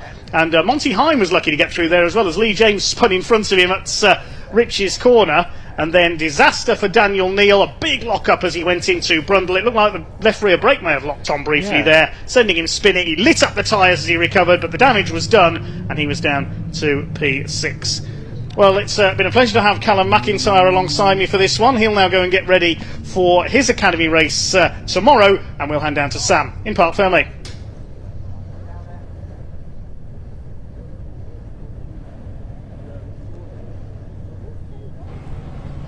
What an amazing race that was. Goodness me, that was incredible. Not what I thought the outcome was going to be. I mean, obviously Istvan winning, but not in that way. So I can't wait to hear from these guys. Adam Keane, what a drive from 11th on the grid. And I spoke to him after qualifying. He wasn't happy with his qualifying, but he would be absolutely delighted with this finish.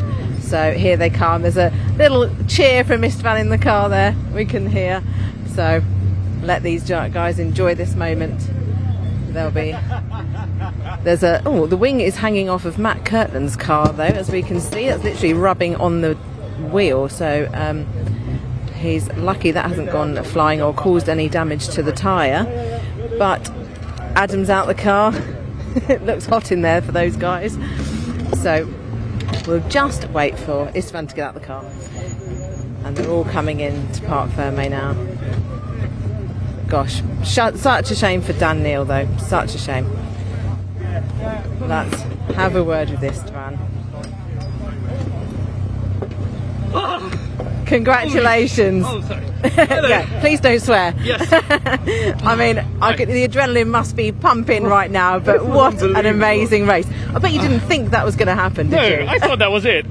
When I came back after the safety car, I thought, like there's no way. I was really frustrated, and that was terrible. And I don't believe what happened there. I'm speechless. Oh my god! Excellent. You can breathe now. Deep breath, because I thought you probably didn't breathe on the way round. I don't think I took a breath for like 7 minutes there or something. I don't know how long it was. That was amazing. Yes, unbelievable. Seriously unbelievable, and just great racing from everyone. It was like seriously very, very clean. I'm really sorry for that. I don't know what happened with him on the last lap. I just saw him spin off, but I don't know what went after that. But this was incredible. I don't know if I can repeat this again. I hope I can. You never know. Yeah, I really want to. But this was great. Thank you for everyone who was watching. All my family is watching. See us then. So, thank Brilliant. you. Thank you very much and well done. Congratulations. Right. Oh, he's just talking. Adam is just talking to the circuit comms. So, there's a bit of chatting going on about this race. Congratulations, Matt. I mean, goodness. It was like Fuxton again, isn't it? Yes, very much so. But what a race! Thank you. Yeah, I don't know what to say. It was awesome to hang on to Dan, and then Dan obviously had a bit of a mare. I didn't realise it was the last lap, and these familiar nose cones came steaming through. But yeah, I'm happy to be third again. Happy to get on the podium. It's been an awesome weekend. I want to say hello to everyone at home, if that's okay, because a lot of people are here. Love you all. Oh, thank you very much. And what happened to the wing? What wing? Oh, yeah, nothing to see. There before tomorrow, yeah. Hopefully Monty plays a bit. Oh no, that's not how it works. Yeah, a little kiss from Monty, but that'll buff out, I'm sure. Yeah.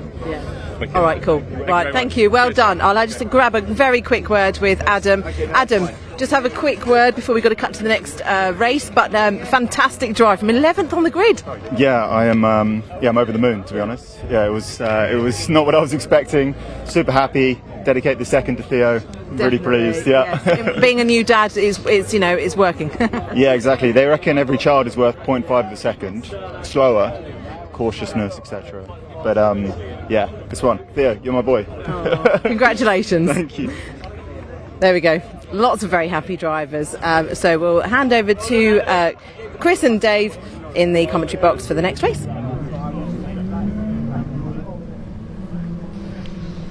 Yes, thanks very much indeed, Sam. And next up on track, it is the Mission Motorsport Caterham 7 270R Championship, the middle rung on the ladder of Caterham Racing, supported by Mission Motorsport, the Forces Motorsports charity. It's been really a two-horse race in this championship this year between Freddie Chiddicks and Charlie Lower. and they find themselves on the front row. Freddie Chiddicks, number 66 on pole, 21 Charlie Lower alongside. Second row, number 4, Duncan Mallet, and car 2, Mark Jones. Row 3 is 73, Matt Larby. Good to see him back out after a big accident at Alton Park at the start of the season. Theo Theato starts alongside in the number 72. Fourth row is Rog Patke in number 29, the former Academy champion, and David Rook alongside in 45. Mark Kendall, a winner at Zandvoort earlier this year, on row 5 alongside Peter Mott. Row 6, number 20, James Empson alongside 10 of Gareth Lucas. On row 7 it's number 71 Giles Perry and 15 James Cook. Row 8, 14 Jonathan Ramsey and 84 Joe Priday. And the final row, 22 Louise Deason and 23 Alan Bateman. So far this year, the wins have been virtually divided up between Freddie Chiddicks and Charlie Lower. Freddie took a hat-trick at Silverstone as they head round on their green flag lap. And Freddie Chiddicks a hat-trick at Silverstone. He had a win at Croft. 2 at the start of the season at Alton Park, 1 at Zandvoort and 1 at Thruxton. Charlie Lower had 1 at Alton Park, 1 at Zandvoort, 2 at Croft, 2 at Thruxton, and Mark Kendall was the other winner in the Netherlands. So the only man to have beaten the big 2 in the championship, who are separated by just 6 points and way ahead of Mark Kendall in third. It really has been these two fighting away throughout the whole season. They've, like you say, taken that first and second place most of the time, but by want of a couple of better results and Charlie Lower slipping down the order, Freddie Chiddicks does hold that 6-point lead, and if he has the perfect race weekend this weekend, he could become champion-elect. So he does need 3 wins and 3 fastest laps to achieve that. So he'll be looking to see whether he can, and again, he's come in here with very limited testing, so I think he just joined qualifying to this morning fresh, but he's shoved it right up there again, hasn't he? Right where his car it belongs, right at the front of this grid.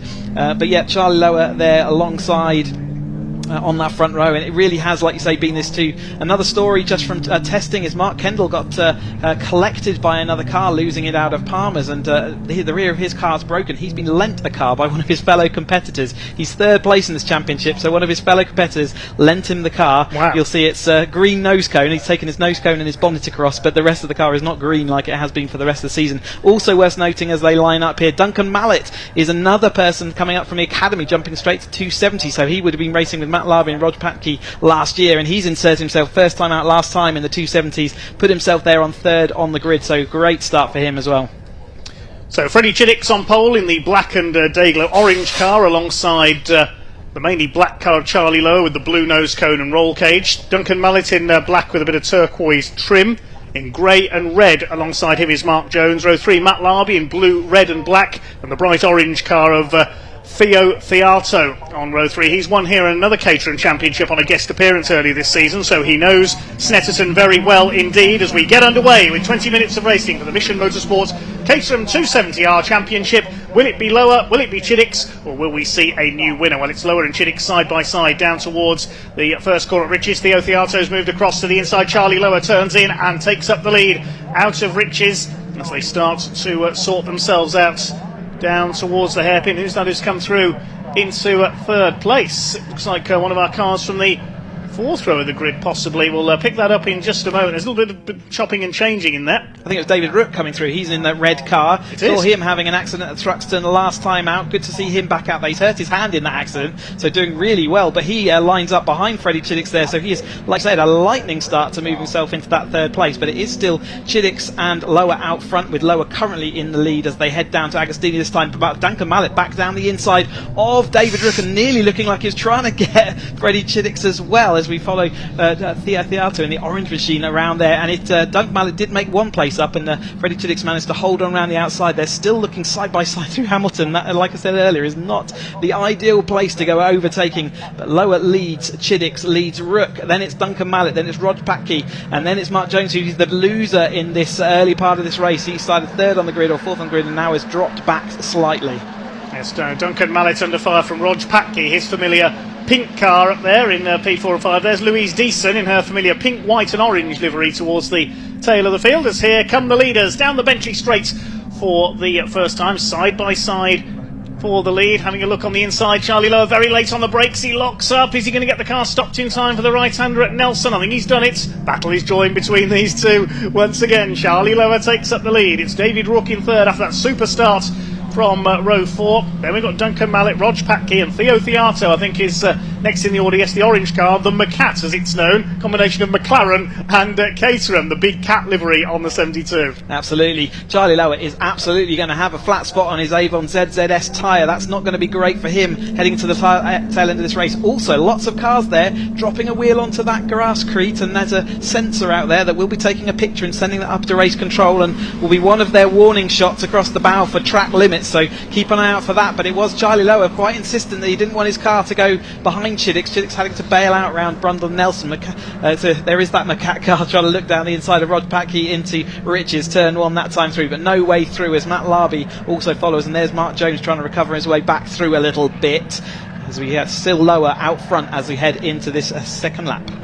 Look at this for 6th position. Rog Patke's run wide, so has Theo Theato. They both lose out to Mark Jones in the recovering number 2 car. A bit of a slow start. Matt Larby on their tails. This is the battle for 2nd place. David Rook having one of the best runs we've seen from him so far this year, the Scotsman, closing down Freddie Chiddix for 2nd. Charlie Lower still defends his lead. These two have been separated by about that same sort of distance all season on track this year, Chiddix and Lower. Duncan Mallet closing up as well. As a late entry for this weekend, trying something new in the 270R category of the former Academy man. These 4 breaking away slightly. Yeah, absolutely, and it was this 4 that broke away gently at Thruxton as well, but they sort of sprung a gap early. Mallet happy to hold on to the coattails of Rook just now. Like I say, Rook driving with that hurt hand, which is incredible that he made that good start. And Rook has been making his way up slowly, teammate to Charlie Lower, so they've been working together and sort of moving themselves further up through the order, and Rook has really become good at the tail end of this series. He's normally sort of alongside Cook, but Cook's not here this weekend, I don't think. In fact, he is. He's just finding himself deep in the field. So James Cook would normally be racing alongside David Rook. That's the Rook and Cook show, as we like to say, but he's not in the frame just now. But Chiddix is very much in the frame for this win. You see the red-fronted nose cone of Chiddix car is now out front of Charlie Lower. That's Rook and then Duncan Mallet and then the rest of the field in their sort of slightly distant battle now. Yes, Chiddix took the lead down the Bentley straights that time through. Theo Theato still ahead of Mark Jones. There's Rutledge Patke, Rog to his friends in the number 29 car, the former Academy champion. Chiddix under fire. Charlie Lower has a look at Murray, so rarely see overtaking moves made there. David Rook in 3rd place. Yes, Rook and Cook we mentioned before. James Cook, the Welshman, you'll recognise the Welsh Dragon wrapped onto his car. He's down in P12 at the moment. We'll see if he can rise through the field. Across the line they go. Lower, Chiddix, Rook, Duncan Mallet in 4th. These 4 have broken away from Theo Theato in 5th. Mallet's just done the fastest lap of the race, 2:12.786. An impressive debut in the Mission Motorsport 270R Championship. As up the inside, Freddie Chiddix holding the lead from Charlie Lower. There's a slippery surface flag out there as well, I noticed, coming towards Palmer, so maybe somebody's dropped some fluid there. Could well be a piece of bodywork as well. That's more likely, I'd say, in a Caterham race, to have a little bit of bodywork hanging out on the racing line. It is, if you get that caught under your arch usually, isn't it? If you get that caught under your wheel, it's just as if you are on ice as you're braking, and you lose a lot of braking capability. But Chiddix continues to hold this this lead as the second part of this next lap, and is this still this front 4 pulling away? And Mark Jones now with the next person up, seeing whether he can close that gap again. Had a great qualifying, so he's obviously got the speed in that car, but it is Chiddix, Lower, Rook and Mallet. There go the 4 leaders, line astern. They were 2 seconds clear of Theo Theato at the timing line last time through. Quickest first sector of all from Mark Jones last time through, though, 41.489, so he could close up here. There is Theato. I think Jones, in fact, has already got ahead of Theato there. Yes, he has. He's up into P5. Theato behind him then. It's Rog Patke as the leaders go into the slipstream. Who's going to try and break the toe, get down the hill? Well, Rog Patke's going for the inside on Mark Jones. That's a brave move, and charging around the outside of both of them, Theo Theato. There was a bit of wheel banging there between Rog Patke's going to go straight off onto the grass. There's no way he was going to get the car stopped there. He goes grass tracking. I think he was heading for Norwich for a split second there. Yeah, just wasn't able to kill the speed as he went round. He was obviously, like you said, wheel to wheel with Mark Jones, who chopped across his nose a little bit, and I think he had to take to the curb, which then reduced his braking capability, which meant that he was never going to be able to make that right-hander, and he sailed off onto that grass. Bounced across, now has rejoined this tight four at the front there, with Mallet heading up onto the start-finish straight there in that 4th place. At the moment, he's kind of just taking a watching brief, isn't he, seeing what this front 3 are doing, as it's side by side once more. Charlie Lower came over the line, he in the lead that time through, with Chiddick's just behind him, but it's that front 4 with it now with Theo Theato back in front, I think, of that chase group. But Chiddick's manages to make his way back to the lead as they head into turn 1 then. Rook having to defend there, and maybe a little bit of a body rub or something. I saw a bit of smoke, and there's another lock up there. Was that Chiddick's? That was Lower. He was very determined there. He was very, very late on the brakes, but it worked. He got the slingshot down the inside, and Charlie Lower takes the lead of this Mission Motorsport Caterham 270R Championship race. We must say a big thank you to Mission Motorsport, the Forces Motorsport charity set up by retired Major James Cameron of the British Army a few years ago. They've done a lot to help rehabilitate injured members of the armed forces through their work in motorsport. They've entered teams in a number of endurance races, as well as Caterhams, MX5s and many other forms of UK club racing. Certainly a very worthy cause indeed. Charlie Lower it is who leads the way then ahead of Freddie Chiddick, being closed down by David Rook, who's still having a cracking race in that 3rd position. We've got one car we lost on the opening lap. That was the number 63 of Andy Palmer, unfortunately. So 18 cars still running. Yeah, Kendall also struggling a little bit in 10th place. He's obviously driving, there he is in our shot, driving an unfamiliar car, his teammate then, Gareth Lucas, behind him, but unfortunately he's not able to find the speed that he can find in his normal car right now, and he finds himself in 10th place. We'll see whether he can make any move forward, but at the moment it doesn't look like he can make forward progress, as we got side by side. Chiddick's around the outside of Charlie Lower, has pushed onto those curbs. There is absolutely no space given between these two. Duncan Mallet also finds himself ahead of Rook now in that 3rd place, so has David Rook now slipped to that 4th place. Yeah, I thought David Rook seemed to slow coming out of Nelson there. Maybe he missed a gear, or maybe just got a little bit crossed up, but he's down into 4th. You can see he's lost ground there to Duncan Mallet, and Theo Theato, who's back ahead of Mark Jones, is closing up now as well. His position swapping all the way up and down, I should say, this field of 270Rs as they head up over the line to complete their 4th lap. Still 11 minutes of this race left to go. Behind Mark Jones is Matt Larby, then behind him it's the number 96, which is Peter Motts.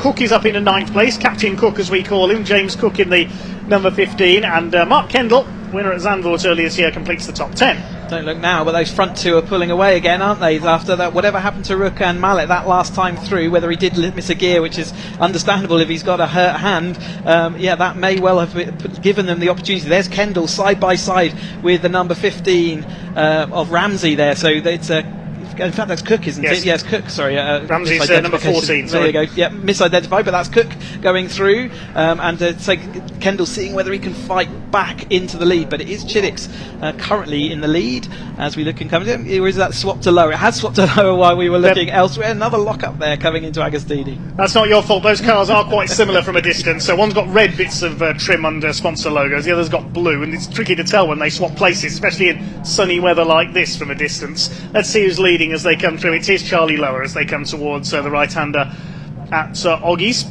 Duncan Mallet still there in 3rd, looking for a debut podium in this championship. There's Mark Kendall, the green and black car further back. Rog Patke recovering well after his off at Nelson's earlier on. He's got ahead of the number 10, which is Gareth Lucas, local man from Cambridge. So here come the leaders heading down. I mean, it's the Revic straight, then it's the Bentley straight now. Side by side of the lead. Chiddick pulls ahead yet again, as he seems to do there on every lap. Theo Theato's drawing the 2nd group. He could have 8 cars going for the lead. There's Matt Larby, had a big shunt at the opening meeting of the year at Alton Park and missed a couple of races, but he's back, and well and truly back. He is looking to get into this lead battle. Yep, fighting along there. Lost a bit of rear wheel arch, hasn't he? So as we heard the last time, we said, what rear wheel arch? And but Larby back there fighting in his battle, and he's Theo Theato just around him as well as Jones. So kind of their normal. But Kendall's looking feisty. But there's Rog Patke getting another position, I think, back up, fighting his pink car through the field after his grassy moment earlier on as he heads up this front straight. I think it's the centre straight, isn't it? This start-finish straight as they head over the line. Chiddix up the inside, then Charlie Lower around the outside, takes the momentum. Another lock-up I saw for him in Bentley and Nelson complex. So again, he's having problems with locking up, and we said that was a kind of significant thing and it could happen. But looking down the inside again once more as they head into the Wilson hairpin this time through, and Duncan Mallett deciding he wants to get back involved. It's all closing up here for the front race again. Certainly is, yes. I wonder if Charlie Lower and Freddie Chiddix have counted the number of times they've overtaken each other already this year. Well, one of them's about to be overtaken, possibly by Duncan Mallett. He's up on the outside of Chiddix, and you can see as he's had to defend there, Charlie Lower's been able to pull away by a couple of car lengths. There's still 8 minutes of this cracking race still to go. Duncan Mallett has a look on the inside, tries to get the inside line for Agostini, can't quite do so. David Rook in the red car is fourth. He's now under fire from Theo Theato, and it's Jones, Larby and Peter Mott, the 96, completing the 8 out front.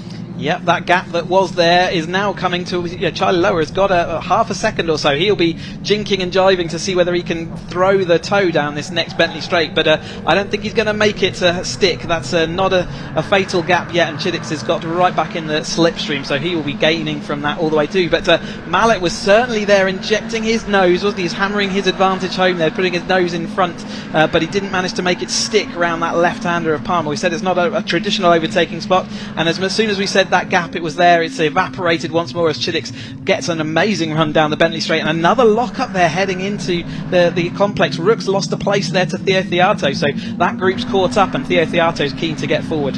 Fastest lap is held by Theo Theato and Mark Jones. They both recorded an identical time last time through, 2 minutes 12.345, as they head up towards the conclusion of lap number 6. Here come the leaders. Chiddix from Lower. Now is Lower going to go around the outside down the centre straight? He normally does. Through the left-hander up Murray's, first of all, named after Murray Walker, the voice of British and some would say world motorsports. We still miss you, Murray.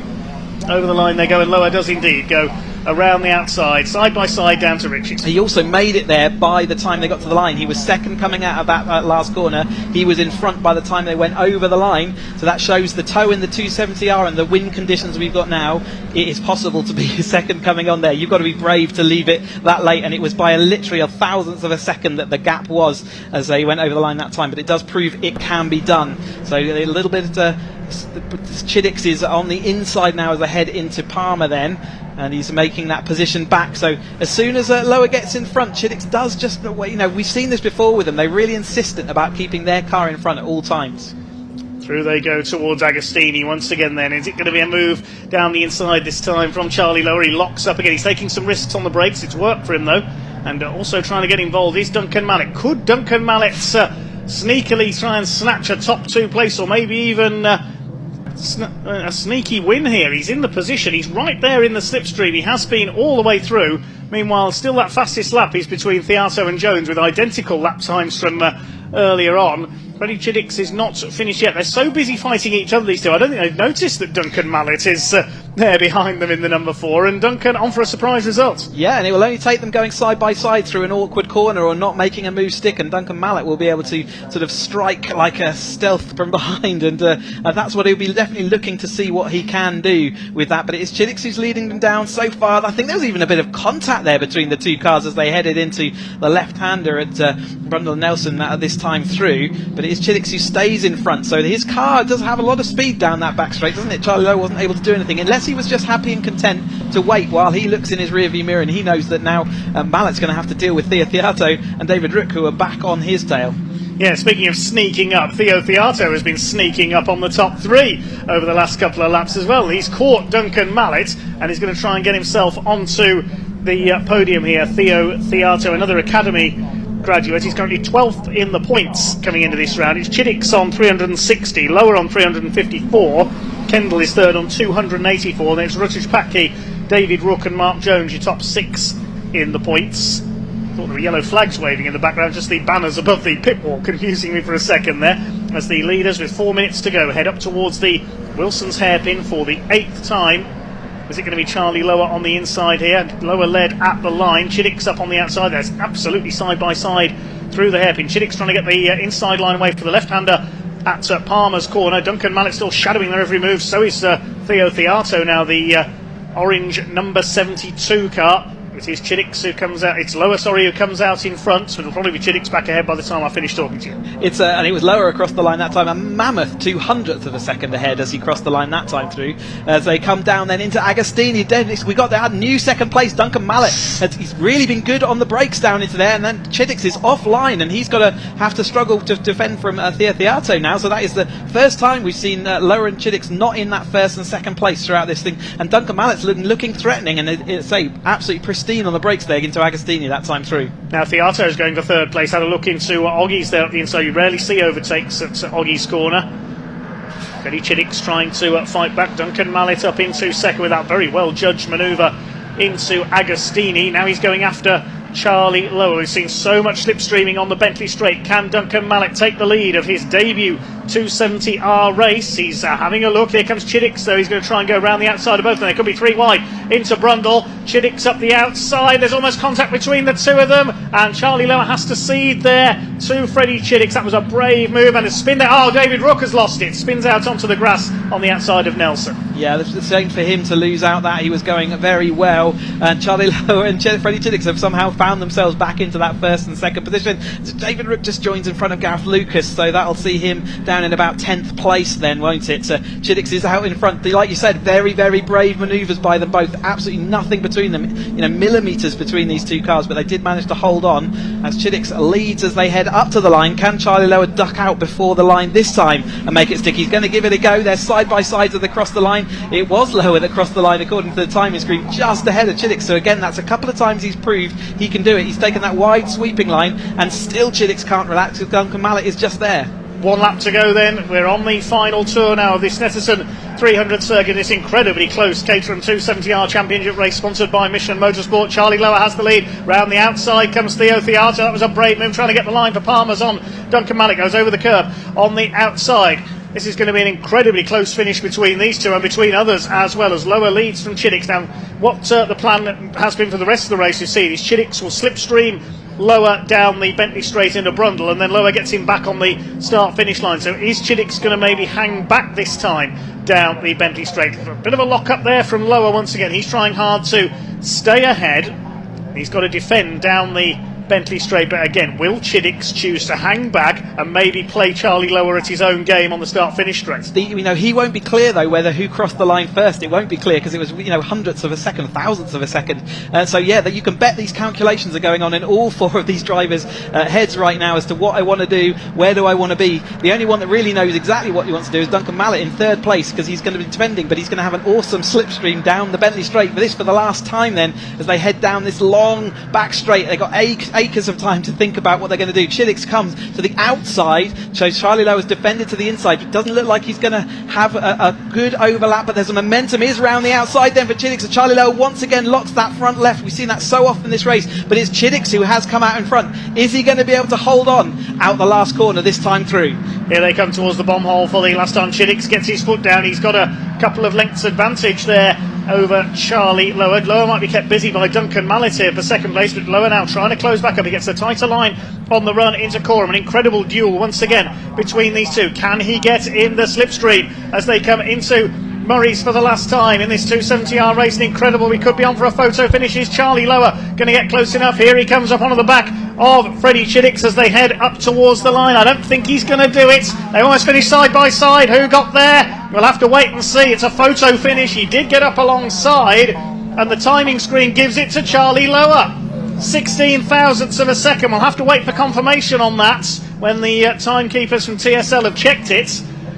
Duncan Mallet got third ahead of Theato, Matt Larby, Mark Jones, then Peter Mott, James Cook, Rog Patke, and David Rook after his spin came over in 10th place. The timing screen gives it to Charlie Lower by 0.016 of a second. We've seen it before here at Snetterton. They do need the camera. The camera points across directly that line for that very reason, and we have seen things reversed in the past. So whilst the timing has given it to him by that, like we say, 16 thousandths of a second, we need to get that confirmation screen before we can say that. And it might even be that we have to say this is a provisional result until that's been sorted out. They were absolutely side by side as they went over, but it was again Lower and Chiddix, and if it is the result that Lower is ahead of Chiddix, that does mean that Chiddix has not made his perfect race weekend. Therefore he doesn't have the chance now to be champion-elect.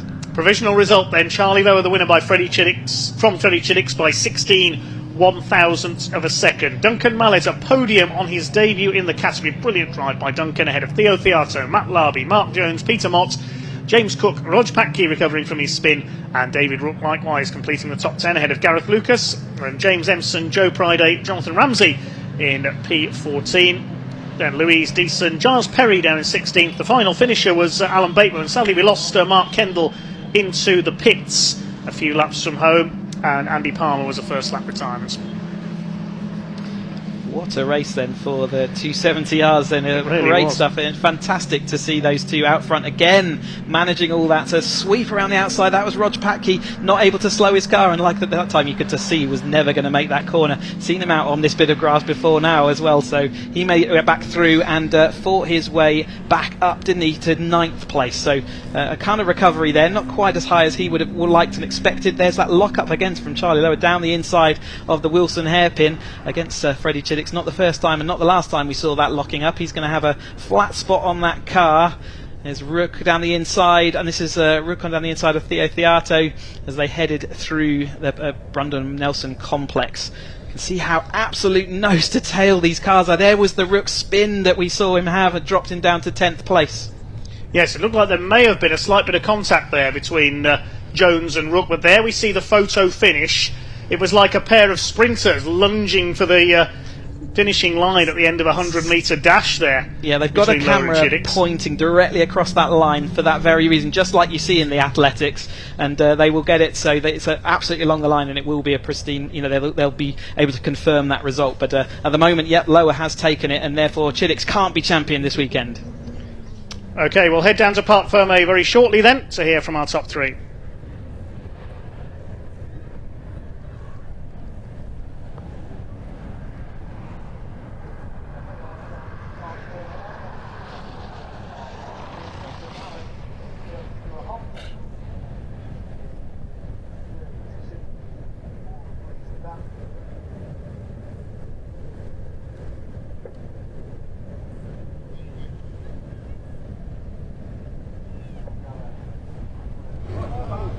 Goodness gracious me, that was an incredible finish. I'm going to go straight in and talk to Charlie. I mean, he'll want to get his helmet off first. Yes, please. It's pretty hot under It's here. very hot in there, yeah.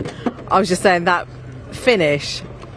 Did you? I mean, you knew because I saw you cheering when you crossed the line, but on the photo, it was so close. It's funny from in the car, you can really tell when your nose is pointing over or not. If you were standing right by it, you wouldn't be able to tell, but that was an incredible race. It all went to plan, which was really good. All the hard battling was behind me, so I missed out on some of that, but Freddie drove really well, and great result. Yeah, brilliant. More points for you to close please. on that gap between you and Freddie. Yeah, that'll be good. Yeah, Freddie's leading at the moment, so if any points would be good. Yeah, excellent. Well done, well done, Charlie. Right, Freddie, did you think you had it then? I mean, that was incredibly close. No, I knew I didn't have it. That headwind down the straight to the finish, that's a killer today. Yeah, every time out of that last corner, Charlie could get me by the line. I just had to try and make a big enough run around the last couple of corners, but couldn't do it. Another great race though, so hopefully 2 more tomorrow and we'll try and get one better. Yes, excellent. Congratulations. Thanks, Freddie. Right, I'll move around and speak to Duncan in a moment. He will be very happy with the podium. Duncan, congratulations! You must be over the moon with that. Yeah, I'm really happy with that actually. I'm very happy. First podium at 270R, so I can't complain at all. I can't complain. And some great battles there with David Rook and Theo. Yeah, it was great. It was great. It's all about just keeping up with these two, and then if you can keep up with them, you're in the fight, and you're all good. And I had a great battle with Theo actually. It was really fun. Excellent. Yeah, you look like you enjoyed that one. Thank you. Excellent. Well done. Congratulations.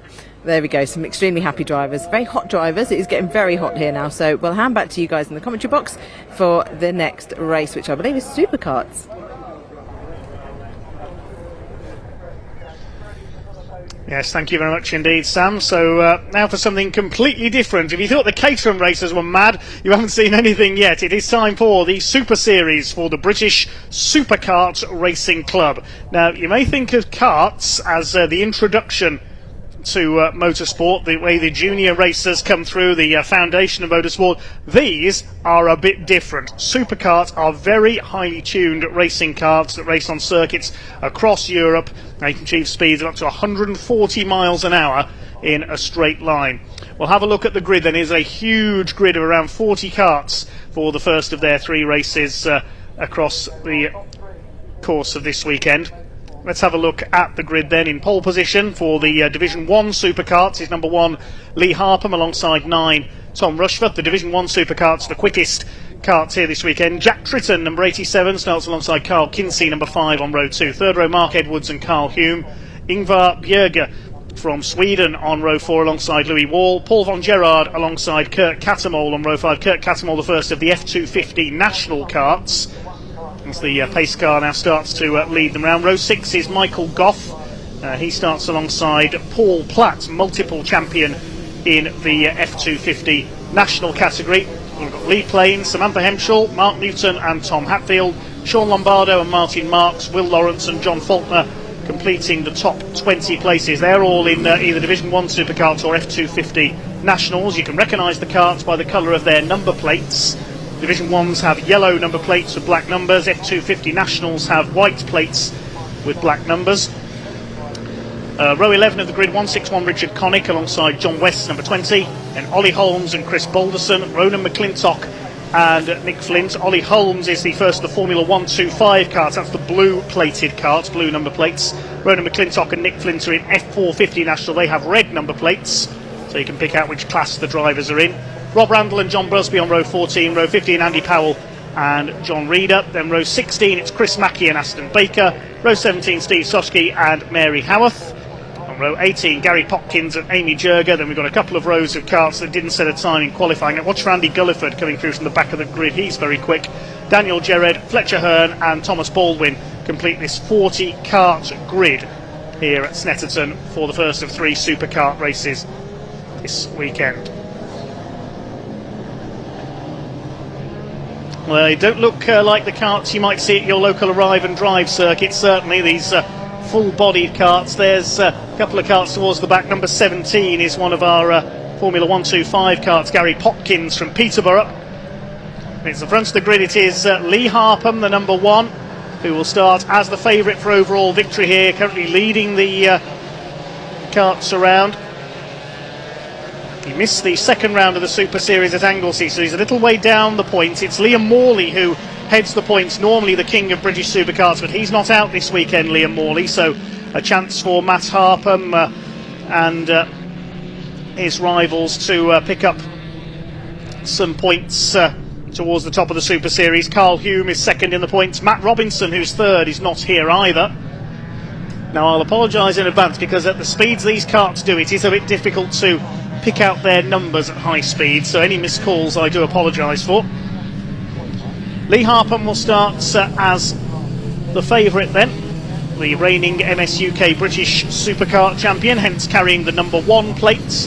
The GP plates are carried by the reigning British Grand Prix champions. Kurt Katamol is out there in the F250 national category. And there's also the O-plate race. We've got 1 O-plater out there at the moment, Paul Platt, who's won more F250 national titles than I can remember. I'll say a big thanks to Gary James for his previews of this event. It's given us plenty of info.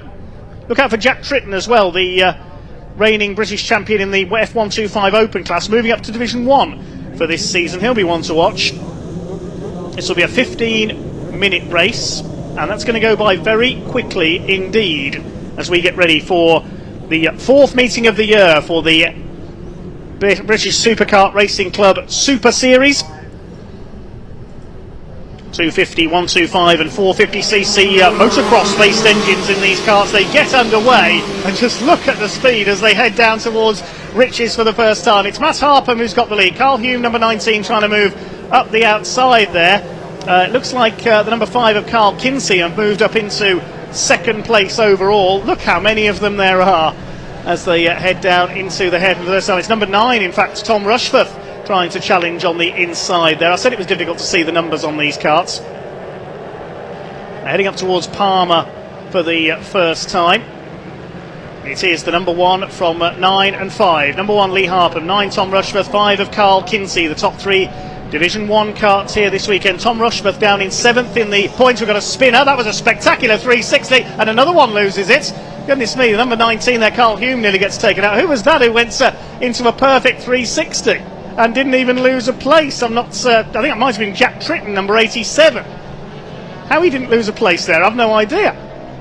More frantic battling in the midfield here. There's Carl Hume having rejoined after that bit of contact at Agostini in there. The leaders head towards the Bentley Straight for the first time. It's Matt Harpham leading on karts number 1, the man from Grimsby in Lincolnshire. It's number 9 of Tom Rushforth up there in 2nd position. The leaders starting to get fairly well spaced out now. I'll have to go to the timing screen at the end of lap 1 to find out who is leading each class. As we say, we've got 4 divisions in this series. Division 1 Superkarts are 250cc. The F250 National are 250 but slightly less powerful. There's Carl Hume, number 19, chasing down the number 68 of Mark Edwards from Hampshire. So he's dropped back into the pack. He got tagged by their spinning cars at Agostini. There are the 2 leaders coming up to complete the first lap, and Tom Rushforth keeping pace with Matt Harpham. They're separated by just a couple of tenths of a second. 1 minute 53 was the lap time by Matt Harpham first time through. You can see they're much quicker even than the Caterhams. A couple of places being made up there. Number 88, I think that is.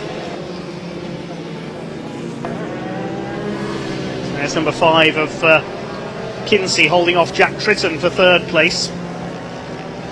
Jack Tritton, the former F125 Open British champion, moving up to Division 1 Superkarts this year, trying to attack for 3rd place. The 2 leaders come through into Agostini. These 4 have gone clear of their rivals.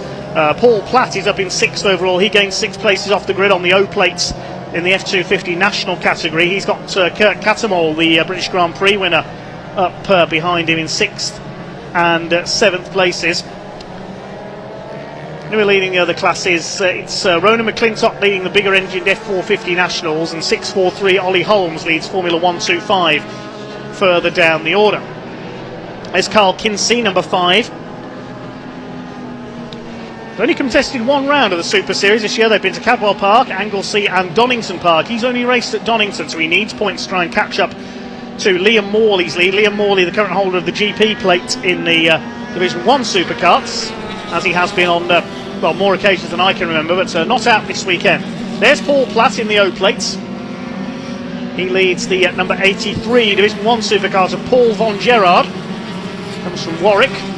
He's got Edwards in behind him. I think the 93 is in there as well somewhere, the Swedish driver Ingvar Bjerger. Said many of these karts powered by converted motocross power plants. 2 leaders hammer past over the line. 1 minute 50.325 for the race leader. Jack Tritton going through into 3rd position. These 4 Division 1 karts have got clear of the rest of the field. 5th place is von Gerard. Then it's you can see Paul Platt in 6th place overall leads his category. Looking at the points chart in the F250 Nationals, it is Kurt Catamol who leads their points. We've not seen Paul Platt in that division this year. He's had wins in the F250 mono category. The safety car is coming out though. We've got somebody off somewhere around the circuit further back. So we'll try and work out who that is. The F450 national points are led by Catherine Foster. She's not here this weekend. It's Gary Popkins, I think, who leads F125. We'll check that though. The F125 points. No, it's Ollie Holmes, apologies, after 3 wins at Donington Park. So the safety car is going to be coming out with 1/3 distance completed. And Lee Harpham will slow the field down, the Lincolnshire driver.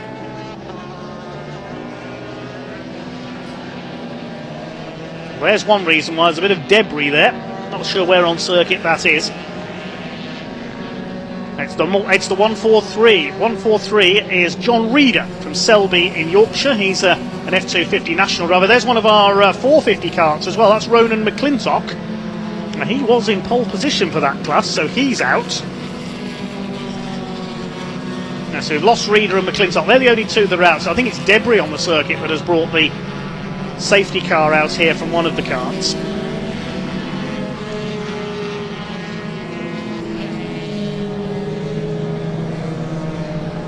143 John Reeder out of his kart.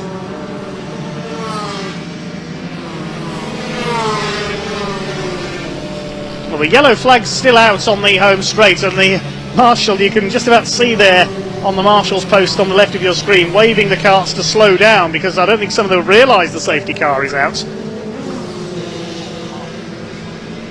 to try and clear some debris. Lee Harpham is your leader ahead of Tom Rushforth on the number 24, local man from Norwich. There's the safety car, picking up the leaders. Andy Gulliford has come through, incidentally, from the back of the grid. He's up to P14 from the back of the field. He started down there after problems in qualifying. Another man who started at the back was the F125 man Fletcher Hearn, another local man. He's up to 31st. And Tom Baldwin started down there as well, or was meant to. Yeah, he's come through to P18 on his F250.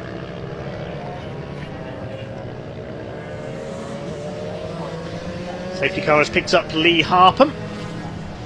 Normally we're used to seeing Liam Morley leading these races, but he's not out this weekend. The king of Division 1 Superkarts in the UK.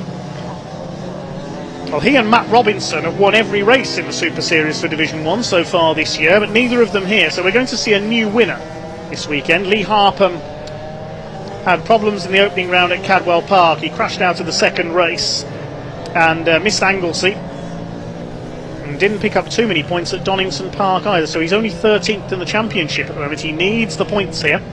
Number 62 there, that's Andy Powell on the PVP chassis.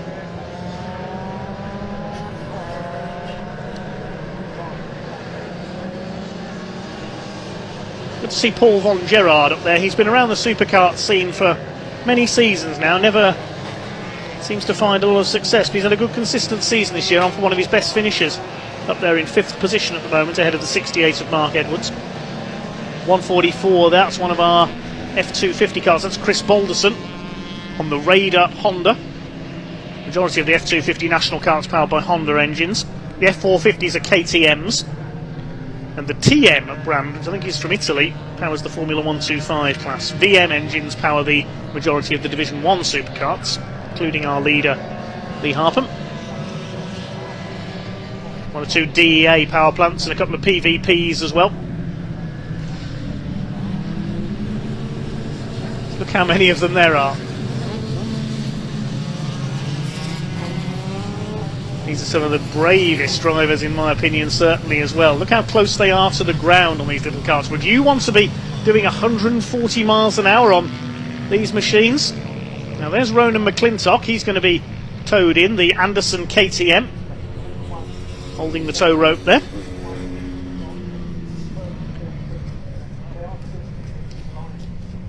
McClintock had hoped to try and close in on Catherine Foster in the 450 national points, but he's had 4 retirements and a non-start from 6 races so far this year. He's not had a lot of luck, has Ronan. So who's that given the lead in F452? Let's have a look down the order. It's the number 59, Nick Flint, who is leading in 27th overall. The other classes, well, Paul Platt leading the F250 Nationals, and F125 is Fletcher Hearn, who started from the back. He's come through to take the lead of the class. 38 karts took the green flag, so we had a couple of non-starters. Hands off the wheel there for number 74, that's Will Lawrence. But he seems to have lost his nose cone there. Who's that? Look at that, the 643 car. That's Ollie Holmes, the Formula 125 points leader. He's lost the nose cone. Now, will he be allowed to continue like that, or will he get the black and orange flag? I'm not sure, because his feet are rather exposed without that.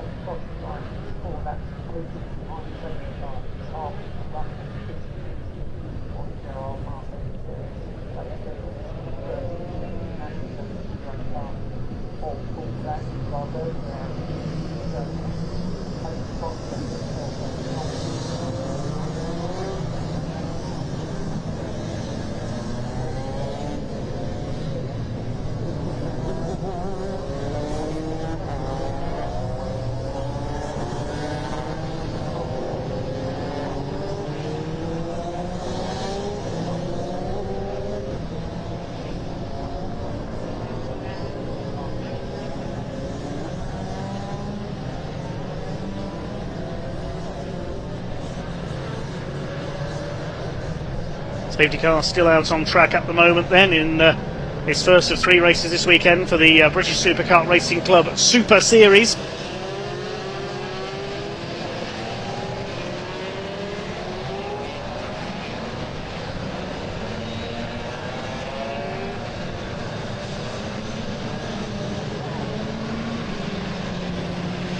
There's the number 99, another of our F125 carts with the blue number plates. That's Aston Baker.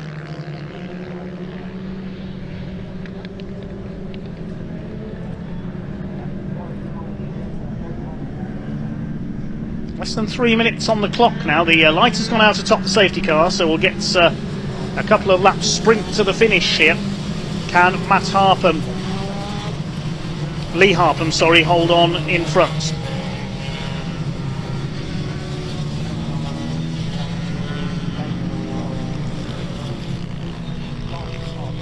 Rushforth and Tritton up behind him. 87 Jack Tritton looking for his first ever Division 1 Superkart victories. 4th in the points coming into this round behind Morley, Hulme and Robinson. Carl Hulme is in 9th place, recovering after a little bit of contact early on. Green flag waves are back underway. Leaders surge their way down towards Riches. Here comes Jack Tritton on the inside, trying to have a look for second place on the inside of the number 9 of Tom Rushforth. Carl Kinsey in 4th place. Paul Von Gerard and the 83 is in 5th place. Behind him is Mark Edwards.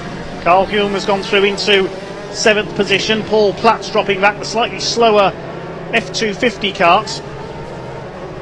Through the right-hander at the hairpin. There's the number 60 machine. 66 rather of John Faulkner a little bit further back in the order.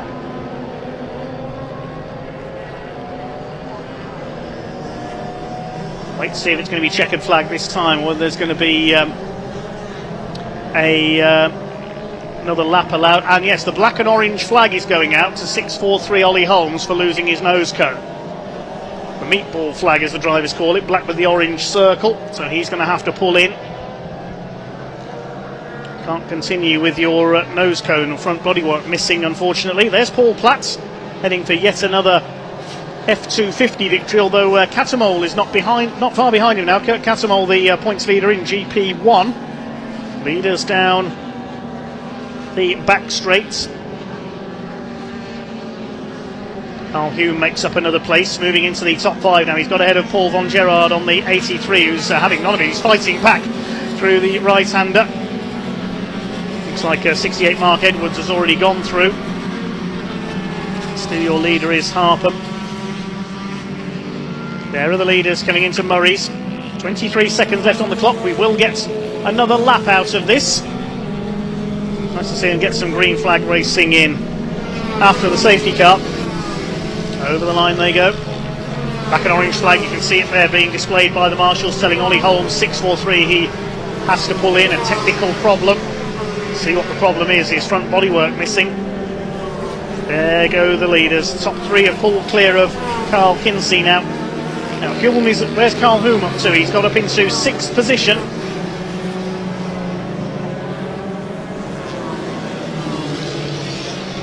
Through Palmer for the last time. I don't think Lee Harpham is going to be caught here unless Tom Rushforth can do something very special, the local man. On his tail there as they head into Agostini.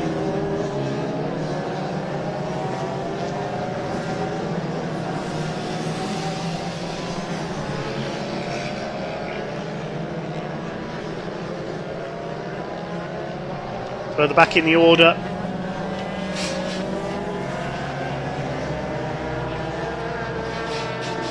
looking at the other two classes, Fletcher Hearn still leads F125. F450, that's being led by the 59 of Nick Flint. Here come the leaders coming down the Bentley Straight for the final time. We've lost Ollie Holmes, has indeed pulled into the pits. Sam Hempshall has pulled off as well. Still Harpham who leads the way, three of them together for the overall win, and that's in Division 1. It's been Robinson and Morley all the way in Division 1 this season so far. We're going to see a new winner whatever happens. Here they come out towards Murray's for the last time. Can Tom Rushforth get close enough for his first Division 1 victory? I don't think he's going to do it, or is he? He's in the slipstream there. Can he get up alongside, as we've seen in the Caterham races today? Over the line they come. He's not quite going to do it. Lee Harpham wins it, Rushforth second, and Jack Tritton in third. They're well clear of the rest of the field. Looks like it is Carl Hume who's come through for fourth position. Good recovery by him. Oh, Carl Kinsey's pulled into the pits on the last lap. That's a shame. The number 5 car did not take the checkered flag. So it's Mark Edwards 5th, Paul von Gerard 6th, Ingvar Bjerge, the Swede, takes 7th, and well done Andy Gulliford, a fine 8th place having started from the back. Paul Platt wins F250 National in 9th, 10th goes number 44 Louis Wall.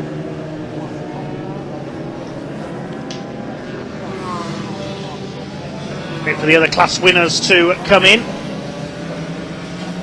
F450 is taken by Nick Flint.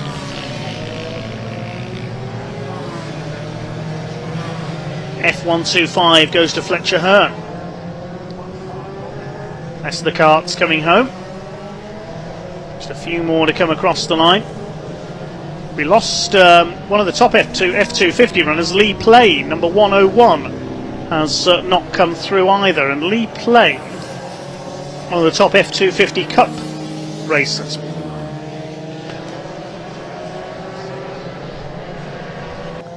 Yes, there he is. There's Lee Play, leading the F250 mono division for the single cylinder supercarts, but he hasn't made it home sadly.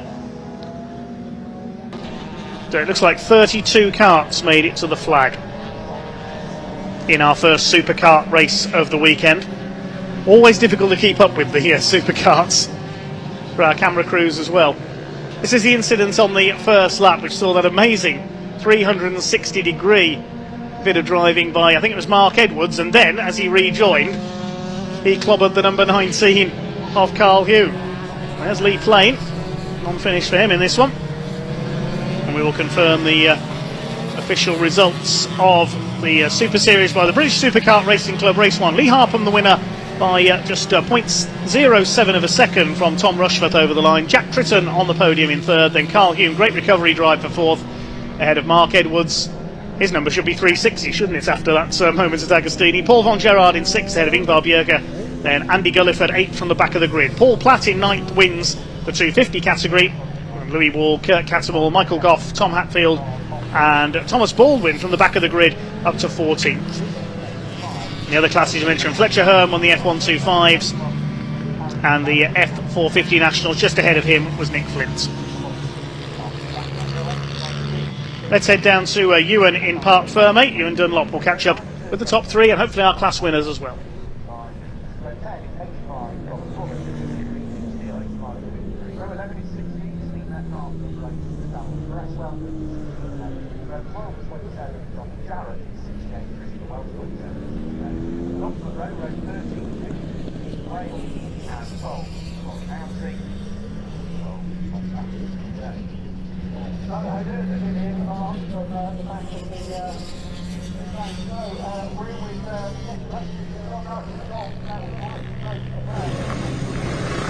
Well, welcome down to Park Ferme, where Lee Harpham is pushing his cart back into Park Ferme here. Just had the carts weighed, everything absolutely A-OK. And if you've never seen carts before, how good is that?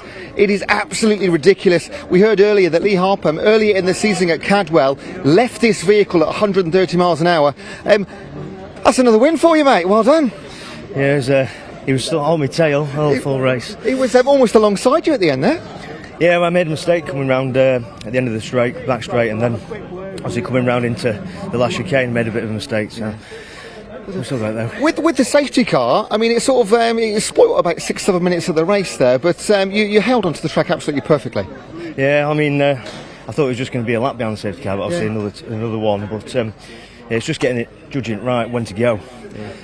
I mean, we talk about bravery often in these cars. What is it like? Just put it into words. Travelling around these circuits at 130, 140 miles an hour. What does it feel like with your arse like half an inch off the ground? To be honest, I've been doing it that long, you just sort of get used to it. But to anybody that's not driven one, if they jumped in one, they'd just be absolutely amazed. Yeah. I mean, it's a bit like quicker than a supercar, really. Yeah.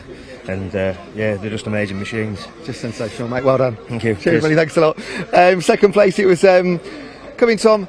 You nearly caught him in the end there. Yeah, nearly. Just need a bit more straight line speed, but it was a good battle, good race. It was good following him. 2 more races tomorrow. What's it going to take to beat him? Because it was so close. Like 4 mile an hour, 5 miles. and no compromise on corner speed either. Yeah.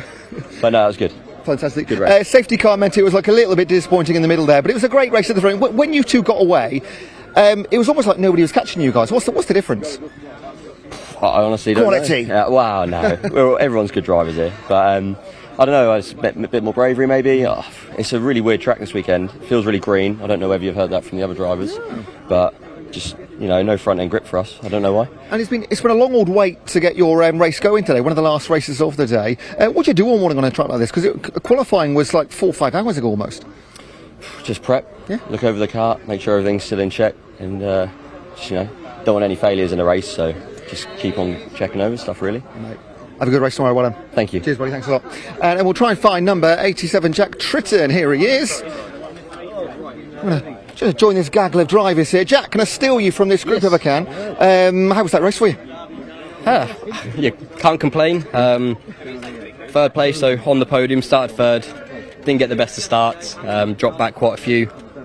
But obviously, made my way back through a little bit. Safety car come out, so it was actually a chance to get back with the front boys and basically see if we could stay with them. And off the start, we just about stayed there. I mean, when the safety car comes out, for a viewer, it's a little bit disappointing. But for you, when you're trying to fight back into the race, it's a brilliant opportunity, isn't it? Yeah, massively. Obviously, we've all been around sort of the same pace, but, off the first couple of laps, the front two had probably a good couple of second gap, so I was never going to be able to make it up. So, safety restart just sort of brings it back in, gives you a chance to win again. Is there anything you can do sort of overnight, 2 races tomorrow, to reel them in tomorrow? Maybe a little bit more handling. Still got a little bit of understeer that we're struggling with through a couple of the corners. But it's my first time in this car on this track. Is it? So Wow. It's my first year in a Division 1. So I've done now 4 rounds in it. So we're a lot further up than expected. And how are you finding this series? Loving it. Absolutely loving it. The speeds these do, the corner speeds you carry, you just can't get anything near it for anywhere near the budget. It's great to watch. Well done. Thank you very much. Buddy, thanks a lot. And that is karting for you here today. Plenty more races to come, of course, the minis and more Caterhams. But we'll see this 2 more times tomorrow, so don't go too far. Back today for the time being before we go Caterham racing.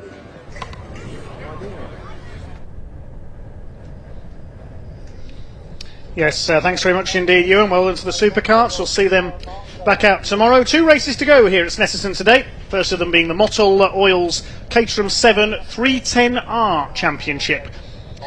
We've had 6 different race winners so far this year in 2023, but none of them have made the front row for this race. So it could be quite a close run affair, and a number of guest drivers on this grid as well. 2 of them on row 3, I notice. It's Hugo Bush, number 22, who has set pole position alongside the 71 of Alan Cooper. Taylor O'Flanagan has had a couple of wins last time out at Thruxton. He starts there on row 2 alongside 35 Jack Sales, the championship leader. His 3 wins all came at Croft earlier in the season. Row 3, the reigning champion is back. Pete Walters, after missing out the first part of the season, starts alongside another welcome returnee, Matt Shepherd, in number 80. Row 4 is Harry Cook. He had a win at Silverstone earlier this year. Number 9 lines up alongside the former CEO of Caterham, Graham the Boss McDonald. Row 5 is Lars Hoffmann. Number 70, the German. He's currently second in the championship, has had 4 wins this year, alongside the 43 of Alan Curtis. Very quick sim racer is Alan as well. Row 6, number 15, David Yates, starts alongside Ben Lopez Appleton, number 5. Cars just moving off for their green flag lap. Row 7 is Harry Landy alongside Wesley Payne. Row 8 is Philip Bianchi and 98 James Hall. Row 9, Jeff Price and Harry Eyre.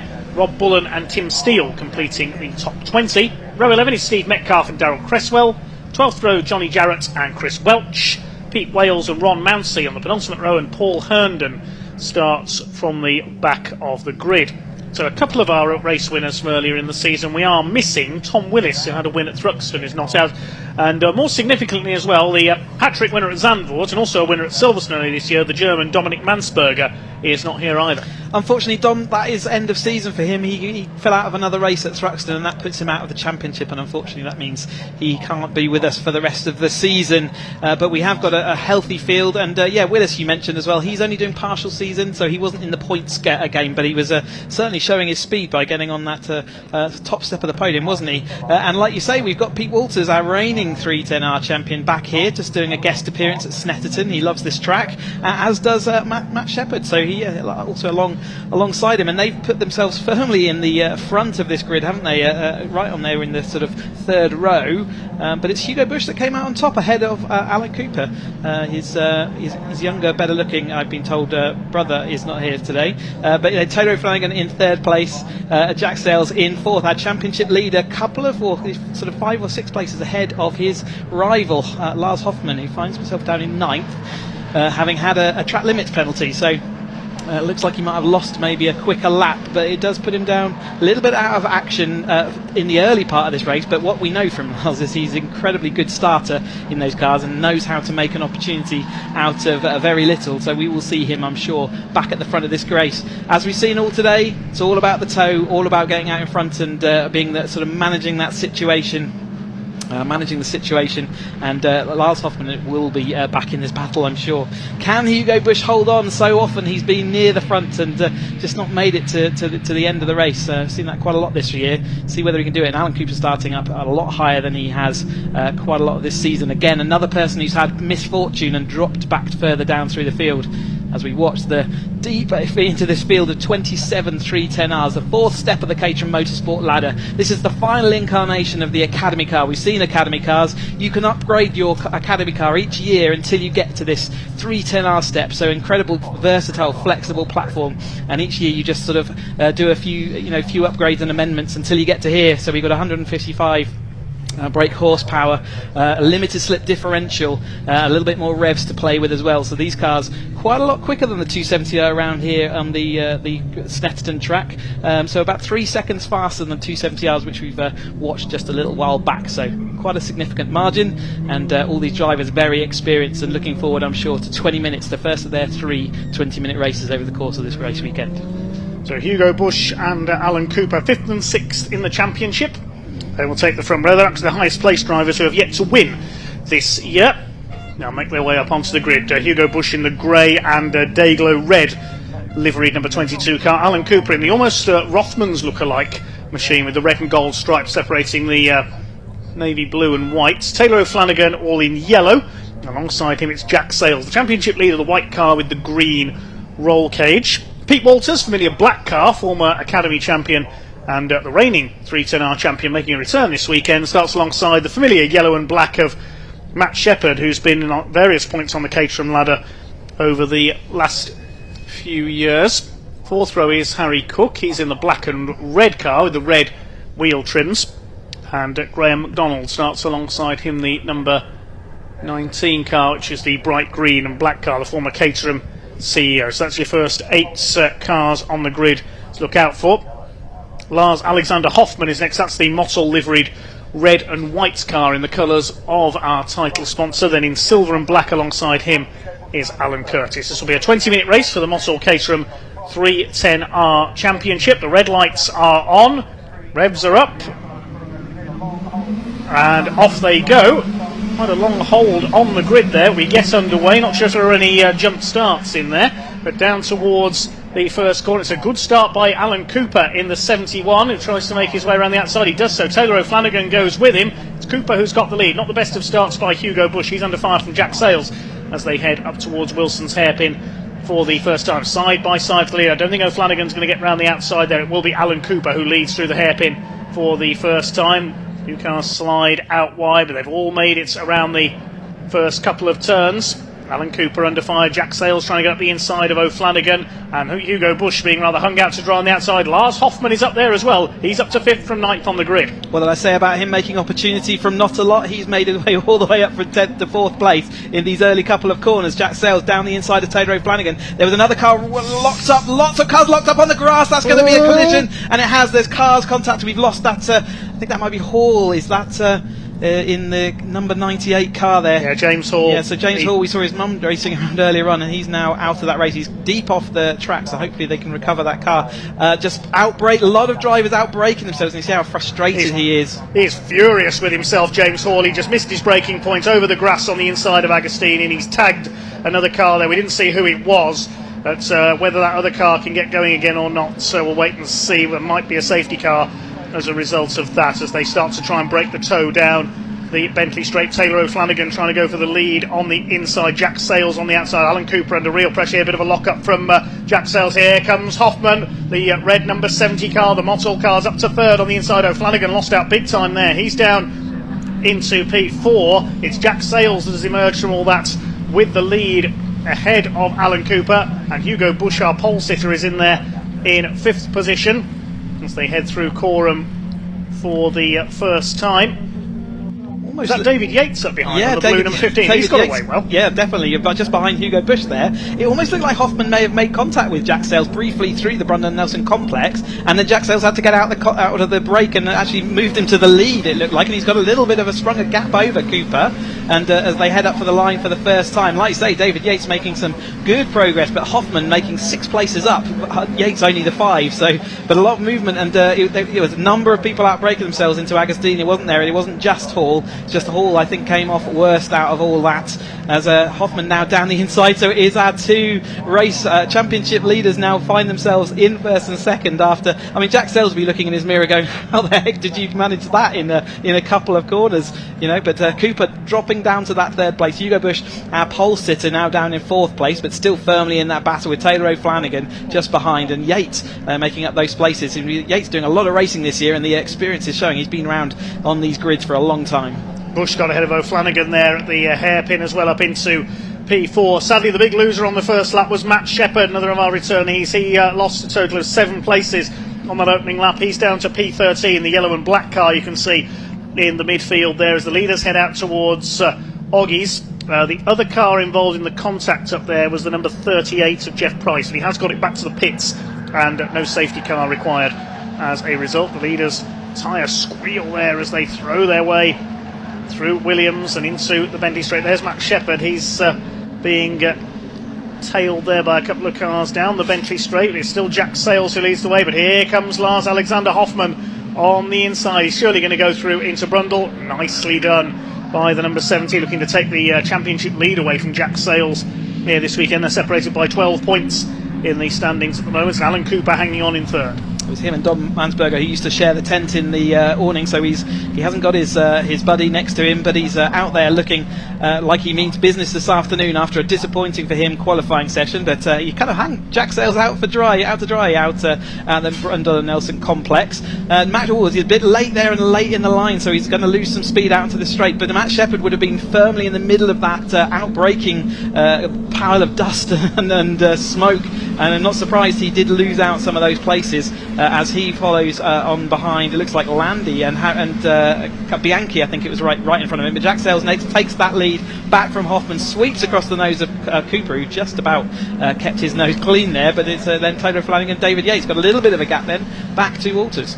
Alan Cooper in 3rd place, who's competed in longer distance Caterham races with Kevin and the rest of his family in the past before switching to the 310R Championship, is hanging on in there in 3rd, looking for his first win of the season, as is Hugo Bush in there behind in the 22, the pole sitter in this race. They come up towards the left-hander at Agostini once again. Behind Bush in the line, there's about 3 more cars, so it's 6, 7, 8, 9 cars for the lead. David Yates and Taylor O'Flanagan are at the tail of this group. Sun glinting off there, we've got some contact there going into Agostini. Someone has spun around. That's Harry Landy. Yes, the number 21 car, the man from London, gets it going in. Didn't see who it was who tagged him. No, I didn't see who, with the evening sun glinting off all the cars. They're all sort of looking the same colour in our commentary box at the moment as he had. But it's unfortunate there for Harry Landy. Another unfortunate, and I don't think it was his issue. He got tagged by someone else out braking themselves into that Agostini hairpin. But it is Jack Sales still coming towards us in the TN Accountancy sponsored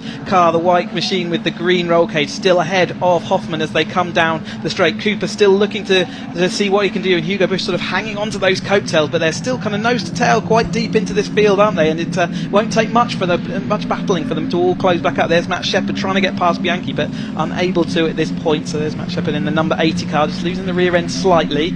Wes Payne follows on behind him in the pearlescent coloured car. 92, Philip Bianchi, the man from Malta. The most popular motorsport there is drag racing. They are looking to have a round of the European Series there eventually, if the logistics can be worked out. But talking of drag racing, Jack Sales trying to out-drag Lars Hoffman down the straight here. Can he get alongside? This is like, yes, he's got him. This is like Lower and Chiddick's earlier on in the 270R race, the way these two are battling, and there's still 13.5 minutes of it to go. Alan Cooper in third place, then Bush and O'Flanagan side by side for fourth position as well. Out towards the Wilson hairpin they go once again. Jack Sales, who's raced in the top line 420Rs as well in the past in the Caterham 7 UK Championship, is about to lose his lead because very late on the brakes there. Lars Alexander Hoffman retakes the advantage. Sales back up alongside. Surely he won't out drag him around the outside at Palmer. Surely only Istvan Dinesh can do that from earlier on, but he proves me wrong.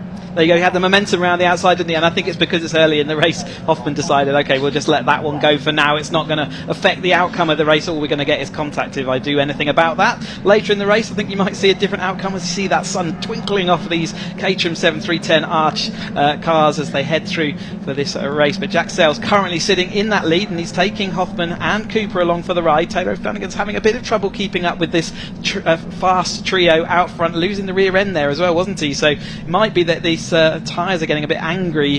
They do overheat slightly. They're running on the ZZR tyres, and I know that by the end of testing, when the temperatures went up, they did start going off by quite a few seconds a lap, so it's worth keeping an eye on there. There's Graham McDonald ahead of Cook. You saw Cook just losing out on that win, didn't we, last time out? Ended in the barrier at Thruxton, so he's up there fighting away in the top 10. Here comes Hoffman once again on the inside into the left-hander at Brundle.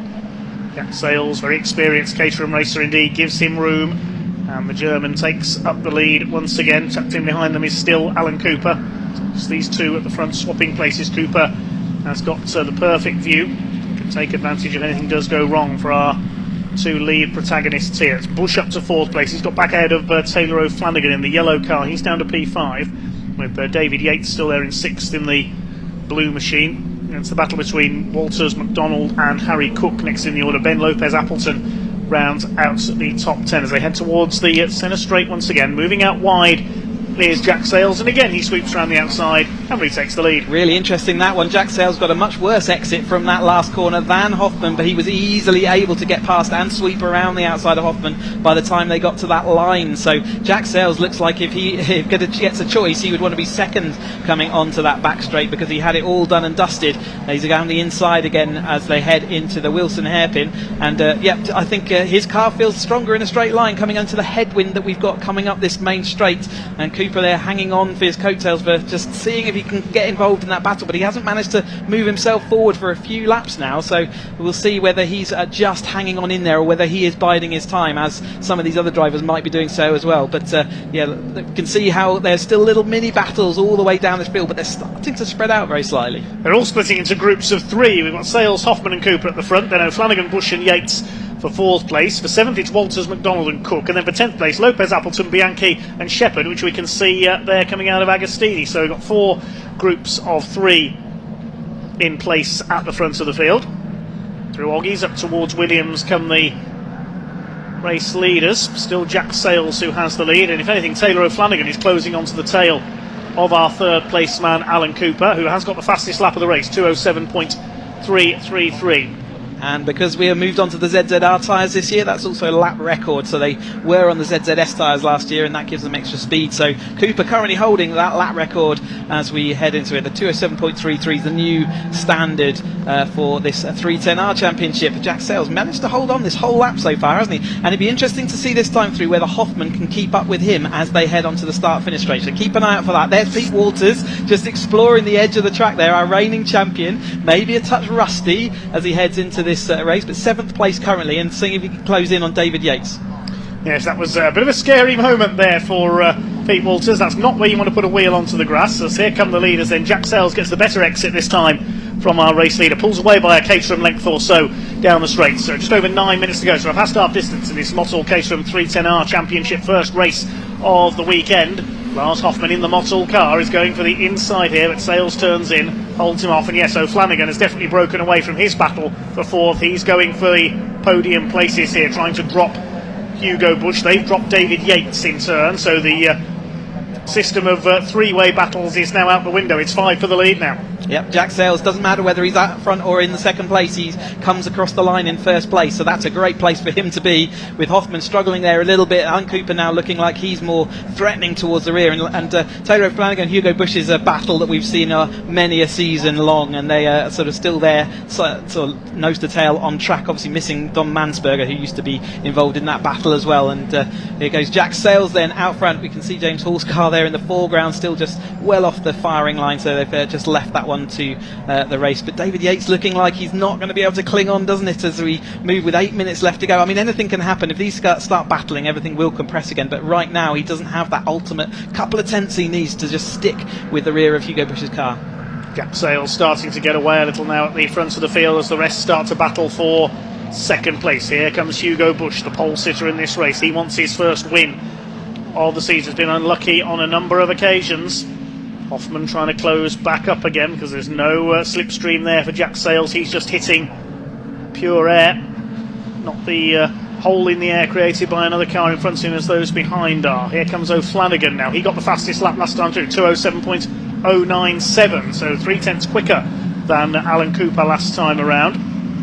They did close in on Jack Sayles, didn't they? But weren't able to get back and also attack him. A lot of camber I can see, it looks like, running on Hoffman's car there, more I think than Jack Sayles' car. So interesting just to see that there are some minor setup changes you can do. All the cars are absolutely even, but we have a tolerance of you can change some camber angles and some caster and various other bits and bobs just to suit the car to your taste and get the balance as you like it. Cooper now firmly up, being side by side with Taylor O'Flanagan, who does take that position by the time they get to the line with a new fastest lap at 207.09. So now O'Flanagan holds that record. Can they move it into the 206s where they were in qualifying? Here's Graham McDonald leading that chase battle. It's got the Matt Shepherd. Graham McDonald and Matt Shepherd have been two people that have been battling over the years as well, so they kind of firmly meet that battle. But Matt Shepherd not able to make those movements back. We saw him on 5th or 6th place on the grid, didn't we? But he's not able to make it back through as we see the leaders there swooping down. Jack Sayles still in that lead and still with a nice little buffer ahead of Hoffman. Through Palmer's they go then. O'Flanagan is now up into 3rd place. He's got ahead of Cooper at the end of the previous lap. Now he's going for Lars Alexander Hoffman for that 2nd place. Hugo Bush has closed up as well, starting to drop David Yates now in that 6th position. And here comes the fight for 7th place. Graham McDonald at the front of it at the moment. I think as they head through, it is difficult with the sun starting to set over Snetterton to see the colours there. Philip Bianchi running out wide there over the curb, the Maltese driver. It's Pete Walters on the tail of Graham, the boss, McDonald, as they head down into the right-hander at Oggies. Yeah, and it's also Cook involved in that battle as well. Again, they are also struggling to make movement. This in this 310R Championship, they seem to be like, I don't know if the wind's dropped or changed direction slightly, but they're having a bit more trouble making those moves that we saw in Roadsport. Remember, these cars they're not road legal in their form that they race in. They don't have that windscreen. Hoffman back on the tail, looking to see whether he can dive. There's not much braking going on there until you're sort of deep into the corner. As Jack Sayles loses the rear of his car, does gather it all back together, but he's lost a bit of momentum. So that gap that he had, that comfort zone, is now gone, and he's going to have to work a few corners to see whether he can build that back in. Taylor O'Flanagan now is the one looking like he's having to defend from Cooper, who'll be keen to get back through again. Let's watch Hoffman this time and see whether he can make a better run up the start-finish straight, whether it's an anomaly or whether Jack does have a bit of advantage as they head up this hill. Here they come through to complete lap number 7 then, with 5 minutes of this race to go. We're at 3/4 distance in the Mottall Caterham 310R Championship. Race 1 of the weekend. Sales just about holding on as they cross the line. There was only 5,000ths of a second in, so surely Hoffman is going to go through, and O'Flanagan trying to get the toe off him, moving to the top 2 for the first time. Hoffman goes through, O'Flanagan keeps it to the inside. You could get the lead into the hairpin here with a bit of luck, but Hoffman's having none of it. He moves across, and also in there is Alan Cooper. Jack Sales is going to be caught out on the outside here. 4 square as we go into the hairpin. O'Flanagan up the inside, nearly got it there.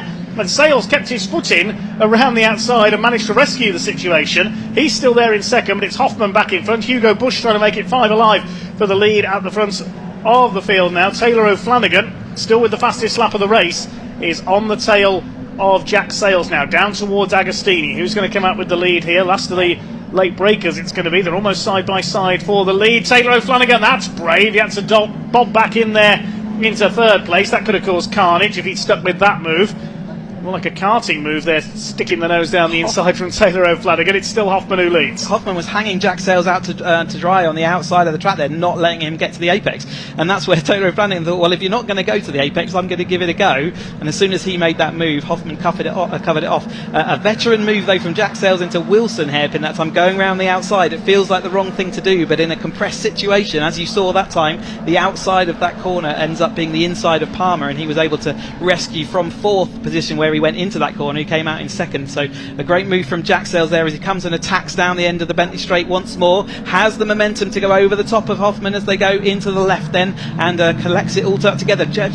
So close behind Taylor O'Flanagan. Alan Cooper's missed a gear coming out there. It looks like Hugo Bush is going to try and see whether he can make amends, but he didn't have anywhere to put his car. Cooper covered that off pretty quick smart it was a robust move, shall we say. And up the inside at Coram, through goes Hoffman. Once again, we haven't seen too many passes there today.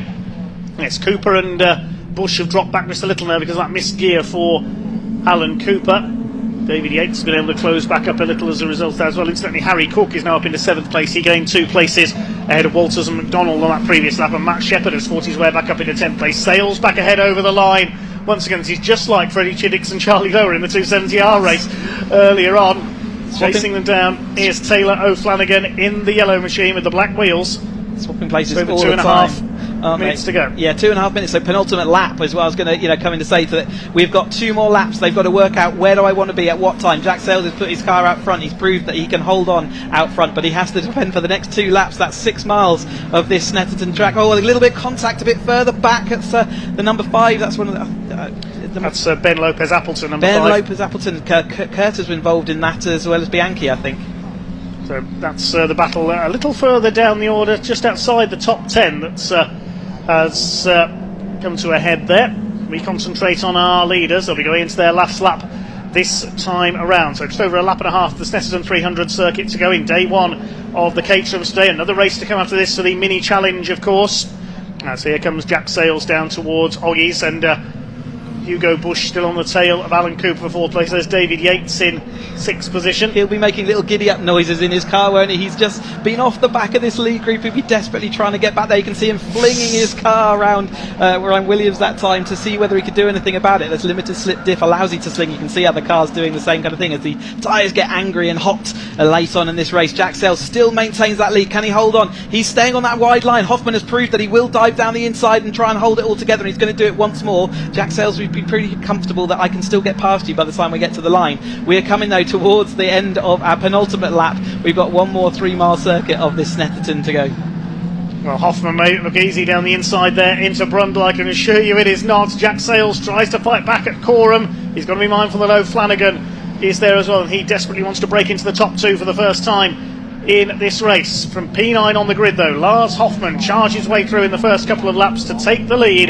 Can he hold off the championship leader Jack Sales and close down his 12-point advantage at the top of the standings? Alan Cooper P6 in the championship, P3 in the race, P4 in the race I should say, as here comes Taylor O'Flanagan. He's P3 in the championship, round the outside of Hoffman. He follows Sales, been trying to do that for the last couple of laps there. Oh, and onto the grass there on the inside. That was Hugo Bush. He nearly went off into the bush, didn't he? Yeah, absolutely. They just both those cars clipped the inside apex curb and just went to the gravel and dust beyond it. There is Hugo Bush. He's all recovered it back, and I think Hoffman would have been lucky to hang on there. He's not in the lead anymore. He's down in that third place and looking like he was under threat as they went into the hairpin that time, Wilson hairpin, Montreal as it used to be called. Jack Sayles though has a nice little comfort gap, but it's not going to be enough for this Bentley straight. He's still going to feel like he's in the right place, and Hoffman trying to go back down the inside of Taylor O'Flanagan. That could be the bit that Jack Sayles needs to make sure he can disappear off the line. It's still Hoffman behind Taylor O'Flanagan, but the gap to Jack Sayles has grown very slightly. You can see there's clear air behind him. Taylor O'Flanagan's going to have to work awfully hard to try and recover that, but don't think the slipstream's going to be paying him as much favour as it will Hoffman behind. Cooper and Hugo Bush follow on behind them. Looks as though Jack Sayles could he have done enough here with half a lap of Snetterton to go. He's broken away from O'Flanagan, Hoffman, Cooper. Bush runs out wide coming through Williams. I think that's lost him his chance of making any progress up the order in the last few corners of this race. Has Jack Sayles done enough, or can Hoffman close back up again? Can O'Flanagan close back up again? They're side by side. Alan Cooper's going for broke up the inside, 3 wide into Brundle. That's not going to work. Cooper locks it up. Hoffman's gone through into second place. It doesn't work for Cooper. O'Flanagan runs a bit wide. He holds P3. Here they come then up towards the last couple of corners. It looks as though Jack Sayles has done enough for his 4th victory of the season. He scored a hat-trick at Croft a few months ago up in the northeast. And I think he's going to hold off Lars Hoffman, the 4-time winner this year, to match him on race wins. Here they come into the final corner at Murray's. 35, Jack Sayles in the Factory Run Caterham number 35. Up over the line to make it 4 wins out of 4 this season. It's going to be a photo finish for second place between O'Flanagan and Hoffman. We'll go to the timing screen for that one. Cooper 4th, Bush 5th, Yates 6th. The timing screen gives second to O'Flanagan by 0.033 of a second. 7th goes to Pete Walters, then Harry Cook, Graham McDonald, Philip Bianchi rounds out the top 10, then Matt Shepherd, Alan Curtis, Wes Payne, Simon Lopez Appleton. No, Lopez Appleton inserted into P11. His transponder wasn't working, so that's corrected. And Harry Landy, despite his spin, rounds out the top 15. Well, we lost 2 cars in that first lap incident. There was one other retirement. Number 85, Robert Bullen, pulled into the pits. But 24 cars make it home. Fantastic racing there in the closing stage, wasn't it? You couldn't say that Cooper didn't try and make it onto that podium. He gave it his absolutely best shot, and well done to all the drivers for making it through there. There were locked up cars on the absolute limit, and somehow O'Flanagan managed to make it out there in 3rd place, and then by the time he got to that line, he was in front of Hoffman. So Hoffman losing another 3 points to Jack Sayles there, and O'Flanagan taking the fastest lap means that he didn't get that back either. So Jack Sayles is doing well in his championship after race number 1. Here are the confirmation then of the provisional results. Yes, Jack Sayles the winner by 0.88 of a second over Taylor O'Flanagan, who beats Lars Alexander Hoffman home in a photo finish.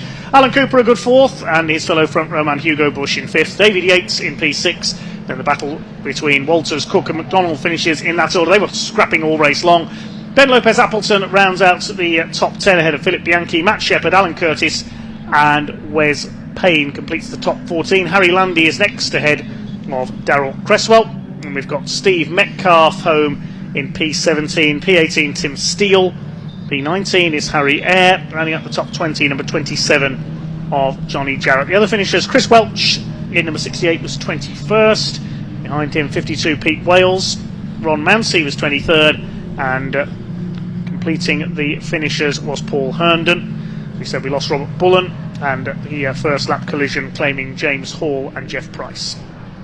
Here is that first lap then. You could see a number of cars diving to the inside, going to the outside, and James Hall just unable to get it all stopped up and collect the other car. In fact, it might have been Jeff Price. I'm trying to work out which one was the one that was on the grass. It's hard to tell from that front on angle, but regardless, it's James Hall that's lost his wheel. Jeff Price continues on. We saw a bit later this fighting into Brundle and Nelson as Jack Sayles losing out that time through to Hoffman, but they would swap those places on multiple occasions. That was, it looks like, so it's Harry Landy in a white car, maybe Bianchi. I'm not 100% clear whether it was, but Harry Landy facing the wrong way. That'll go up no doubt to the steward. A little bit of a close call there, wasn't it, between those two as we went 4 wide. Jack Sayles trying the outside line to protect his second place and did make that stick. So again, great action throughout this 310R field. A little bit of bumping and boring a bit further back. That was in Bianchi again with Ben Lopez Appleton, who we saw, and Hoffman round the outside of Cooper, locked up down the inside, using a bit of gravel and grass as well, but Taylor Flanagan held his line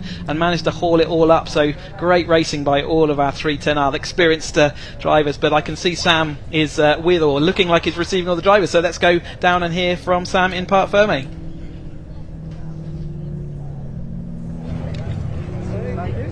Another fantastic race from these guys, and a photo finish for second and third. I mean, incredible. And moving into Jack, who will be very happy with that, extending his championship lead just that little bit more. Congratulations, Jack. It's quite a tough race though, wasn't it? Buzzing, absolutely buzzing. That was really difficult. I saved my new tyres for the race, so did Lars, and I just didn't quite have enough pace to break anyone's toe. These long back straights kind of bring it back together, but yeah, the last lap sort of went quite well, so yeah, buzzing. It's nice to win again. I've been second 5 times since my last win, so finally get back on the top step. It was a flipping podium. Accountancy, who are, some say, the best tax accountants in the world. Oh, they are. Brilliant. Thank you very much. Congratulations, Jack. Right, let's have a word with Taylor, who's chatting to Hugo. Congratulations, Taylor. One more up from where you started. That's brilliant. And it was quite a, eventful race, wasn't it? Yeah, I slipped straight back, and then I thought we've got a little way to go yet. This is going to get quite lively, and then towards the end, had to just start pushing a bit to get on with them. But yeah, super happy. I think I got fastest lap as well. So, you did, yeah. Buzzing. That's really cool. Excellent. One more point. Yeah, absolutely. It's all getting close now. So. Well, penultimate round. I mean, it's all about points, isn't it? Yeah, absolutely. So fingers crossed for a good couple of races tomorrow, and we'll be in for a good fight at Donington. Yes, yeah, the Donington decider. Can't wait. Yeah. It's going to be good. Excellent. Well done. Thank you. Right, let's have a word with Lars. Oh, there he is behind me. Sorry. Hello, Lars. Congratulations from ninth on the grid. That's brilliant. Yeah, it was a tough one.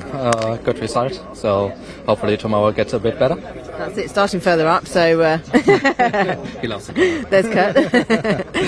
Yeah, you're starting a bit further up, so you can make a bit more progress from there, and hopefully. I hope so. Yeah. Race was a tough one with especially Jack, and I think tomorrow will continue. Excellent. Brilliant. Well done. Congratulations. Right, the minis are on the grid now, so we'll hand back to our commentators to cover that race. We'll see you tomorrow for more Caterham action.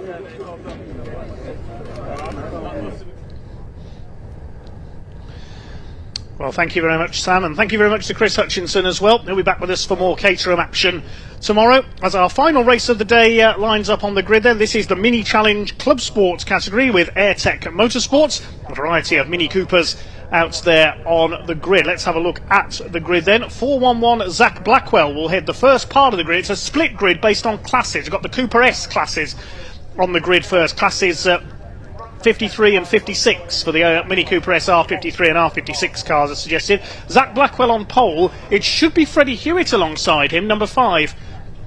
But looking out of the commentary box window, he's not on the grid, so we'll have to wait to see if he appears late from the pit lane.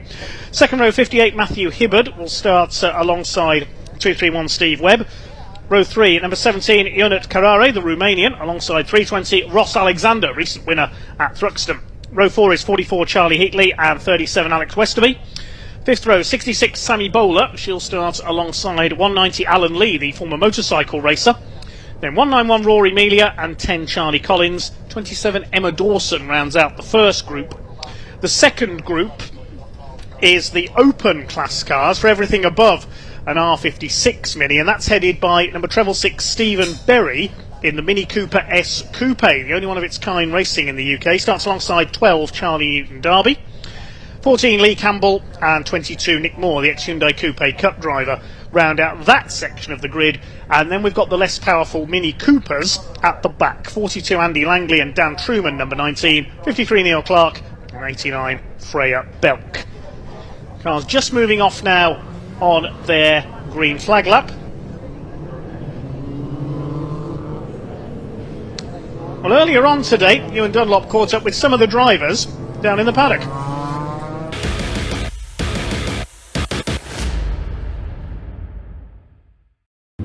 Here we are down in the paddock ahead of our first of 3 mini races this weekend. I'm with our third place qualifier through qualifying this morning, Charlie Newton-Darby. Charlie, first win in the minis at Thruxton last round.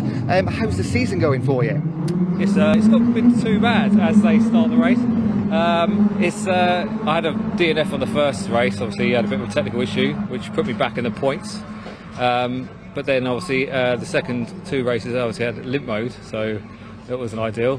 But the next race was good. Mallory, that was okay. Got 2 seconds, and then at Thruxton, I got the first win in the open class. It was only a matter of time, wasn't it? Well, you know, they said if it's going to be my home race, that'll be the one. You know what I mean?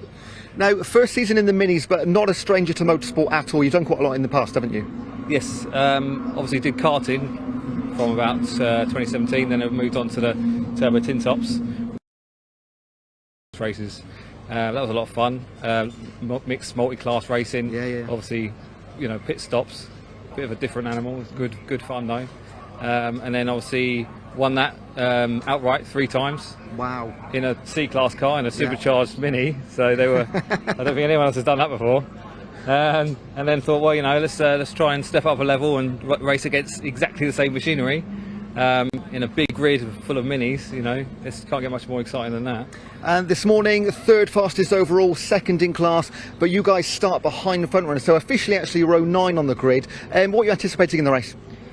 Well, I mean, if I can get the jump on Stephen, who's just in front of me on the grid, potentially if we get a few cars between us, might be able to hold him off, but that Bentley Straight's awfully wide and he's got a lot of power. So, you know, well, it'd be tricky, I think, to stay in front, but who knows? And finally, in terms of the championship, of course, not missing the first one, not having a great start. This is still alive, this championship, isn't it? Oh, totally, yeah. For second place, I mean, it's very close to me and Lee. Obviously, Nick dropped around, so we jumped him. But yeah, literally, second place is up for grabs. I'm not sure if I can win outright because obviously Steve's that far ahead, but with that absolutely rocket ship of a coupe. Brilliant. I can see the bonnet's up, so I'll let you get back to work. Best of luck in the race. Thank you very much. Cheers, buddy. Cheers. Charlie. Okay, first race of 3 coming up in our minis. Do enjoy. Over to you, Dave.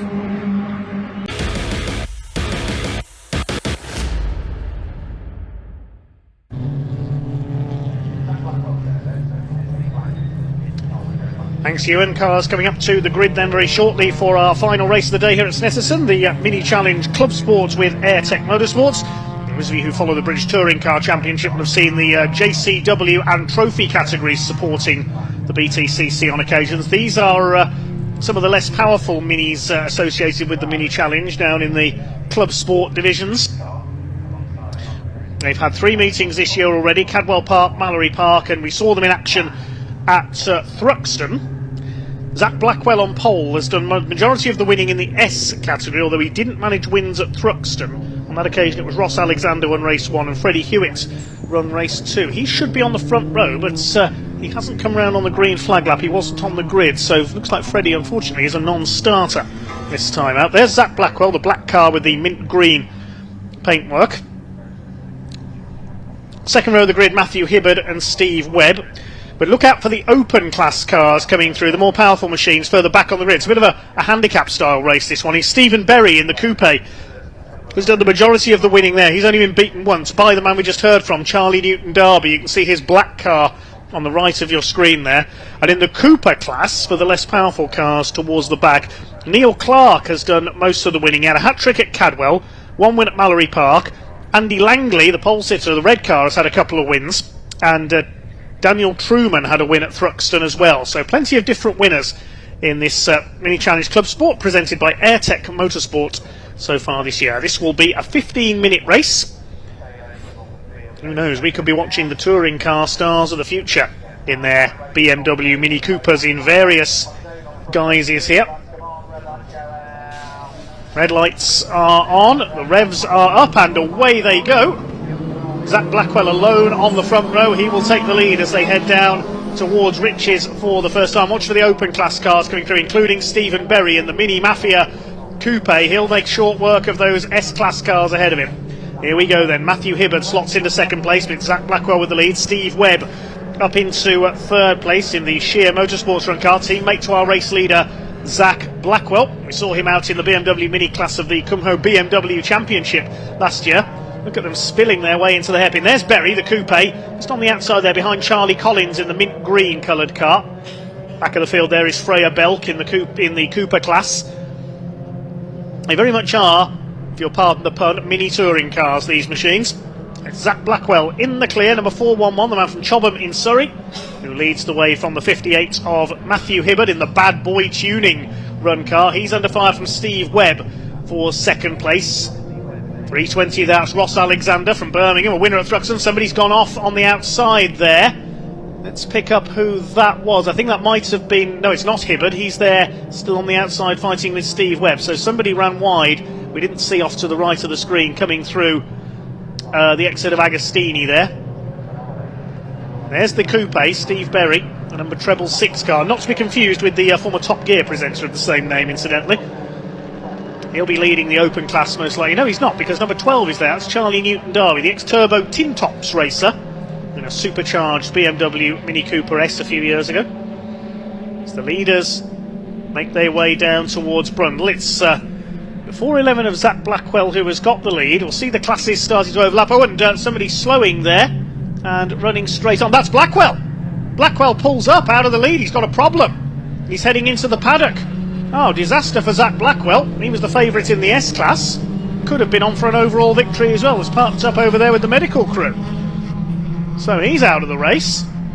Suddenly went straight on at the complex. So this battle is now for the overall lead. It's 2-3-1. Steve Webb who leads the way. 58 in second place and nearly losing it. What's going on there?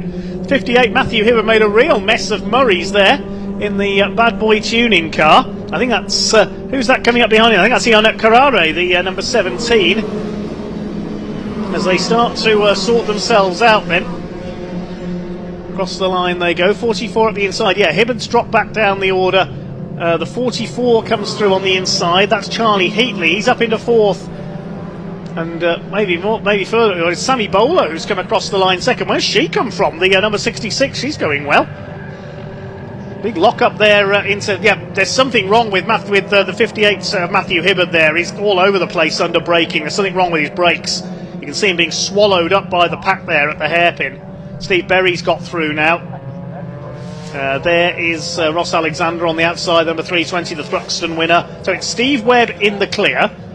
It's tricky to tell, as we saw in the Caterham race with the cars with the sun glinting on them from behind there. I think that's Charlie Newton-Darby. Yes, he's come through into second place in the number 12 machine. You can see the open class cars that are more powerful from further back on the grid are starting to overlap the Cooper S class cars now.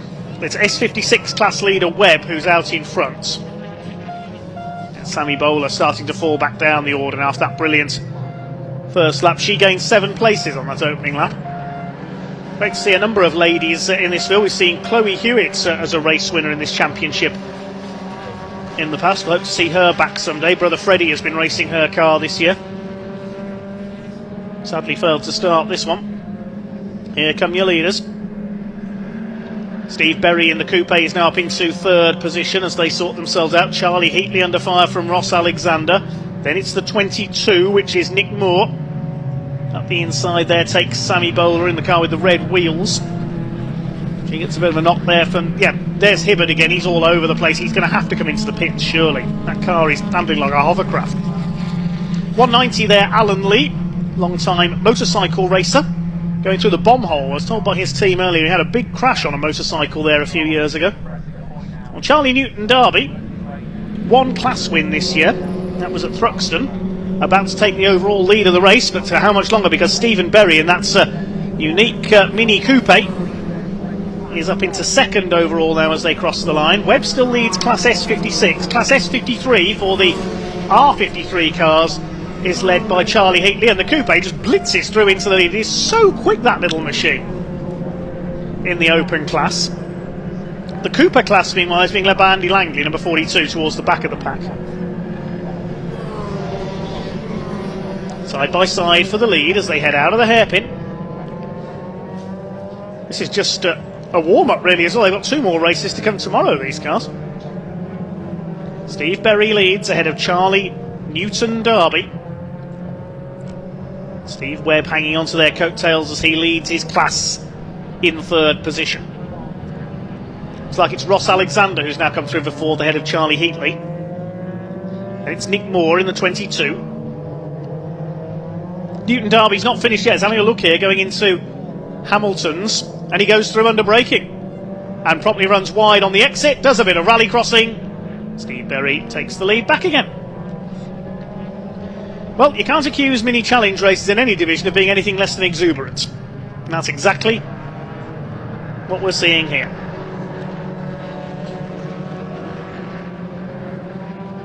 Down the Bentley straight they come, under the BMW bridge. Stephen Berry in the Mini Coupe,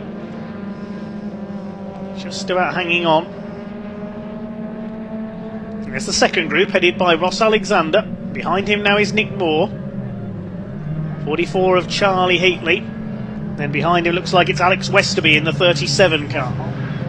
There's the number 14, that's the Airtech car driven by Lee Campbell. 191 is Rory Melia.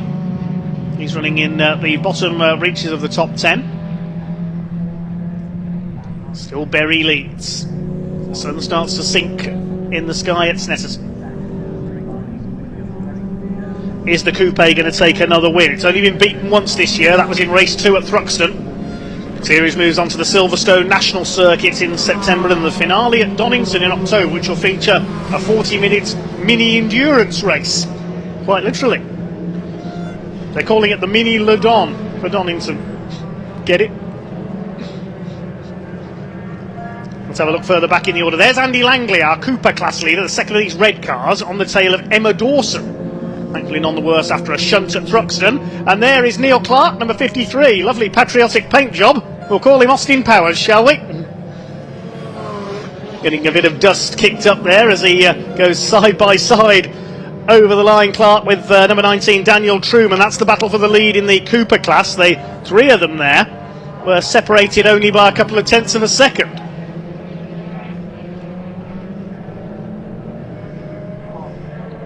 Seven minutes of this race to go, so we're past half distance in this race 1 of the weekend for the Mini Challenge Club Sport presented by Airtech Motorsports.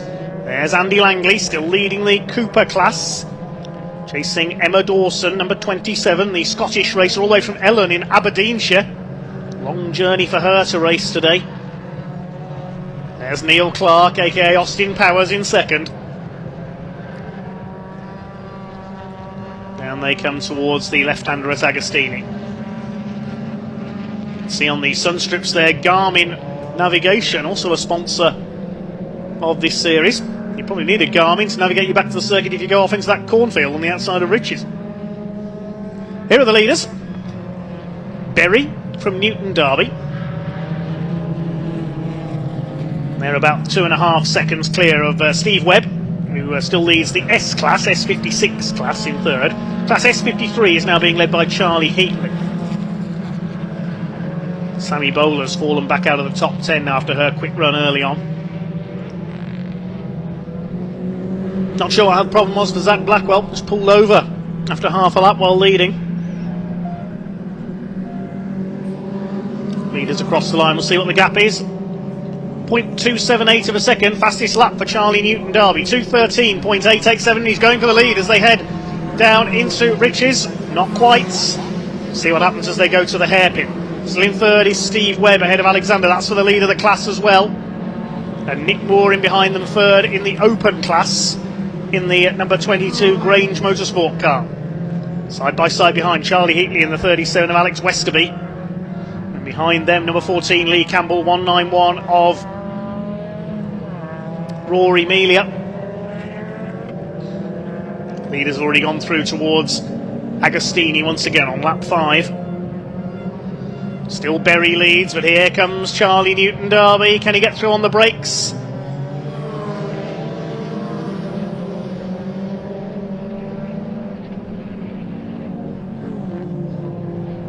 They're still side by side as they come up towards Hamilton.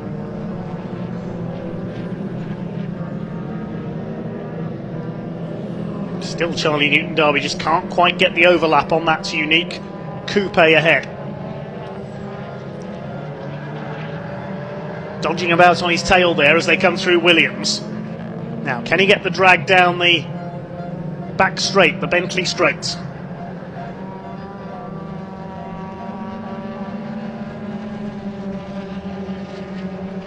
Here comes Charlie Newton-Darby. They're absolutely together. Is he going to go around the outside at Brundle? Try and get the inside for Nelson. He's up alongside again. He doesn't quite get the overlap on Stephen Berry. It's the man from Nottingham who holds the lead. Charlie Newton-Darby against the inside. He's all over the back of him here. Newton-Darby from Chichester in Sussex. Previously drove for the Sussex Road and Race team in their fleet of BMW Minis. Or switching to Rothermill Racing. Steve Berry prepared by Mini Mafia. Through Murray's once again. To complete their 5th lap. 3.5 minutes to go. Charlie Newton-Darby still harrying Stephen Berry. He'll lead at the line. He gets round the outside. But Berry will try and get him on the brakes into turn 1. They're door handling together almost. This is like touring car racing. Spectacular stuff. And Berry runs a little bit deep into Rich's corner. Charlie Newton-Darby closing back up again, trying to get the inside line away. What a terrific race between these two. And he's forced onto the brakes, forced to go wide into the hairpin. Oh, fantastic. The unorthodox little Mini Coupe hanging on, looking for its 7th win of the season. It had 3 wins at Cadwell Park, 2 at Mallory Park, 1 at Thruxton. It was beaten by Newton-Darby in the 2nd race in Hampshire. Steve Webb still looking for his first class win in the S-Class in number 231. In Class S56, S53 is being led by the 58 of Hibbard, who's still going. He's retaken the class lead from Charlie Heatley as Newton-Darby tries again. What about the Cooper class? That's still being led by Andy Langley. I think we've lost Alex Westerby somewhere. He didn't come through on the last lap. Up the inside, Charlie Newton-Darby. He'll try and squeeze down the inside at Williams. But Berry could have the straight line advantage. They're absolutely side by side as they go into the Bentley straight. This is one of the best battles we've had for the lead of a race today. Remember, this lot have got 2 more races tomorrow. This is brilliant. Nobody giving way as they head down to Brundle. But Berry will have the inside. Keeps the lead, but only just. Newton-Darby led at the line. This is more like a Caterham race between these two than a mini race. Through the bomb hole. And the long right-hander at Coram. Going round to start their final lap this time. The last lap of day 1 here at Snetterton. Charlie Newton-Darby is not finished yet. He wants a 2nd win of the season.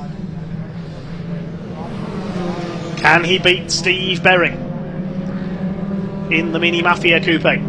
Up the inside as they go towards Rich's. Berry will turn in, holds the place. There's some 12 seconds clear of everybody else. Steve Webb still holding off Ross Alexander for the lead of Class S56, with Rory Melia now up with them as well in the 191.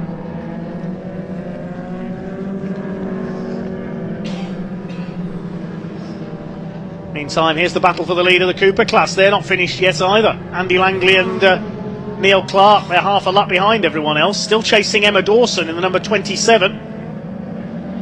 3rd in the Coopers is Daniel Truman, and 4th it's the number 89 of Freya Belk.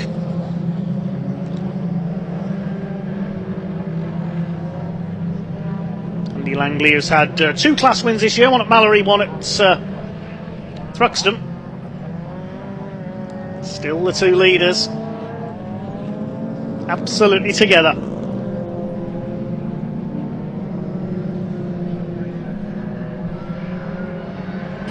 Through towards the back straight for the final time.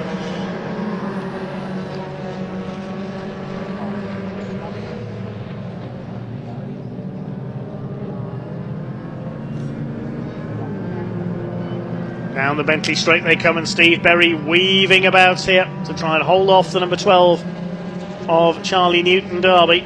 Broken the toe, holds it together. It's going to be something audacious from Newton Derby if he's going to take the win.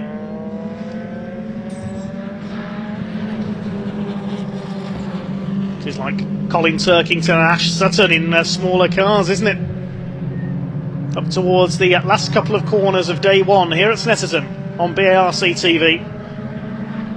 Is Steve Berry going to hang on? Is Charlie Newton Derby going to be able to get up alongside?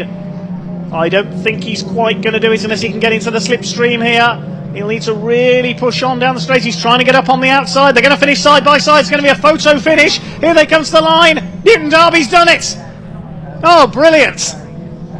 Charlie Newton Derby snatches it on the line. And what about for third place then? Well, there's Alex Westerby. He is still in there. His transponder must have stopped working because he's still there. And where's he going to finish? He finishes fourth, with third going to Nick Moore. Westerby wins Class S53. Steve Webb dropping down to sixth. He wins Class S56. So Alex Westerby, we thought he dropped out earlier on. His transponder was playing up, so he takes fourth. Lee Campbell is fifth. Good run by him. And Steve Webb in sixth to win Class S56. What about the Coopers? Here they come. They're back on the Bentley straights. Up the inside goes Andy Langley. He's got ahead of Emma Dawson now. He's put a buffer in between himself and Neil Clark. Clark want to get past Dawson and go for the class lead here. The less powerful Coopers. 42 Andy Langley from Fakenham, so on his local circuit.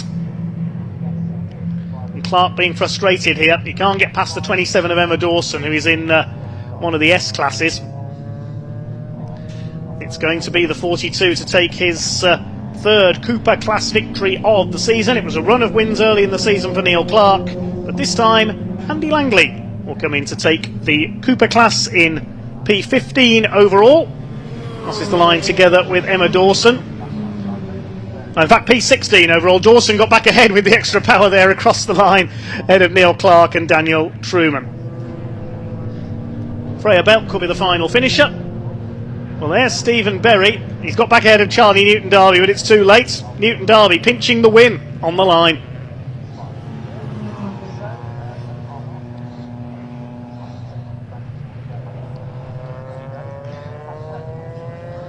Let's check out the results then. The win goes to Charlie Newton Derby by 0.18 of a second, snatching the win from Stephen Berry on the line. Third place for Nick Moore, good run for him. Alex Westerby in fourth wins the S53 class, and behind him Steve Webb takes S56. There was a bit of confusion there at the end. Lee Campbell, I thought, had crossed the line ahead of Steve Webb, but it goes back on corrected time. So Lee Campbell in sixth. Matthew Hibbard seventh, despite some problems early on. Rory Melia is eighth, then Ross Alexander and Sammy Bowler round out the top 10. Charlie Heatley in 11th, then Alan Lee, Yunat Karari and Charlie Collins. Completing the top 15 was Emma Dawson, then the Coopers, Andy Langley, Neil Clark, Daniel Truman and Freya Belk. Sadly, we lost Zach Blackwell while leading on the opening lap. Bad luck as well to Freddie Hewitt, who was unfortunately a non-starter. Should have been on the front row. Hopefully we'll see him out for race 2 tomorrow.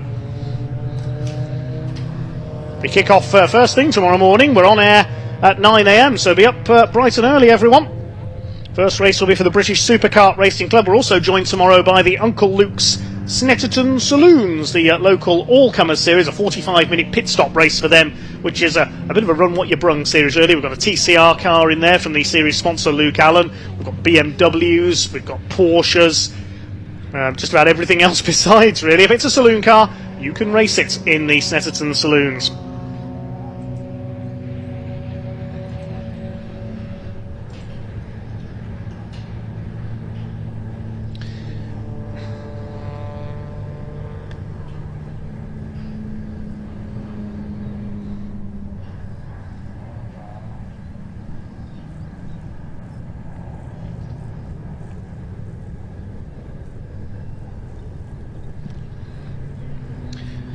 So hopefully Ewan Dunlop is down there and can have a chat to our top 3 and our class winners.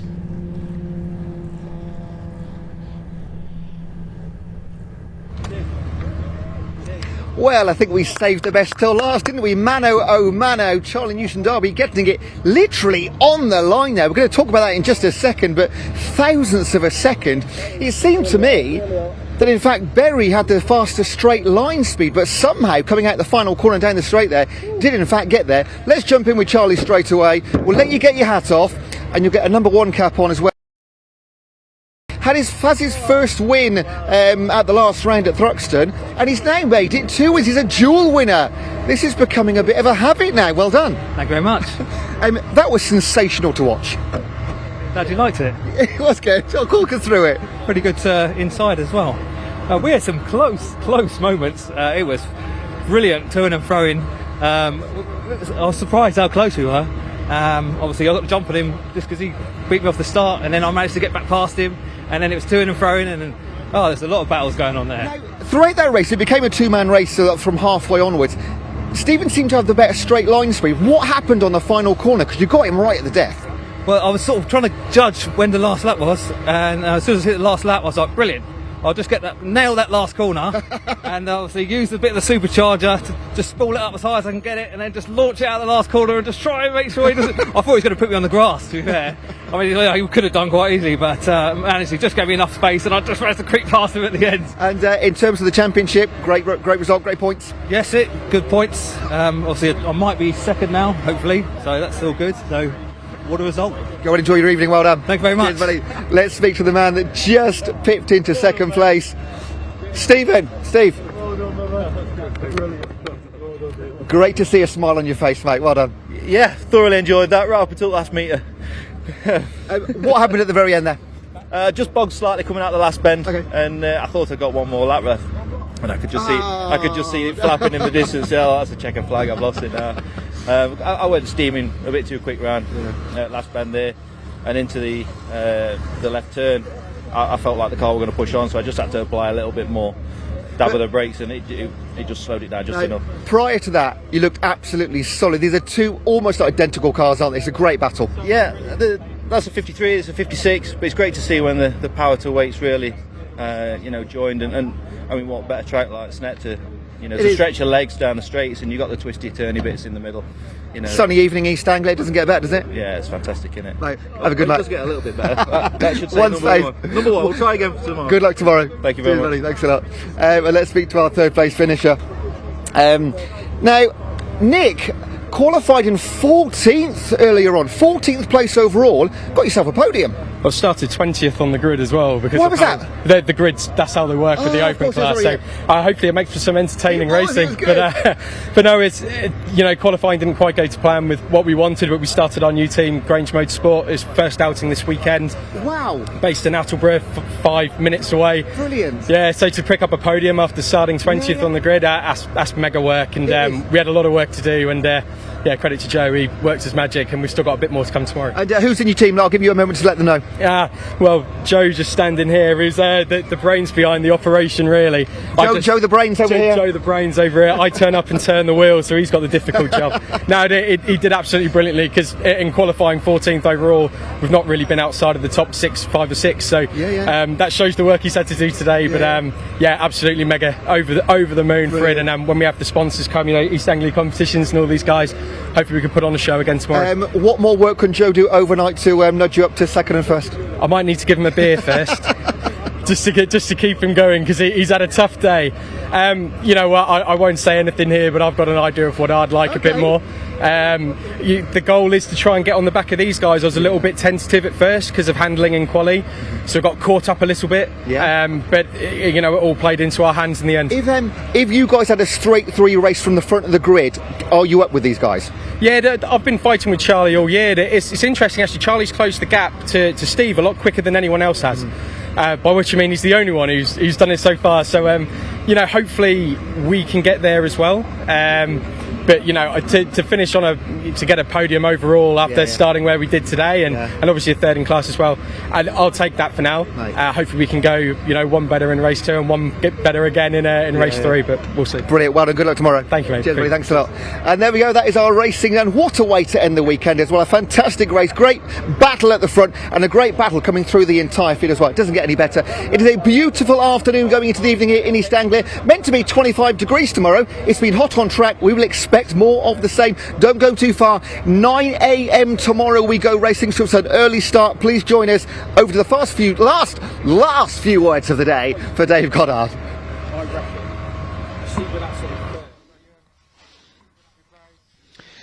Well, just to finish off, we'll see a few highlights from our mini challenge opener for the weekend. It was Yonuk Karare who ran wide early on the first lap, we can see now, and then Zach Blackwell pulled off out of the lead coming down into Brundle for the first time. Matthew Hibbard then all over the place in that second place. Sammy Bowler briefly ran second before she got shuffled back on the outside going into the hairpin as the open class cars overlapped with the Cooper S category. And then our two lead protagonists made their way through. Stephen Berry and Charlie Newton-Darby getting ahead of early pace setter Steve Webb.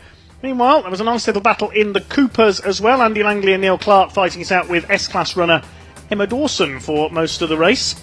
Good to see her back after a shunt at Thruxton. But it was all about the two at the front. Charlie Newton-Darby time and again attacked Stephen Berry. Briefly got ahead on 1 point at Hamilton, but overshot the corner and fell back. Emma Dawson enjoying her fight with Andy Langley further back. It's hard to know where to look in this race. There was so much going on there. But it was all about the two at the front. Meanwhile, there was a spin further back for the number 17 car. Yonuk Karare again, he had a fun race. A bit of rallycross for the number 17, the Romanian. But at the front, Charlie Newton-Darby time and again attacked. Just couldn't quite make it stick on Stephen Berry's little coupe. They were side by side, and finally Charlie Newton-Darby pinching the win right on the line.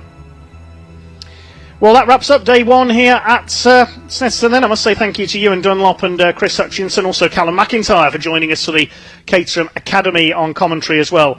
We kick off right at the start of tomorrow morning. First race is in fact at 9 a.m. on the British Superkart Racing Club for their first race of the day. Then we have qualifying for the Uncle Luke Snetterton Saloons, and it's through the day with the Mission Motorsport Caterham 270Rs. Loads more Caterham action coming up. The Snetterton Saloons race in the afternoon. Got a massive programme for you all day tomorrow, right through from 9 a.m. until 6 p.m. we are scheduled to be on air here at Snetterton on BARC TV. I better go get some rest for my voice ahead of tomorrow then.